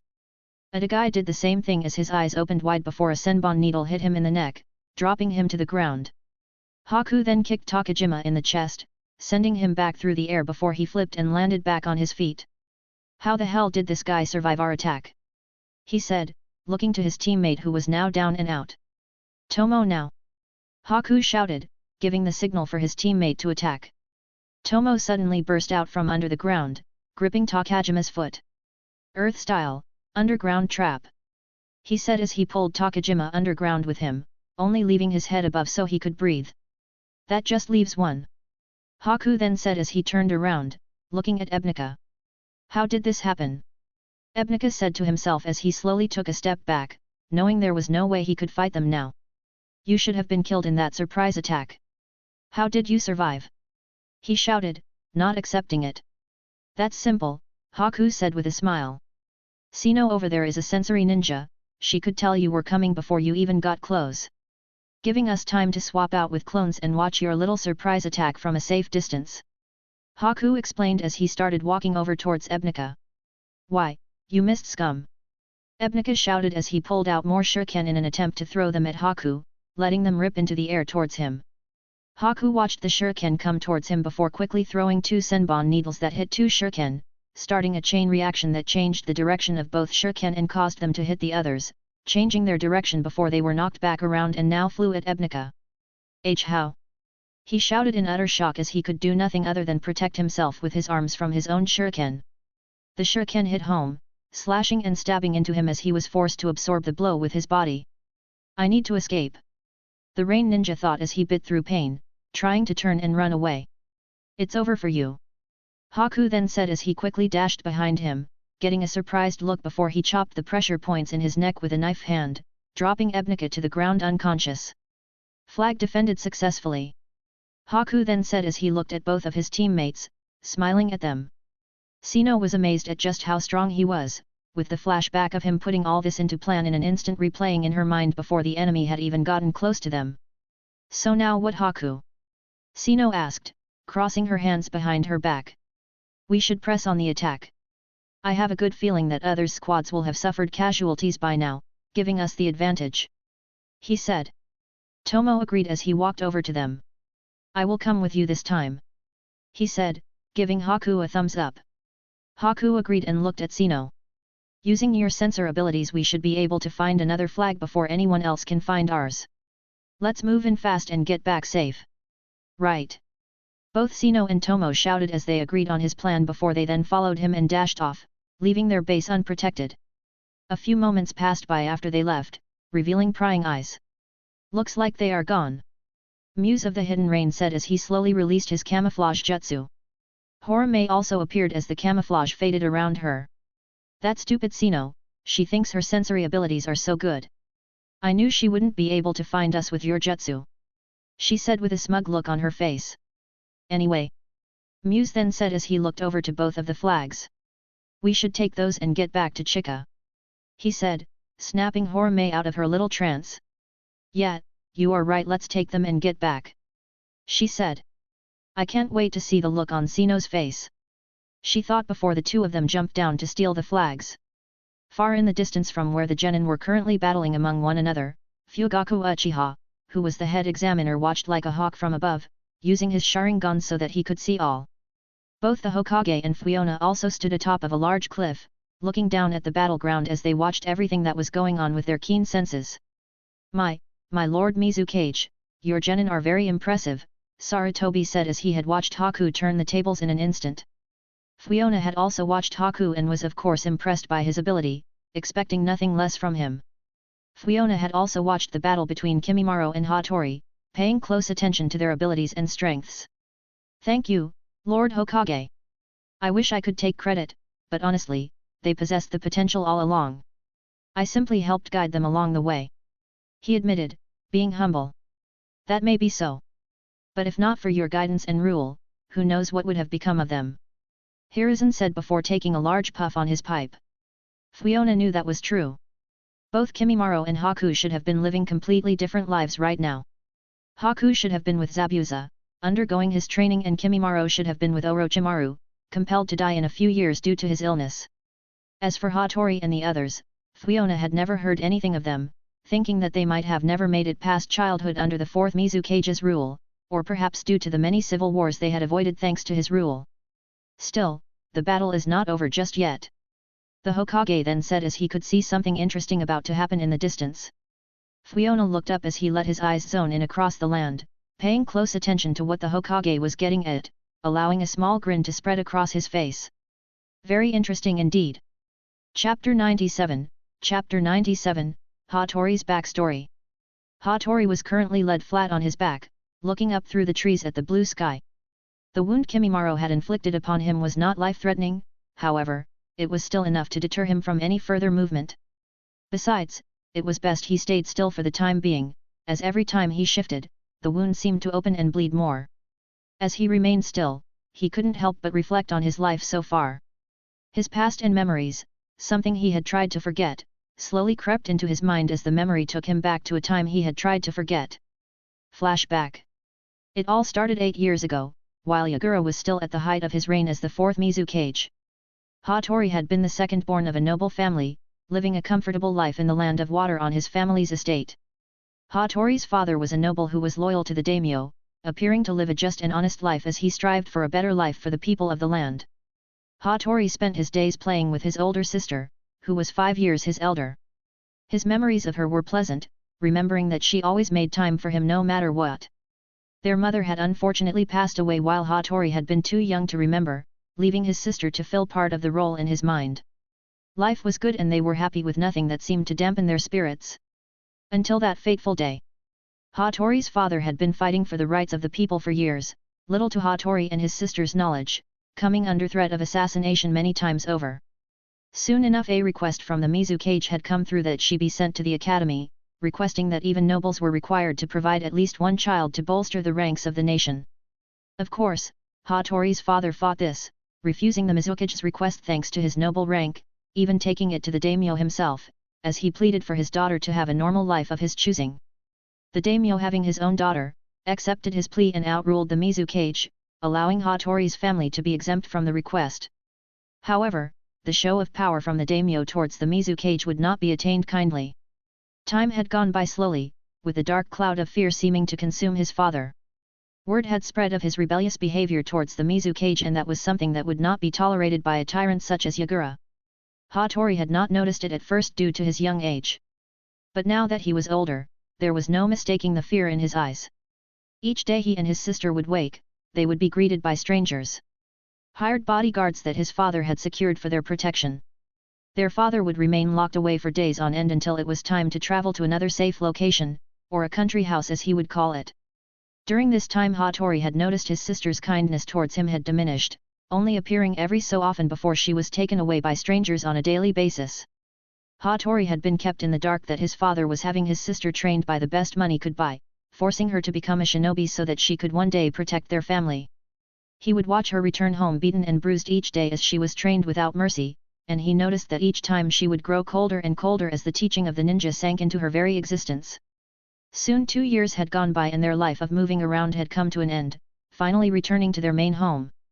Hatori had remembered being excited, yet his feelings were one-sided as both his father and sister remained consumed by fear, allowing the emotion to take over their being completely. Hatori had no choice but to watch as his sister continued to train to become stronger, while his father kept himself locked away. He couldn't remember the last time he sat with his father, or even shared a conversation with him, instead only ever communicating with the servants of the house. His life had become cold and isolated. The once warm and loving family he remembered, had faded away, being replaced by nothing but darkness until that fateful night had finally arrived. The Mizukage was a cold and ruthless killer, respecting power over everything else. And he was not one to forget nor forgive those who dared speak out against him, casting a long and ominous shadow. It was a moonless night, one heavy with rain as a storm had blown in from across the sea. The wind howled and thunder roared from the sky, causing Hatori to remain awake as he hid under his sheets feeling scared. There had been a time when his sister would have comforted him, stroking his hair and telling him everything would be fine. However, those days had long passed, and Hatori had been made to endure his fears alone. There was no sound other than the rain, the pitter-patter of the heavy downpour that seemed to drown out every other noise, only being disturbed by the almighty roar of thunder. Hatori tossed and turned under his sheets, not being able to sleep as the thunder scared him. Slowly trying to build the courage to climb out of his bed and run to his door. Finally, he did, quickly making a run for it as the thunder made him jump. Opening his door ever so slightly so he could look out into the hall. He could just about make out that it was clear, even in the darkness as his eyes adjusted. Slowly he crept out of his room and started to follow the wall towards his sister's room, hoping that she would provide some comfort for him. Hatori finally reached her door and reached his hand towards the handle, hesitating for a second as the fear of her rejecting him entered his mind. Unexpectedly a crashing noise came from inside the room, followed by the clash of metal on metal before the sound of a man grunting could be heard. Hatori was frozen in fear as he slowly stepped back, not knowing what was going on. Pushing his fear away he moved towards the door, grabbing the handle and forcing it open, willing to do anything to make sure his sister was safe. As his eyes adjusted to the flashing light given by the thunder, he could make out the silhouette of his sister's body standing over a man dressed in dark robes bearing a hidden mist headband. Hatori! His sister said as she looked up at him, a fear washing over his face as he saw what had happened. She quickly rushed over towards him, grabbing his shoulders with each of her hands as she looked him in the eyes. "We need to get out of here now. They have come for us," she said, looking more worried than he had ever seen her. Hatori was confused. Those were the most words that she had spoken to him in years, and now she was trying to rush him out of the room without explaining why there was a dead shinobi lying on her bedroom floor.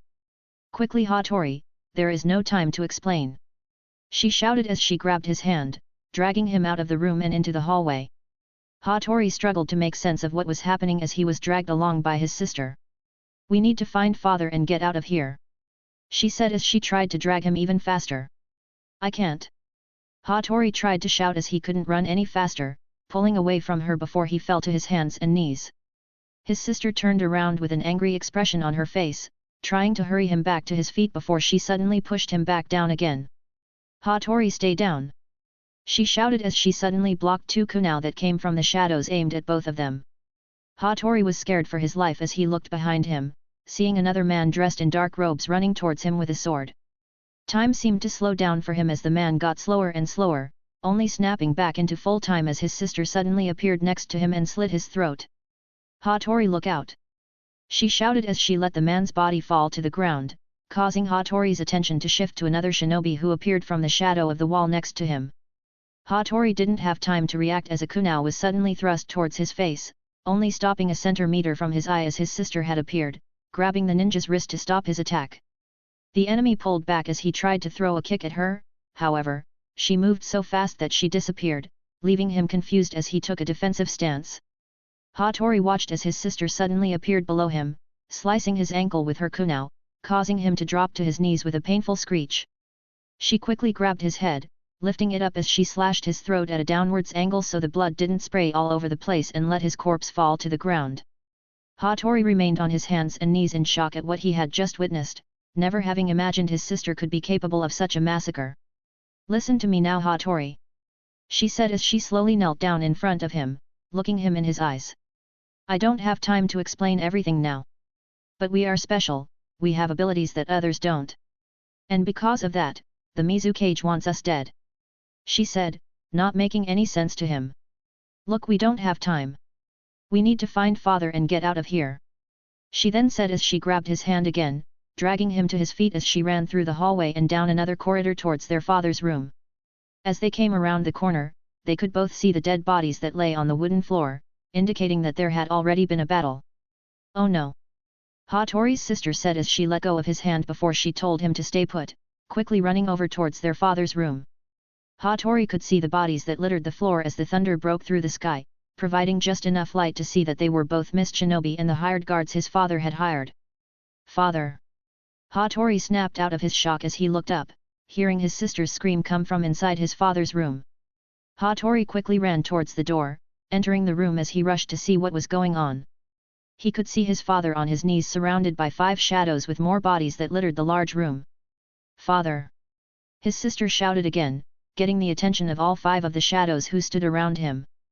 Hatori could see that his father was covered in blood and was badly injured, having fought off a lot of enemies from the look of it. With the last of his strength, he looked up at his children, knowing he could do nothing for them now. "Run! Run! Please, both of you! Run and save yourselves!" their father shouted as he looked dead into his daughter's eyes. Suddenly one of the men in dark mist robe slashed down with his sword, severing their father's head from his shoulders in one clean motion, silencing him forever. "No!" Both Hatori and his sister screamed.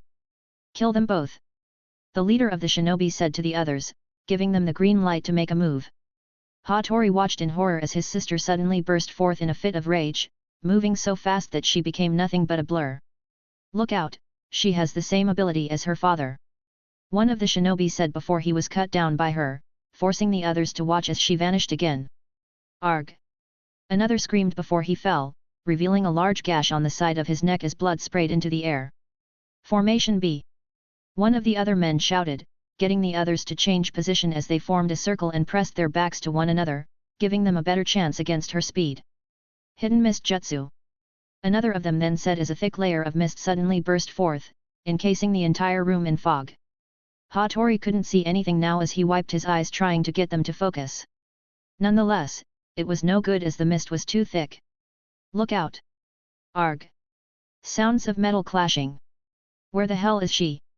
another one of them shouted before he screamed, and the sound of more clashing blades and fighting echoed until more bodies hit the ground, causing everything to go silent.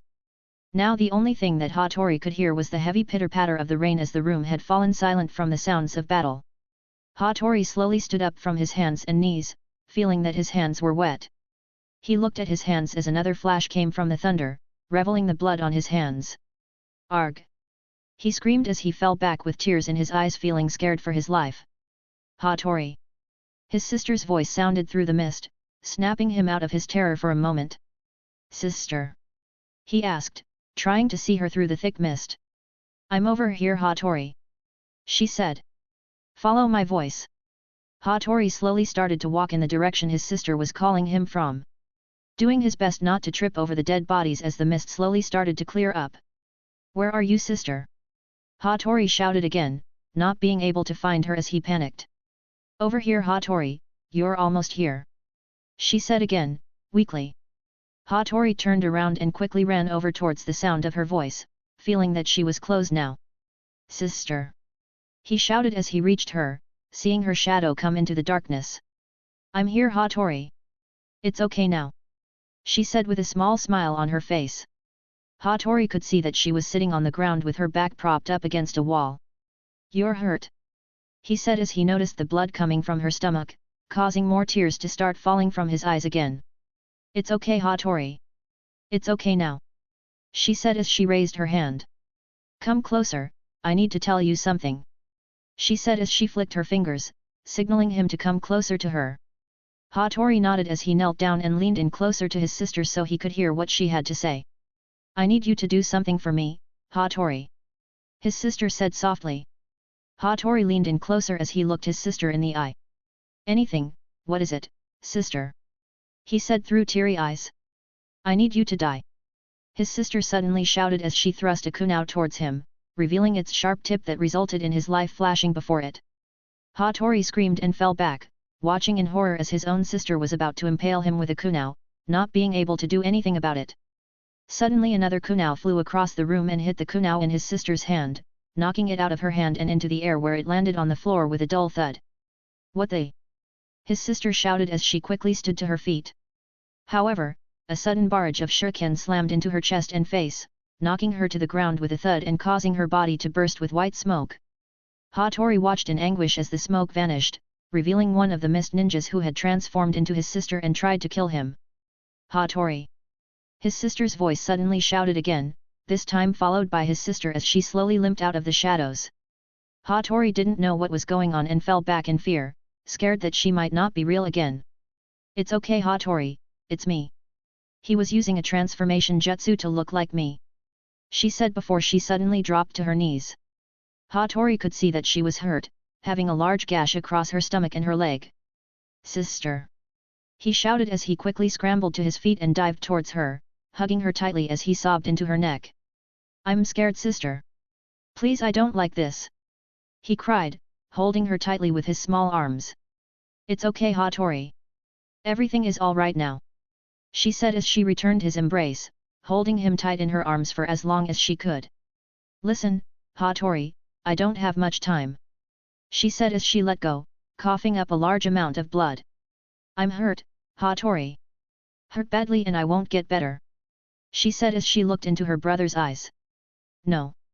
No. You can't die. Hatori shouted as tears started to stream down his face again.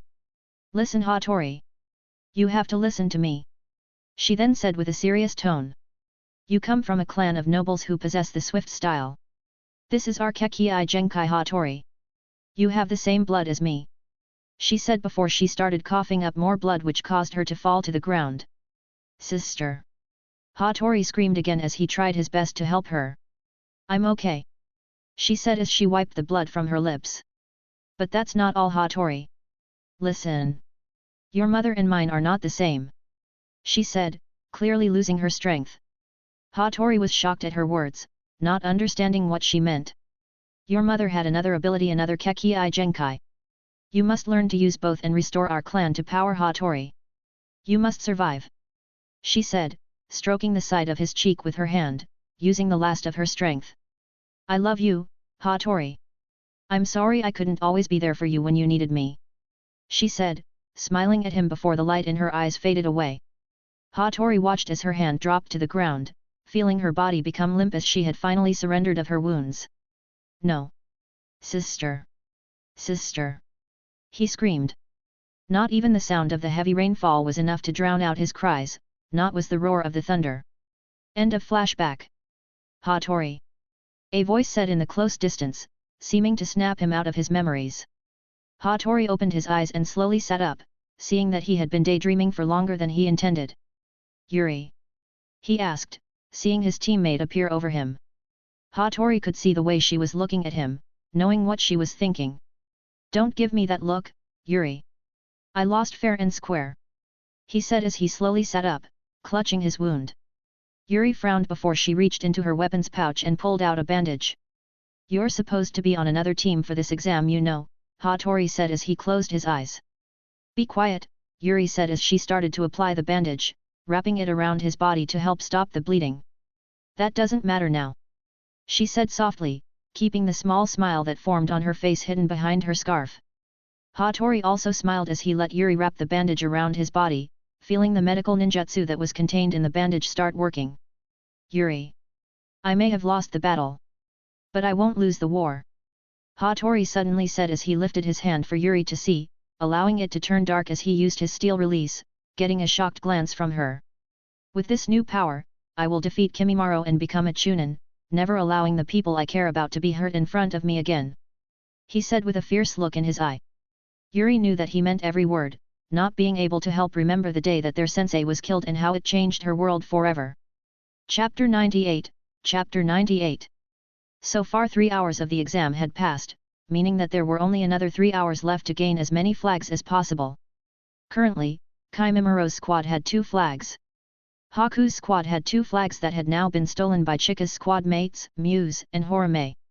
Hatori's squad had 1 flag with Hatori being injured, while the other 3 squads had either been wiped out or retired from the battle, leaving only Rokuro left in his squad and Boden of the Waterfall who was a member of Hatori's squad, each of who had been left on their own to guard their flag.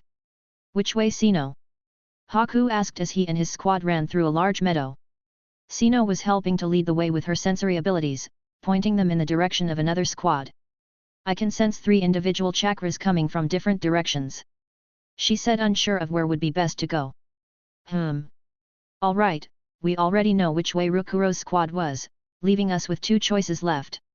Sino nodded to Haku and they decided to go left, taking them across a large stream that headed towards a cliff. "The chakra is coming from just below this cliff," Sino said as they stopped to get a good look from their vantage point.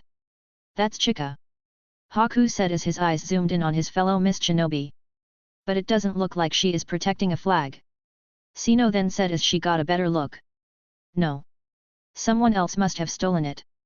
Let's head towards the next chakra signal," Haku said before they turned around and let Sino lead the way.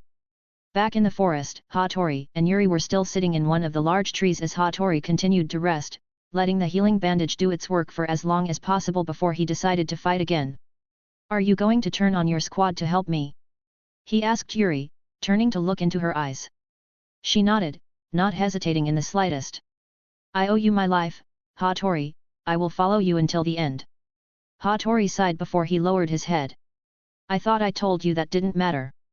"It matters to me," she then said as she pulled her blue scarf up a little. Hatori looked at her scarf, only seeing the top of her neck for a moment before she covered it with her scarf again. "I'm the reason you got hurt in the first place. If anything I should owe you," he then said with an ashamed articulation. "No, Hatori. You are the reason I still live," Yuri said as both of them remembered that disastrous period. Flashback.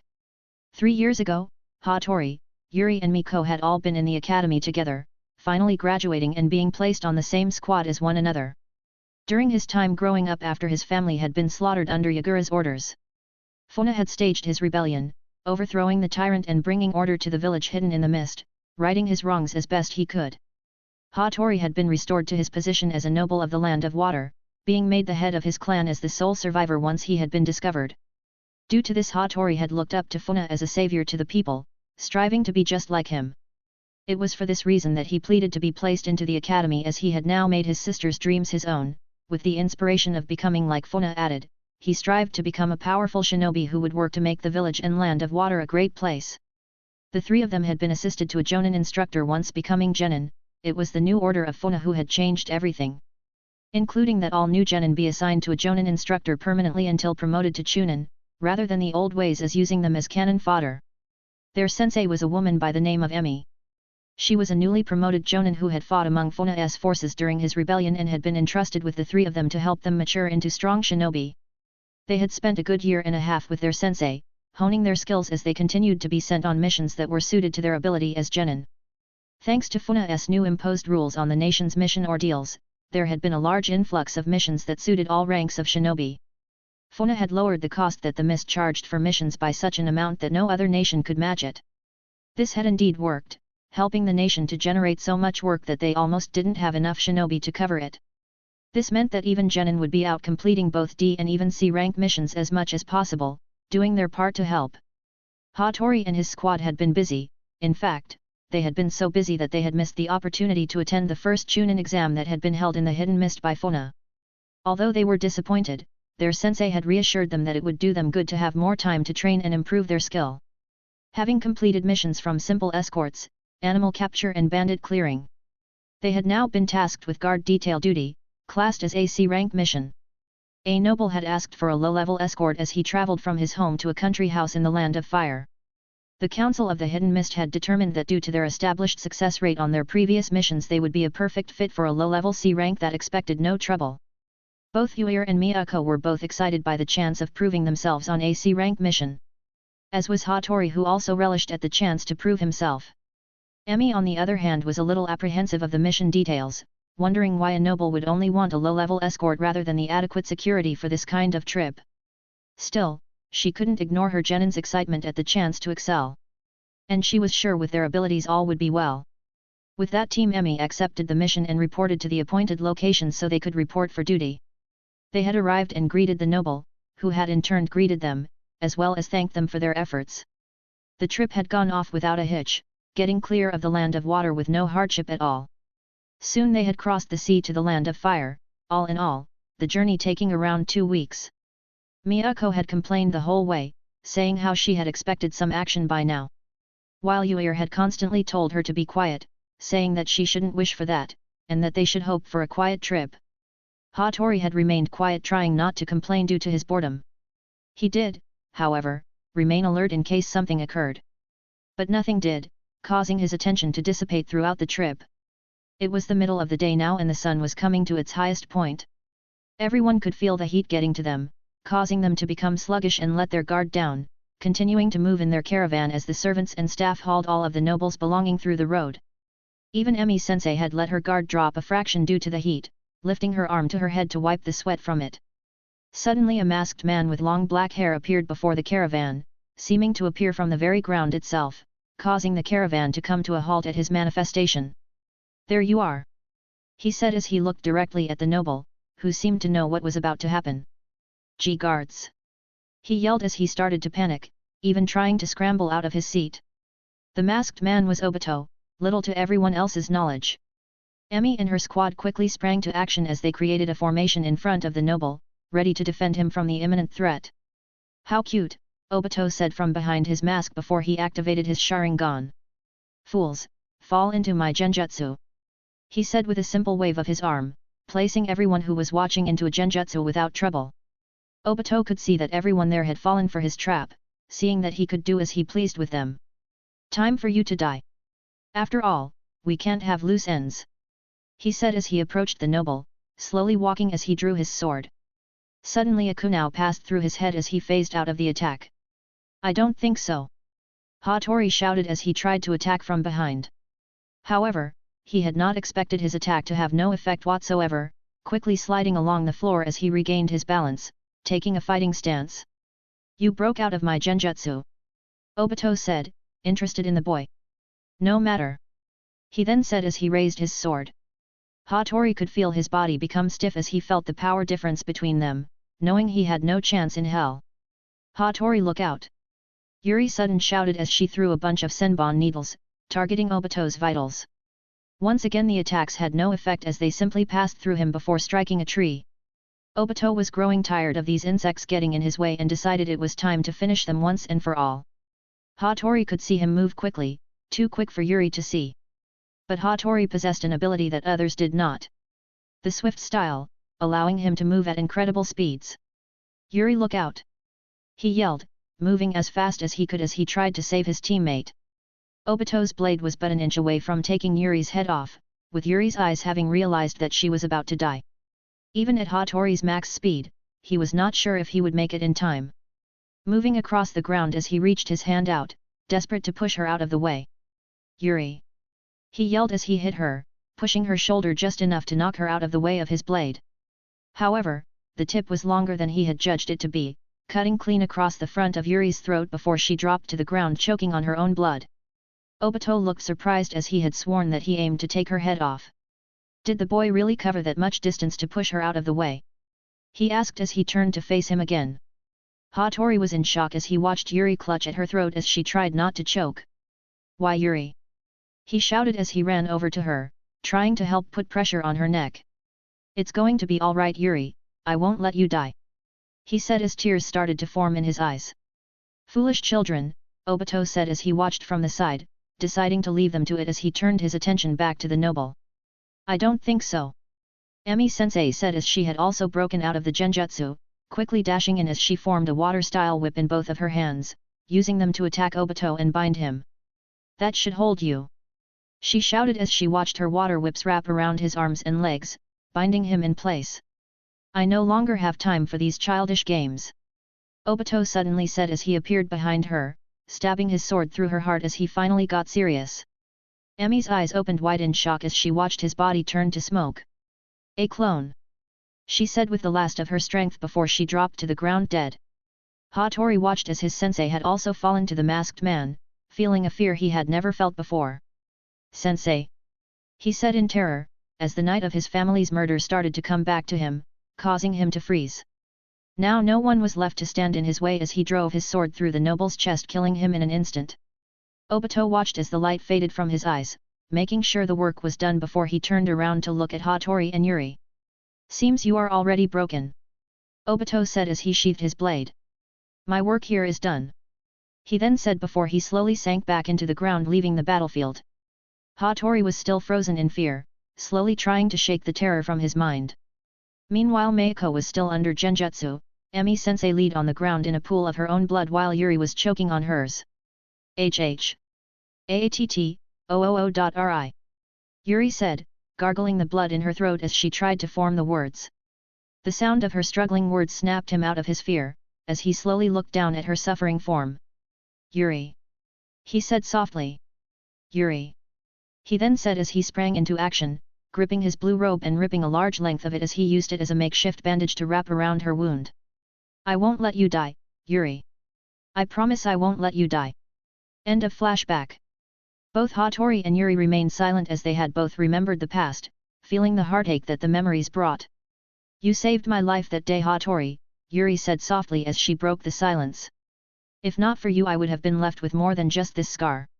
She said as she pulled down her scarf. Hatori looked up at her, seeing the large scar across her neck that she kept covered with her scarf. The same blue part of his robe that she never took off.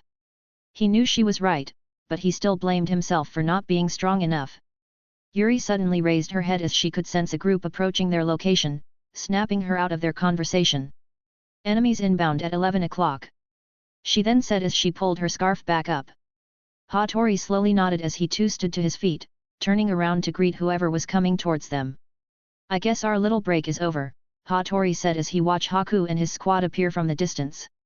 It's time to get serious. Hatori then said as he clenched his fist. Haku could also see both Hatori and Yuri in the distance, seeing the bandages around Hatori's body, but also seeing the look in his eyes. Looks like we have a fight on our hands, Haku said as he landed and stopped on the branch across from Hatori and Yuri. We meet again. Hatori. We meet again. Haku. Each of them said at the same time as their eyes locked, creating a furious aura around them. Chapter 99, Chapter 99, Haku vs Hatori. Both boys stared each other down, having already faced off against one another before, giving them some idea of what to expect was to come. Haku couldn't help but notice that Yuri was with him, knowing for a fact that she was placed with Kimimaro for this exam. They don't have a flag, Sino said softly as she remembered how strong Hatori was from his match, and fighting the other squad. I can see that. Also looks like Yuri has left her squad to help you. Haku said, looking at the bandages wrapped around Hatori's body. I take it you had a run-in with Kimimaro. Haku then said, knowing they must have finally clashed. Hatori smiled. Perspective as always I see. Haku nodded. Yes, well since you don't have a flag there is no need for a fight. He said, not wanting to battle if he didn't have to. No. Hatori said, knowing that with a 3 vs 2 in his condition, things would not be easy. It would seem that be best. Hatori then said, looking down as he ran his hand through his hair. But when else will we ever be given a chance to battle and see which of us is stronger? Haku had a feeling something like this was coming, knowing he wouldn't be able to simply walk away once he had come face to face with Hatori a second time. I would prefer not to have to fight you in this condition, Haku said, trying to be kind. However, his eyes opened wide as Hatori suddenly disappeared. Only the slight feeling of the wind changing was enough for Haku to have any warning that an attack was incoming. Haku quickly dropped to the ground, hitting his hands and knees on the deck as Hatori appeared above him, throwing a kick where his head had been. How did he move so fast? Haku thought as he rolled back, avoiding a stomp from Hatori, only being able to pull himself to his feet at the last second to counter a kunai that was aimed for his face. This time I won't hold back against you. Hatori shouted, clearly in the mood to fight. Both Sino and Tomo had been too slow to even see what had happened at first, only Haku had been able to react to Hatori's speed. Haku, look out! Sino shouted as she rushed to help him, however, her path was blocked by a barrage of senbon needles that hit around her feet. You! She said as she looked up to Yuri, who was standing across from her on another branch. Stay out of this fight, otherwise, you will have to fight me. She said as she readied another first full of senbon. Tomo knew that Yuri was strong, knowing that Sino didn't stand a chance against her and not sure if he did either. Haku and Hatori both struggled in their clash as their weapons ground against one another, until Haku pushed Hatori back, noticing his increased strength from the last time they exchanged blows. Looks like he really isn't holding back this time. Haku thought as he watched Hatori closely. Both of you go, try to capture another flag without me. Haku then said to his teammates. Sino looked over at him, shocked he was willing to sacrifice himself so they could get away. I'll be alright, just go. He said as he took a defensive stance against Hatori. Smart move. Hatori countered. Knowing it was the right choice. I'm only bothered about fighting two people in this exam. Kimimaro and you. Hatori said as he slowly raised his hand. Once I defeat you, I'll go and return the favor to him. Haku smiled, having seen how his last battle with his brother had gone. I'm afraid you won't have the chance, Haku said as he interlocked his fingers, forming a hand sign to create an ice mirror. Haku was about to step back into the mirror, getting ready to use his crystal ice mirrors as he planned to bring the fight to an end. I don't think so. Hatori said as he vanished, moving so fast that once again Haku lost track of him. Haku could only watch in horror as his ice mirror smashed to pieces, shattering behind him as Hatori flew through it with his arm extended like a spear. Haku was forced to protect himself from the debris of ice that shattered around him, watching as Hatori stood up with his arm held in front of his face. How did he? His arm. Haku said in surprise, noticing the strange color of it. Hatori lowered his arm as he let it return to normal, smiling before he spoke. Your ice is no longer strong enough to stop me. He said as he took a crouching position, readying his arms behind him. Haku couldn't believe it. Hatori had smashed through his ice style as if it were glass, making light work of it. We will see. Haku then said as he grew serious. Ice style, 1000 needles of death. Haku shouted as he made the hand signs, triggering the ice all around them as it suddenly turned into spikes and flew towards Hatori with no remorse. However, Hatori vanished again as he completely disappeared from sight, causing the ice to smash into itself with no target. Haku felt the wind change by his face again as he quickly dodged a punch from Hatori. Hatori was surprised at Haku's own speed as he dodged his attack, watching as he moved with skill with a counter-attack in the same motion. Haku quickly used his left hand to throw an uppercut from under Hatori's right arm that he had slipped past. Hatori stopped the uppercut with his other hand but quickly realized it was a feint, watching as Haku's right arm came from over the top with a senbon needle in it, aimed for the pressure point in his neck. Hatori concentrated, letting his chakra flow to his neck as he willed his Kekii Genkai to take effect. Haku's eyes opened wide in surprise as his senbon needle bounced off of Hatori's neck, creating sparks as if he had hit a sheet of metal. That won't work on me anymore, Hatori said as he watched Haku jump back in retreat so he could compose himself. What is that ability? Haku asked himself as he watched Hatori from a distance. Not only can he move at incredible speeds, but now he can turn his skin into some kind of metal. Haku thought as he twirled the senbon needle around in his hand. Does he possess 2 Kekii Genkai? Impressive, isn't it? Hatori said as the skin on his neck returned to normal. I unlocked this dormant ability after fighting with Kimimaro. It's a secret jutsu that allows me to turn my body into organic metal as hard as diamond. Hatori explained. But I'm done babbling. He then said. Hatori was done letting Haku think, after all, he knew how dangerous he was if given time to plan. "It's time to finish this fight," Hatori said as he placed his hands together forming the horse and then tiger hand seals. Haku quickly threw a handful of senbon needles at him, trying to stop him from finishing his hand signs. However, Hatori turned his entire body to steel, letting the needles bounce off of him. "Fire style, fireball jutsu!" he shouted as he unleashed the jutsu. Haku watched as the fireball came toward him, quickly placing his own hands together so he could counter the attack. However, Haku was struck from behind as Hatori appeared before him in the blink of an eye, kicking him towards the fireball. "It's over for you!" Hatori shouted as he landed, watching as Haku was about to collide with his fire-style jutsu. "Nowhere to go!" Hatori shouted. Haku was feeling the pressure from Hatori, being taken completely off guard by his abilities. But he wasn't out just yet. Quickly placing his hands together he created another ice mirror behind him, absorbing the fire-style jutsu into it before another mirror from behind Hatori unleashed it back upon him. Hatori was quick to move out of the way, using his swift style to quickly avoid his own attack. "Is that really all you have got?" Hatori then asked as he turned around to see where Haku had gone to. However, Haku had taken full advantage of the opportunity and slipped inside of the ice mirror, activating his ice mirror trap that now formed around Hatori. "I see now. You already planned this far ahead," Hatori said with a nervous smile. "But I thought I already showed you that your ice is no match for me anymore." Hatori then shouted as he used his steel style to cover his body before he charged toward one of the ice mirrors ready to smash it to pieces. "That won't work this time," Haku's voice said, echoing throughout the dome that had sealed around Hatori, leaving no gaps for escape. Hatori was shocked when he made contact with the ice. In his head he had already pictured smashing through it, however, the reality of what happened was enough to confuse him. Hatori simply passed through the mirror and out of another, landing back in the same spot as when he had started his attack. "What the hell?" Hatori said as he looked all around him, seeing Haku's reflection appear in each mirror. "This is my Kekii Genkai. My Crystal Ice Mirror Infinite Dungeon," Haku said, slowly raising his hand to show 3 senbon needles between his knuckles. "There is no escape from this jutsu," Haku then said as he threw the needles. Hatori tried to watch which mirror the needles came from, but was forced to cover his entire body in his steel style to deflect the large number of needles that seemed to come from every direction. Hatori looked up as the needles bounced off of his skin, having no effect on him. "Even if you think you have trapped me in here, you can't hurt me anyway," he shouted as he continued to watch, always looking for some kind of weakness. After all, every jutsu had one.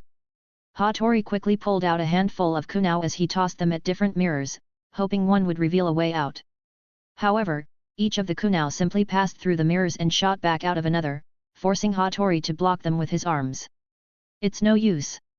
As I said, there is no way out of this jutsu," Haku said, reinforcing his words again as he held one of Hatori's kunao in his hand for him to see.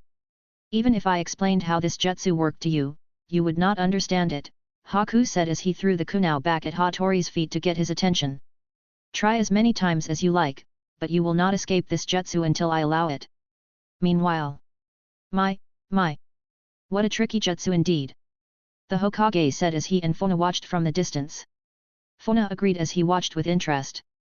Not only had he seen Hatori's hidden abilities come to life during this exam, but he got to watch his students perform at their best, both of them being pushed further and helping them to grow. Still, for him to resort to that jutsu I taught him, he must really have acknowledged Hatori as a worthy opponent. Fuyona thought as he continued to watch. Hatori currently held his ground as he waited for Haku to make a move.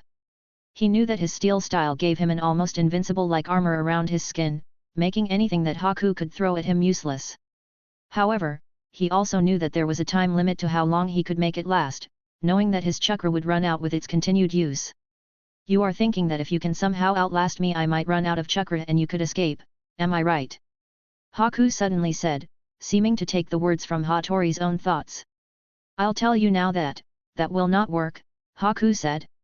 "Don't tell me what I can and can't do," Hatori suddenly shouted as he took off at amazing speed, turning his body to steel as he tried to attack each and every mirror as fast as he could.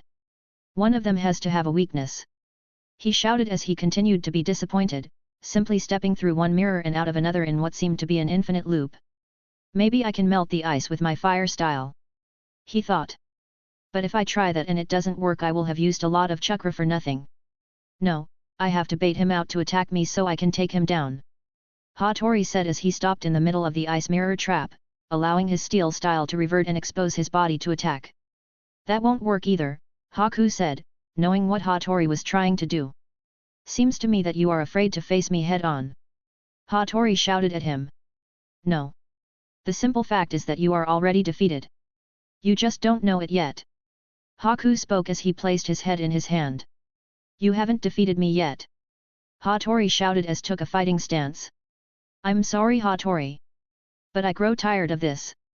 Haku said as he looked up, slowly placing his hands together as he formed a unique hand sign belonging to the Yuki clan. Try whatever you like, my body is invincible. Hatori shouted as he activated his steel style, getting ready for whatever Haku was about to unleash upon him. Is he really going to use that jutsu? Funa thought as he watched next to the Hokage. Hiruzen couldn't help notice Funa's body tense at what Haku was about to do. Is everything alright, Lord Mizukage? He asked. No. I'm afraid not, Lord Hokage, I'm going to have to step in and stop him. He said with a sigh. Hiruzen was confused seeing as they were so far away. However, Funa simply stepped into his own ice mirror and nodded to his fellow Kage. See you in a moment. Hatori waited and waited, starting to feel strange as nothing happened. What is he doing? Is he going to attack or what? He thought as he watched as many mirrors as he could. However, no sign of any large-scale attack came, causing Hatori to question Haku's ability a little. He's just trying to scare me. He knows he can't get through my defense with his ice attacks. He thought as a small smile appeared on his face. Hatori's smile soon faded though as a cold chill suddenly ran up his legs. What the hell is this? He said as an intense cold suddenly surrounded him, causing his body to start shaking and his teeth to chatter. Hatori slowly looked down at his feet seeing that they had been frozen to the ground, with a layer of ice that was starting to creep up the rest of his legs. No way. When did he? He said as he tried to pull his feet free of the ice. No, they won't come free. He shouted as he raised his fist, hoping that he could smash the ice away from his body. But it was no use, every time he tried to break the ice it just seemed to form even faster as it continued to grow up his body, reaching his knees now. It's so cold. I can't feel my legs anymore. Hatori said as he looked up at Haku's reflection. You could have done this the whole time. He asked, already knowing the answer as he looked at Haku in horror. Hatori could feel the ice reach the top of his legs, feeling it continue to creep up his body as it was about to reach his waist. I can't lose like this. Hatori said softly as he could feel his body going into shock from the intense cold and hypothermia setting in hard on him. This is the end, Haku said softly as he slowly stepped out of one of the mirrors and walked over to Hatori. Haku reached his hand towards Hatori's head, opening the palm of his hand as he was about to finish him. However, at the last second, as Haku was about to deliver the final blow to Hatori, his hand stopped, seeming to be blocked by something. That's enough, Haku. A familiar voice said as Hatori tried to retain his focus. Haku saw the hand around his wrist and turned to look, already knowing who it belonged to. Father? Haku asked. Surprised that he would stop him from finishing the fight. Haku. That technique is not something to be used on another member of our village. Fuyona said as he watched the boy carefully. Haku nodded and relaxed his arm in an instant. I'm sorry, father, I just got carried away, Haku said as he backed down without a fight. Funa let go of his hand before he turned to Hatori so he could assess the damage, happy with Haku's response. It's bad but he will survive. He said as he placed his hand onto the ice and started to reverse the effects of Haku's jutsu. Haku watched from the sidelines as he released his own jutsu, letting the ice mirrors melt and fade away. Hatori! Yuri yelled as she could finally see what was going on, surprised to see that the Mizukage was with him. What happened? She yelled as she saw the state that Hatori was in, knowing that he had been hurt badly. It's all right now, Yuri, Fuyona said as he finished melting the ice safely around Hatori's body, letting him drop down into Yuri's arms as she caught him. Suddenly Fugaku Uchiha appeared, watching Funa carefully before he spoke. I'm afraid that Haku Yuki is disqualified from the exam due to you stepping in, Lord Mizukage. He said. Funa sighed before he turned around to Fugaku. Yes, I understand. he said as he then turned to Haku. I'm sorry Haku, but the rules are the rules. Will you forgive me for getting you disqualified? He asked. Haku simply smiled. Of course father. He said, not seeming to care all too much. Alright, I guess we had better get out of the way so the exam can continue. He then said. Fugaku had been watching the fight the entire time, and was impressed that Fuyona had been able to cover so much distance in so short a time. Clearly knowing he would have to be careful if they ever fought. Both the Hokage and Danzo watched from the distance, seeing just how fast Fuyona had moved in order to stop Haku from finishing Hatori. It's as if I am watching Minato at work once again. The Hokage said with a small chuckle. Danzo on the other hand was not as impressed. He is a threat Hiruzen. One we cannot afford to play around with. Danzo said. Yes. It seems the younger generation has come to surpass us now. He said as he took a poof on his pipe. But the leaf and the mist will remain allies to help our nations grow and prosper. Danzo remained silent for a moment before he spoke. The other nations will not take kindly to this alliance Hiruzen. It could start another war. He said speaking sense. Hiruzen remained silent this time, having already taken this into account. Of course, the alliance between the leaf and the mist would create a power vacuum, forcing the other nations to raise their hand if they didn't want to lose power. However, Hiruzen hoped that they would see sense and avoid a war. Only time will tell Danzo, but I believe that our alliance is something that will help our village to grow. So in the meantime, we will do nothing. He said. Danzo nodded before he turned around to take his leave, having said and seen all he had come to. As you wish. He said before he spoke again. For now. He muttered too quietly to hear for him to hear. Chapter 100, Chapter 100. Come on Haku, let's get out of the way, Fuyona said before he flashed a smile at Fugaku. We will also take Hatori to the medics. He said as he turned his gaze to Yuri, who was still sitting beside him. I'm coming with him. She said, not willing to take no for an answer. Fuyona agreed and formed an ice mirror for the four of them to enter, not bothered if she wanted to stay by his side or not. Alright, let's go. He said as he picked Hatori up and carried him into the ice mirror, with both Yuri and Haku following. Fugaku watched as they all entered the jutsu before it melted, turning into a simple puddle of water on the soft ground. He tried not to think on it for too long before he turned his attention back towards the exam, trying to gauge all of the remaining finalists who were left. Now only Kimimaro and Ice-2 remained on their squad. Only Boten remained from Hatori's squad with Tomo and Sino being left of Haku's squad. Rokuro had done his best but had run into both Horime and Muse, deciding that surrender was his best bet. Chika, Muse and Horime were now the only full squad left, having been able to stay out of most of the fighting and capture both flags from Haku's squad as they made their way back to their base. Looks like that kid didn't want the smoke, Muse said through his rebreather, referring to Rokuro. I can't blame him, after all, 2-on-1 is unfair and with no teammates left to help he was just a sitting duck out here, Horime said as she and Muse both dashed across the open meadow towards their base. Yeah, if it were up to me I would have killed him anyway. Muse said under his breath. Horime heard what he said, but pretended she didn't and paid no notice to him. Soon both of them made it to the cliffside and jumped down as Chika came into view. Looks like she lost our flag, Muse said as he noticed it was gone. Chika could see both of her squad mates returning, each carrying a flag on their back. Oh wow, you got 2 flags? She asked, seeming impressed. Yeah, they never even saw us coming, Horime said with a smug grin on her face. Both of them took the flags from their backs and placed them down on the ground. Now that they were in the base they had to stay there until an enemy moved them, as were the rules of the exam. What happened to our flag? Muse asked, knowing that with Chika's abilities she should have been able to fight off most attackers. Don't worry. I'm going to get it back. She said as she downed the rest of her water bottle, giving a loud sigh before she darted off at good speed. Muse watched as she ran off, getting a good feel for where she was going. I'd better go with her. He said, not looking at Horime. Hold on a moment. Am I supposed to just stay here by myself? Horime shouted, clearly not happy about it. Just hold down the fort, as long as we can hold onto both flags we can't lose. He said before he ran after Chika, leaving Horime alone. Muse did his best to keep up with Chika, who seemed to be running as if she was on a warpath. Slow down. Muse shouted. But Chika didn't listen. Hurry up! I'm going to get my revenge on those two for making a fool of me! She shouted as she dashed up the cliffside, moving with skill. Muse wasn't sure what had happened, but he could piece together that she had been defeated and the flag stolen. And know she was going to get revenge on whoever had done it. I'm glad I'm not on her bad side, he said as he jumped to the top of the cliff and entered the forest that followed, unknowingly heading towards Kimimaro's base.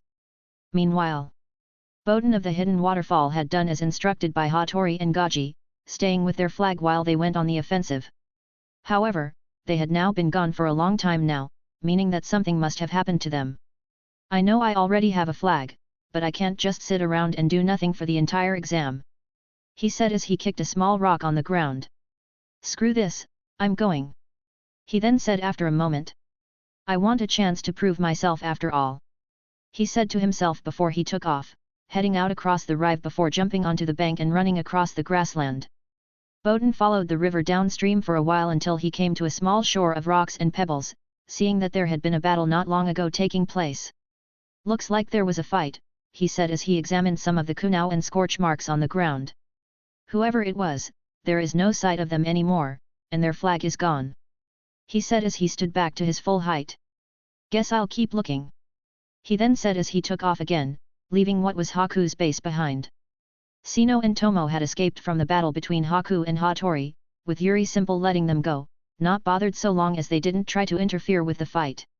Sino was still a little worried about Haku, not being able to help feel some emotion towards him as he gave them a chance to escape. Sino looked over at Tomo a little nervously. After all, they may have been on the same team for this exam, but they were still from different villages.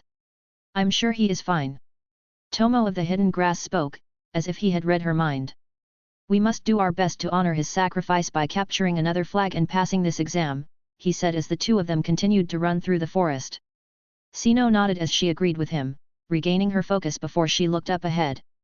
However, her eyes opened wide as she turned around, getting a sense of an extremely powerful chakra coming from where Haku was.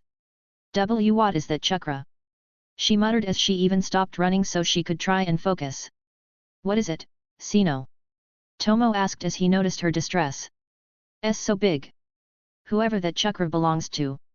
There is so much of it, she said as her knees started to shake. Tomo couldn't feel anything, but he could tell by Sino's distress that whatever it wasn't good. Wait. It's gone, she then said, confused as to what had just happened. Tomo was also confused but decided they should press on, knowing that no good would come of waiting around. All right, Sino said as she turned her attention back to their mission, running further into the forest with Tomo. Currently, both Kimimaro and Izuto waited back at their base having seen no sign of Yuri coming back from her patrol. What the hell is she playing at, going off like that? Izuto shouted as he paced up and down. Kimimaro simply sat with his legs crossed as he waited. I don't think she is coming back, he said, looking to Izuto. Izuto turned around to look at Kimimaro, and then back to the two flags they had captured. She didn't even help capture the flags, and now she runs away from us, he said, getting even more pissed off. Well, whatever, we don't need her. With mine and your strength, there is no one who can beat us, Izuto said as he flicked his hair from his face before giving Kimimaro a thumbs up. Kimimaro smiled before he stood to his feet. There is not long left now. If we can defend our flags, then we will stand a good chance of passing the exam, he said. Izuto agreed with him, knowing that having two flags was a good advantage, even if he did want to capture more. Suddenly Kimimaro looked up, being able to sense that someone was approaching. Get ready, Izuto, someone is coming, he said, giving his teammate a warning. I found you, a voice shouted from the distance before its owner pounced down from the trees, shooting a barrage of water bullets from the tip of her fingers. Look out! Kimimaro shouted as he quickly dashed out of the way and behind cover. Izuto did the same as he quickly ran and vaulted over a tree stump on the ground, taking cover behind it. What the hell, it's this crazy bitch again, Izuto said as he got a quick look at Chika, before he was forced to take cover again as a water bullet almost took his head off. I've come to settle the score for what you did to me, boys, she shouted as she ceased fire for the moment. Oh, and I'll be taking those flags with me too, she then said as she raised her hand up like a gun. Kimimaro did his best to judge the situation, knowing that they held the advantage here thanks to the cover that the forest provided. Still, Chika relied on water and staying hydrated, and with the large trees providing plenty of shade from the harsh sun, combined with the surrounding water, she would prove to be quite a nuisance. Things won't play out like the last time, she said as she took aim, pointing her finger towards Kimimaro who was taking cover behind a tree. Bang! She said as she fired a concentrated water bullet, watching as it ripped through the thick wood before hitting Kimimaro in the side of the head. Gotcha! Kimimaro's body hit the floor with a thump, causing Chika to form a smug grin on her face. However, her smile soon faded as his body burst into smoke, being replaced by a log. A substitution! She shouted as she turned around trying to find where he had gone to. It's no use Kimimaro, you can't hide from me forever, she said, knowing that his fighting style would be pretty much useless against her Hojiki abilities. Aizu also watched as Kimimaro was replaced by a substitution jutsu, smiling a little as he turned to keep an eye on Chika. Suddenly Chika noticed a storm of projectile bone bullets rain down from the top of the trees. They seemed to come from many different directions and she had little choice other than to let them hit her, feeling them pass through her liquid body harmlessly. Is that really the best you can do? She said, laughing as his attack had no effect. Kimimaro knew that her abilities would make this another challenging fight, and this time she wouldn't fall for the paper bomb trick. I can't just sit back and watch, Aizu said as he started to form hand signs before he jumped over the stump he was taking cover behind. Fire style, fireball jutsu, he said as he unleashed a large blast of fire toward Chika who was currently focused on Kimimaro's distraction. Chika turned around at the sight of the fireball coming towards her and quickly formed her own hand signs as she erected a water wall for protection. Both the fire and water clashed, forming an intense burst of hot steam that covered the area, taking Chika from both of their sights. Hidden mist jutsu, she said as she used the steam to her advantage, creating a cover of thick mist that she would use as cover to attack from. Aizu watched as the mist came towards him, growing thicker and thicker as it distorted his vision. What the hell is this? He asked, never having seen the technique before. All shinobi in the hidden mist were taught the technique in the academy, being forced to learn the technique that their homeland was named after. After all, being able to use and fight in the mist was very important for them coming from a place called the village hidden in the mist.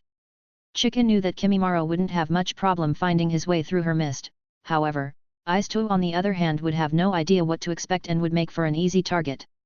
Kimimaro watched from the tree line, knowing that Aizu would be a sitting duck in the mist jutsu. I can't sit back anymore, he said as he took a crouching position, trying to think of a way to defeat Chika's Hojiki water style. Aizu couldn't see a thing now as the mist grew so thick that he even started to lose his sense of direction. Shit! He said, pulling a kunai from his weapons pouch as he got ready to defend himself. I can't see a thing, he said, taking a small step back as he looked for the stump he knew should be behind him somewhere. If I can get my bearings, I might be able to launch a counterattack, he thought. Going somewhere? Chika's voice suddenly whispered in his ear, causing his eyes to open wide in surprise. Arg! Aizu shouted as he turned around, swinging his kunai in an attempt to hit her with it. However, his attack burst through Chika's body as it turned to water on impact, causing him to be sucked into her body. Water style, water prison jutsu, she said as she used her body to encase him in a large sphere of water. Oh no! Aizu shouted as he felt the water surround him, pouring in all at once forcing him to take one last deep breath of fresh air before the water filled up the sphere. Chika simply stepped out of the water as only her hand remained connected to the jutsu so she could control it. I got you, she said with a wicked smile. Aizu tried his best to break free from the water prison, however, it was too tough to break, and he only resulted in wasting energy from his movements. It's no use. This water prison is stronger than steel, Chika said as she brushed her wet hair from across her face. I told you that our fight was not over, she then said, showing him her sharp teeth through a grin. I'd give you another 2 minutes at best. After that, you will drown, she said, not seeming to care at all. Aizu couldn't believe that he had been trapped in this jutsu. Darn it! If only I was stronger, he thought as he looked around again, hoping he would see a way to break free. It's no use. Only a lightning-style attack would be enough to break free from this jutsu. And even then I would fry myself if I used it from in here. It's over, Chika said, knowing that his air was about to run out, relishing in the moment that he would succumb to her jutsu. Suddenly a barrage of kunai hit the ground in a perfect circle all around Chika, catching her attention. What in the... she thought as she turned her head to look. Her eyes went wide as she noticed that they were not ordinary kunao. No, these kunao all had paper bombs wrapped around them, meaning she was about to take a powerful blast from ground zero, with enough explosive power to even damage her liquid body if she didn't move out of the way. Darn it! She shouted as she quickly pulled her hand out of the water prison, being forced to break the jutsu as she jumped into the air at the last second so she didn't get caught in the explosion.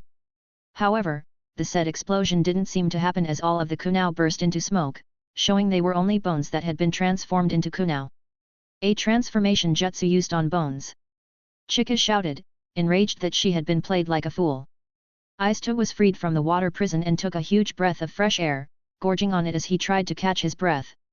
Suddenly Kimimaro appeared next to him, helping him to his feet before jumping off and making a tactical retreat while Chika watched from above. "Damn that Kimimaro!" she said as she lifted her thumb to chew on her nail. Using the time to think before she chased after them. "That was a smart move, man," Aisto said as he and Kimimaro took cover behind another tree trunk. "Thanks. I knew that she would be on guard from taking any more damage from explosive tags, I simply used that to our advantage," he said as he looked from behind the tree, making sure the coast was clear. "Besides, none of my attacks would have been effective enough to free you from the water prison jutsu. We need to find a way to counter her water style. Any chance you know how to use the lightning style?" Kimimaro then asked. "No. If I could, I would have used it by now," Aisto said as he checked his weapons pouch. "I'm also running low on explosive tags," he then said. Kimimaro nodded. "I'm already out," he said as he once again took a crouching position as he leaned back against the tree. "The only way I can think to damage her is to expose her body to a large amount of heat," Kimimaro said. Aisto looked at him forming a large smile as he did. "Well, you're talking to the right guy," he said as he pointed to himself with his thumb. "If you can distract her for long enough, I can blast her with a powerful fire jutsu," Aisto said watching as Kimimaro stood up. "All right. Let's do it," Kimimaro said as he turned around to take another look if Chika had come to attack them yet. "Looks like she is still waiting for us, she knows we won't leave the flags behind," Kimimaro said. Aisto scoffed. "Not in her dreams." "All right then, let's take the attack to her," Kimimaro said as he was about to dash off. "Watch out!" Aisto suddenly shouted as Muse of the Hidden Rain appeared from point-blank range, having been able to sneak up on them both using his camouflage jutsu. "I'll finish you before you get the chance," Muse shouted as his kunao slid through the air towards Kimimaro's throat. However, bones sprung from Kimimaro's chest and shoulders, defending him from Muse's sneak attack.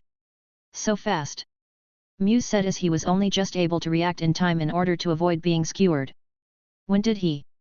Aisto also said as he tried to attack Muse, quickly darting towards him with his fist raised.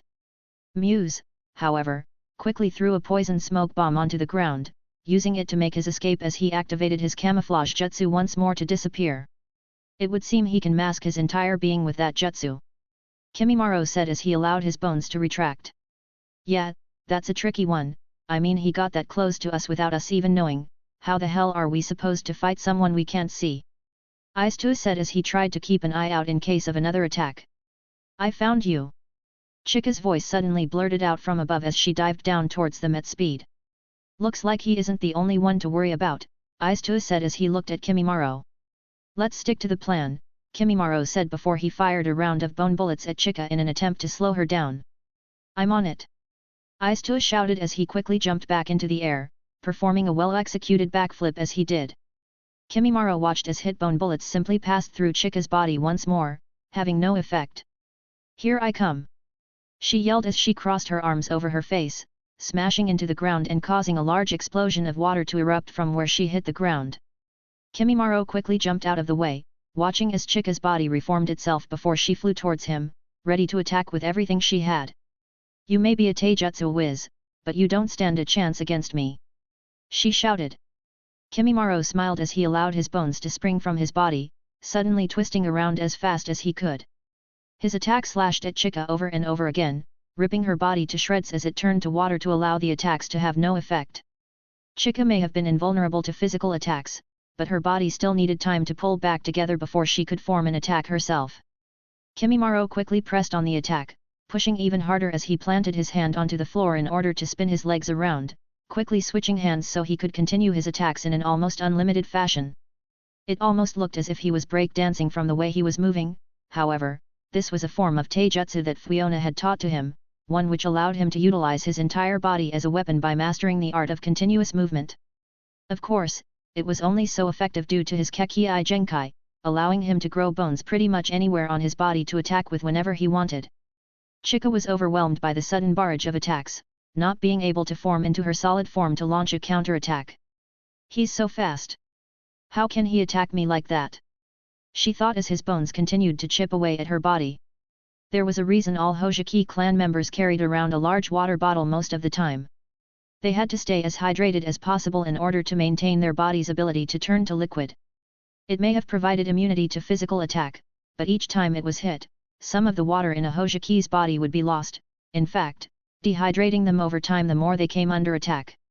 Usually, this was so little that they never had to worry about it, always being able to counter or finish the fight due to their opponent not being able to react fast enough. Kimimaro, however, was the exception to that. Never before had she seen a taijutsu form like it, being pressed on the defensive and even being forced to retreat away so she could counter his attacks. This guy really is a monster. She thought as his body acted as the perfect weapon. No. If he keeps this up I won't be able to liquefy anymore. She thought to herself as she pulled back, doing her best to avoid his never-ending attacks. Muse was forced to watch from the shadows, using his camouflage jutsu to try and wait for the perfect chance to strike. That kid really is a monster. With a body like that, I won't even be able to get close. He thought as he looked around, seeing Ice-to hiding above the tree line. You, however. I will be more than enough to take out. Meanwhile, Bowden had continued across the landscape, having come across traps and more battle sites. So far he had failed to find anyone from another squad, never mind another flag that he might be able to capture. Still, he did his best to not let it dampen his spirit, continuing to plod on as he searched for the objective of the exam. Soon enough Bowden came across a large meadow leading to what looked like a large cliff when he finally spotted what he was looking for. Alright, I finally found an enemy base and they have not one but two flags. He said to himself as he kept a lower position, doing his best to remain hidden. Bowden slowly made his way closer and closer to the enemy base, making sure to keep an eye out for traps, until he got close enough to see Horame. Horame was currently pacing around with her arms folded over her chest, muttering something about being left behind to guard the flags. Something that Bowden knew about all too well. So she's here by herself. Bowden thought as he assessed the situation, knowing that if he could take her by surprise then he would be able to steal both flags, as long as her squad mates didn't return. Bowden slowly pulled out a kunai from his weapons pouch, tying a line of wire around it with his free hand. Alright, here goes nothing. He said as he took his position, getting ready to make his move.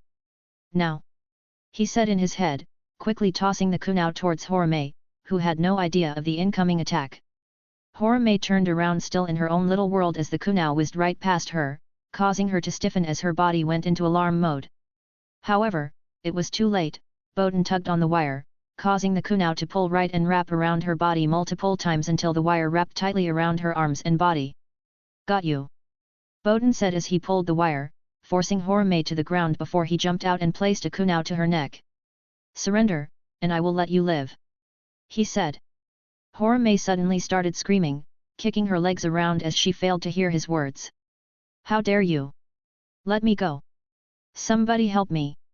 She cried, paying no attention to Bowden's threats whatsoever. Hey! I said be quiet. Bowden shouted as this time he placed the kunai against her neck so she could feel the blade press against her skin. This shut her up, getting the reaction that Bowden was looking for. That's better. Now, no hard feelings, but I will be taking your flags. He then said as he pulled out more wire to wrap around her legs, making sure she would be bound tightly, along with gagging her so she couldn't scream. Alright, time to steal these flags. Meanwhile, Ice-to watched as Kimimaro danced around with amazing speed and skill, not even letting Chika take a breath as he cut and slashed at her with a never-ending flurry of blows. Wow! I didn't know he could fight like that. He thought, continuing to watch as he waited for his chance. Just a little more and she won't be able to avoid my attack, just gotta wait for the right moment. Aisto suddenly felt a strange tingle down his spine telling him to duck. Not a second later a cold blade passed over his head, cutting a strand of his hair as he did, signaling that he would have been done for if not for the strange tingle. You! Aisto said as Muse's camouflage faded. How did you dodge that attack? Muse shouted in surprise, quickly reaching into his weapons pouch for a poison smoke bomb. Not so fast. Aisto said as he threw a handful of shuriken, causing Muse to deflect the oncoming projectiles. Too easy. He said through his respirator, quickly reaching his hand for the poison smoke bomb again. Your tricks won't work on me again, Aisto said as he pulled both of his arms towards him, revealing the hidden thread that he had attached to the shuriken. What the? Muse shouted in protest as the wire wrapped around his arms and legs tightly, binding him in place as he stood helplessly. It's over for you, Aisto said as he placed his hands together, forming a tiger hand seal. Muse remained quiet, before bursting out laughing. No kid. It's over for you. He said as he suddenly burst into smoke, switching out with a substitution. Aisto felt the tingle in his spine again, however, he was too slow to move out of the way of the strike that came from Muse, feeling the cold steel cut down his face and draw blood. Arg! Aisto shouted as he stepped back, clutching his face with his hands as blood poured out from the wound. Muse wasn't done there though and quickly stepped in, shuffling sideways as he smashed a stepping side kick into Aisto's chest, sending him flying back from the force of it where he slammed against the tree trunk behind him. And here I thought you were supposed to be one of the mighty Uchiha. I guess talk is cheap when you are faced with a real shinobi. Muse said, mocking Aisto as he watched him whimper. Aisto could feel the pain flow through his body, especially in his chest where Muse had landed that powerful kick, feeling as if H had even broken something. Aisto slowly let go of his face, with his eyesight coming back to him slowly as he wiped the blood from it. The cut was deep, but luckily for him, Muse had missed his eye cutting all the way down his face. You! Aisto said as he slowly picked himself up. I could have lost my eyes. He said, feeling his knees shake from the effort he was placing his body under. Muse laughed, tossing a poison bomb up and down in his hand as he waited for Aisto to get up, wanting to toy with him as much as he could before he finished him. Yeah, kid. What you gonna do about it? Muse shouted as he tossed the poison smoke bomb towards him, watching as it bounced and slowly rolled over to his feet before it burst. I'm bored toying with you, just die already, he said as he turned his back on him, activating his camouflage jutsu and disappearing. Aisto watched as the poison smoke bomb rolled towards his feet before bursting. It's poison. He thought as he held his breath, knowing that one mouthful of it would be enough to take him out. Who the hell does this guy think he is? He thinks he can just cut my face and leave me here like this. He thinks he can cut my face. Aisto thought as the words in his head got louder. I don't think so. Aisto suddenly shouted as he looked up, showing that his eyes had changed from black to a deep red as his Sharingan awoke. Muse heard Aisto's battle cry and turned to see what he planned on doing, knowing that he wouldn't be able to see him with his camouflage activated. What the hell is this kid doing now? He thought, watching as he ran through the cloud of poison smoke, heading right towards him. Hang on a second, there is no way he could know I was here. Muse thought as Aisto continued to run directly towards him. No way. He then said as Aisto threw a handful of shuriken right at him, forcing Muse to jump out of the way. He can see me. I can see you. Aisto shouted as he looked directly at Muse with both of his eyes, showing his two Tomo Sharingan in each of them. Is that they? Muse started to say before Aisto appeared behind him, moving faster than he thought he could. When did he? Take this. Aisto shouted as he kicked Muse in the head, knocking him flying through the air and forcing him to lose his camouflage. Arg! Muse grunted as he hit the ground hard, sliding along it before he stopped in a heap. How is this possible? He said as he tried to pull himself up, looking up as Aisto who suddenly appeared behind him. You're gonna pay for marking this face. He shouted before kicking Muse in the face again, knocking him into the air. Muse grunted in pain as he flipped backwards twice before crashing into the ground. I won't lose to a kid like you. He suddenly shouted as he shot back up, enraged at what was going on all of a sudden. However, Aisto quickly appeared next to Muse again, punching him in the face with a hard right cross, knocking his rebreather from his mouth. Here, have another one. Aisto said as he stepped forwards and punched Muse again, this time with his left. Muse felt his head twist back, causing him to feel the whiplash from the neck movement. Arg! Muse roared as he turned around, trying to counterattack with his own punch. However, Aisto was quick to block it by deflecting it down before he ducked under another punch and then sidestepped a push kick attempt aimed at his chest. Aisto quickly kicked Muse's foot as he stepped to the side, sweeping it from under him as he took him off balance, getting ready to deliver another kick to the head. "Take this," he said as he took a large step, opening up his hips so he could twist his entire body into the roundhouse kick. Muse's face collided with Aisto's foot and shin, feeling his jaw and eye socket break from the impact before he was sent flying back as he rolled across the ground like a rag doll. Aisto whipped the blood from his face again as it continued to leak out, watching as Muse struggled to his hands and knees in an attempt to get back up. "TT, that's it. I'm going to finish this once and for all," Muse shouted as he picked himself up, having to twist his jaw back into pace before he placed his hands together.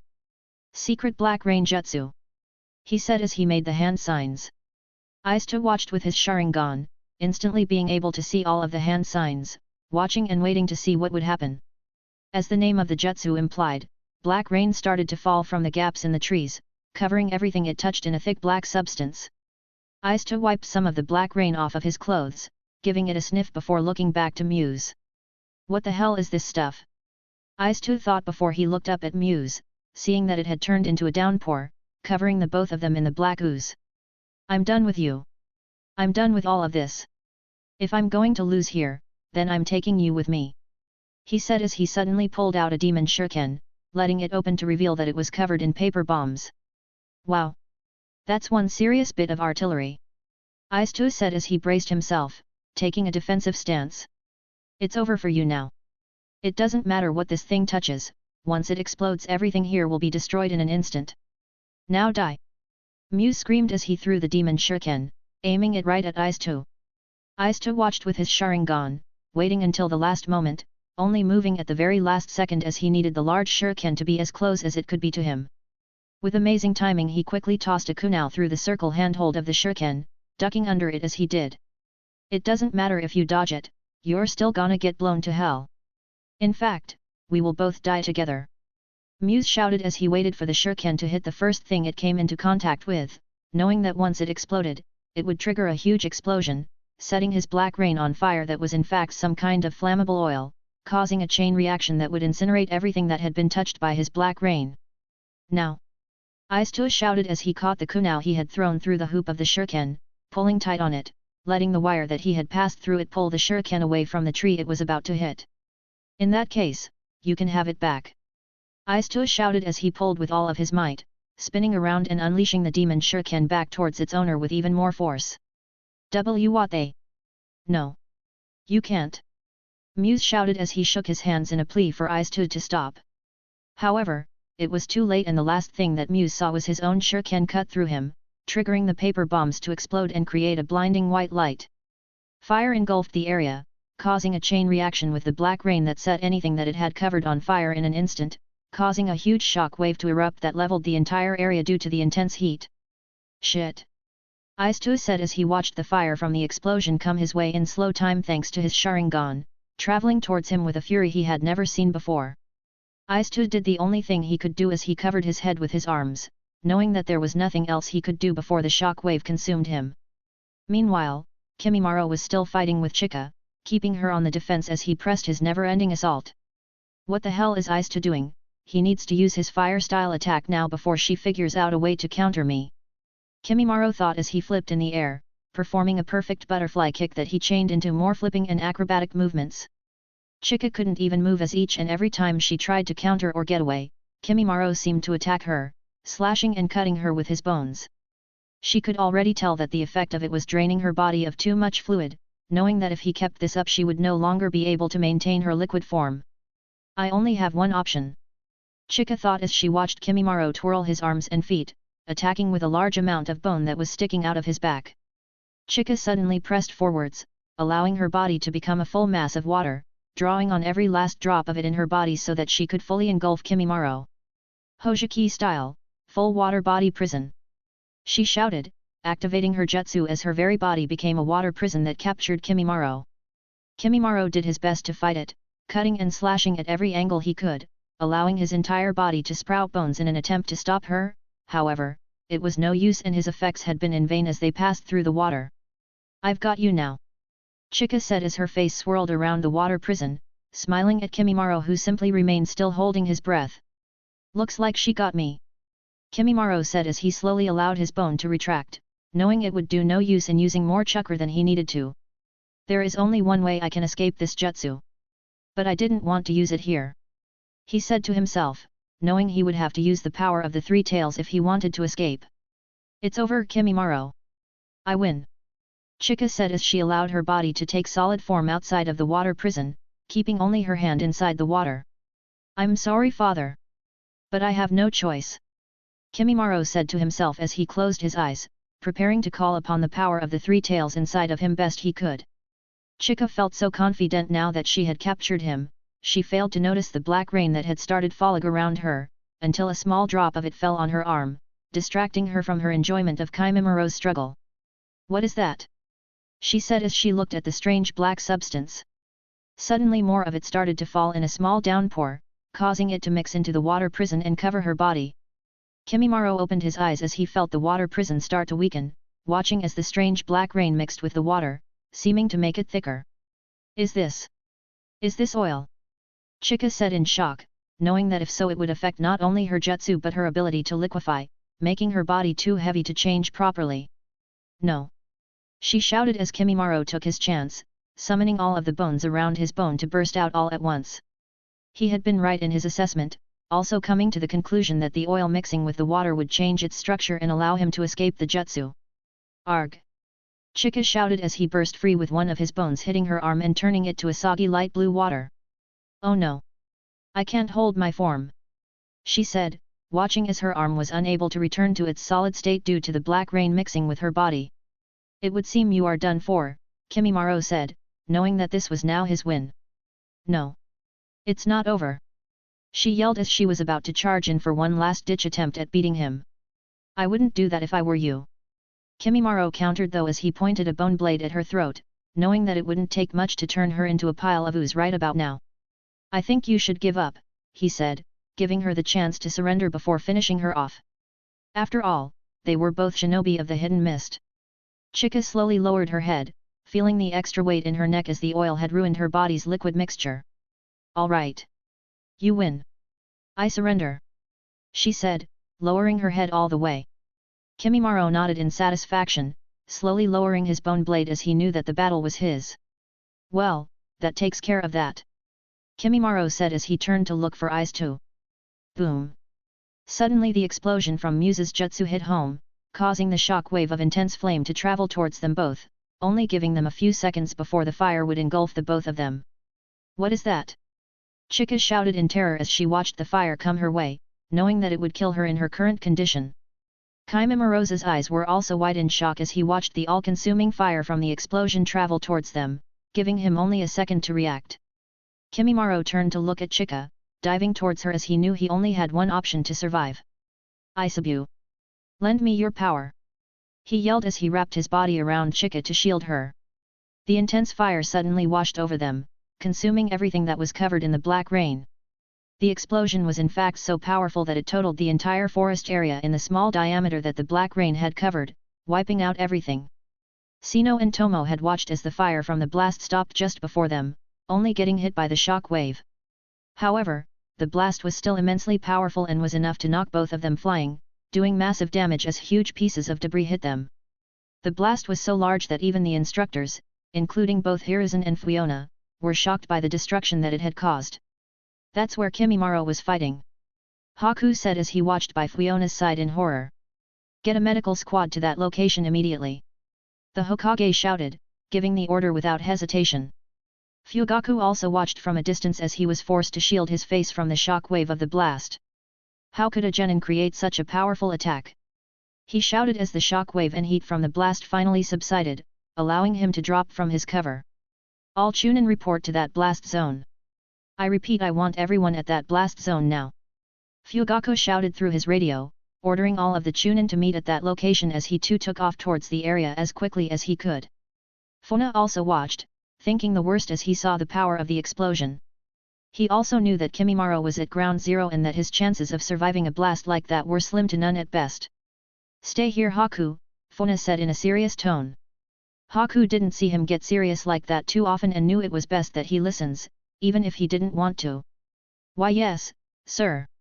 Lord Hokage, allow me. He said as he created an ice mirror for them both to travel through. Herzuan nodded before he followed Fuyona through his ice mirror, something that his Anbyo guard was not pleased about at all. Both Fuyona and the third Hokage stepped out onto the barren land that had once been a beautiful forest, seeing the devastation of the attack. To think that a genin was capable of such a jutsu.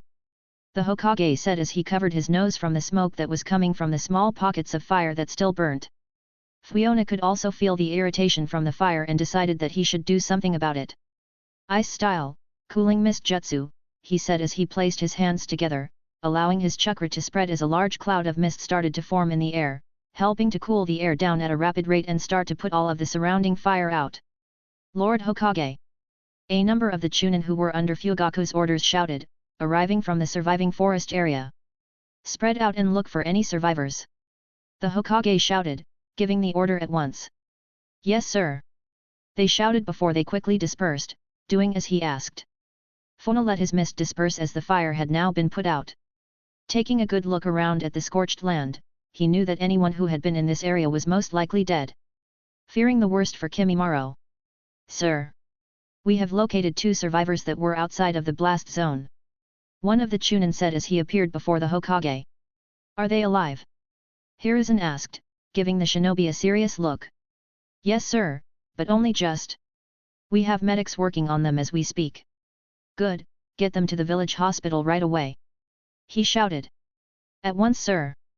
The Chunin said before he disappeared. Lord Hokage. Fugaku said, finally arriving on the scene. Ah, Fugaku. Any news? Herzuan asked. I'm afraid not. He responded before he looked at Fuyona. From what I could see, Muse of the Hidden Rain and Ice-2 of the Uchiha clan were both at ground zero of the blast. There is no trace of either of them. Fugaku said with a heavy heart at the loss of one of his own. Also, Kimimaro and Chika of the Mist were caught in the blast zone. There is no sign of them either. Fugaku then said, breaking the news to Fuyona. I see, Fuyona said after a moment, keeping his emotions in check. Hiruzen could tell that the loss of the boy weighed deeply on his heart, tilting his hat down over his eyes as he looked to the ground. Lord Hokage! A voice suddenly shouted from the distance, alerting both Fuyona and Fugaku as well. Sir, over here, we found one. One of the Chunin shouted as he dragged Ice-2 Uchiha from under some debris. Everyone quickly ran over to get a look, each of them more confused than the last. How is that possible? Hiruzen said as he got a good look at the boy. He doesn't have a scratch on him. The Hokage then said as he looked at each and every detail of the boy's body to make sure. Fugaku also looked closely at his fellow Uchiha, noticing that even the cut on his face had vanished. It's a miracle, my lord. The Chunin said as he rolled Ice-2 over to check his pulse. He's alive. He confirmed and removed his fingers from his neck. That shouldn't be possible. Fugaku then said as he crossed his arms. That blast should have melted the boy's very bones. He said with a frown. Possible or not, the boy is alive, Fugaku. The Hokage then said, noticing that Fugaku seemed to have something on his mind. Sir, we have another one.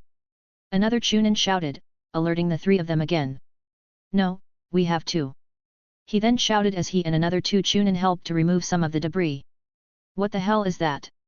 One of them asked, seeing that both of them had been encased in extremely hard material. Both Fugaku and Hiruzen looked just as confused as the Chunin, not being able to explain what it was. However, Fuyona knew as soon as he saw it. It's coral. He said as he walked over to get a better look. He really did it. He then muttered to himself as he placed his hand on it. Sir, I'm afraid we can't get through whatever this is. One of the Chunin then said as some of the others had tried to chip away at it with swords and kunai. Leave that to me. Fuyona then said as he let his chakra pour into the coral, freezing it over slowly and causing it to crumble, revealing both Kimimaro and Chika, who other than a few burn marks had made it out relatively unharmed. Please move aside, sir. 2 of the medics said as they squeezed past Fuyona so they could start tending to both of the genin's wounds. Fuyona did as they asked and moved out of the way, not being able to help the smile that formed on his face. He made it. Thanks for listening.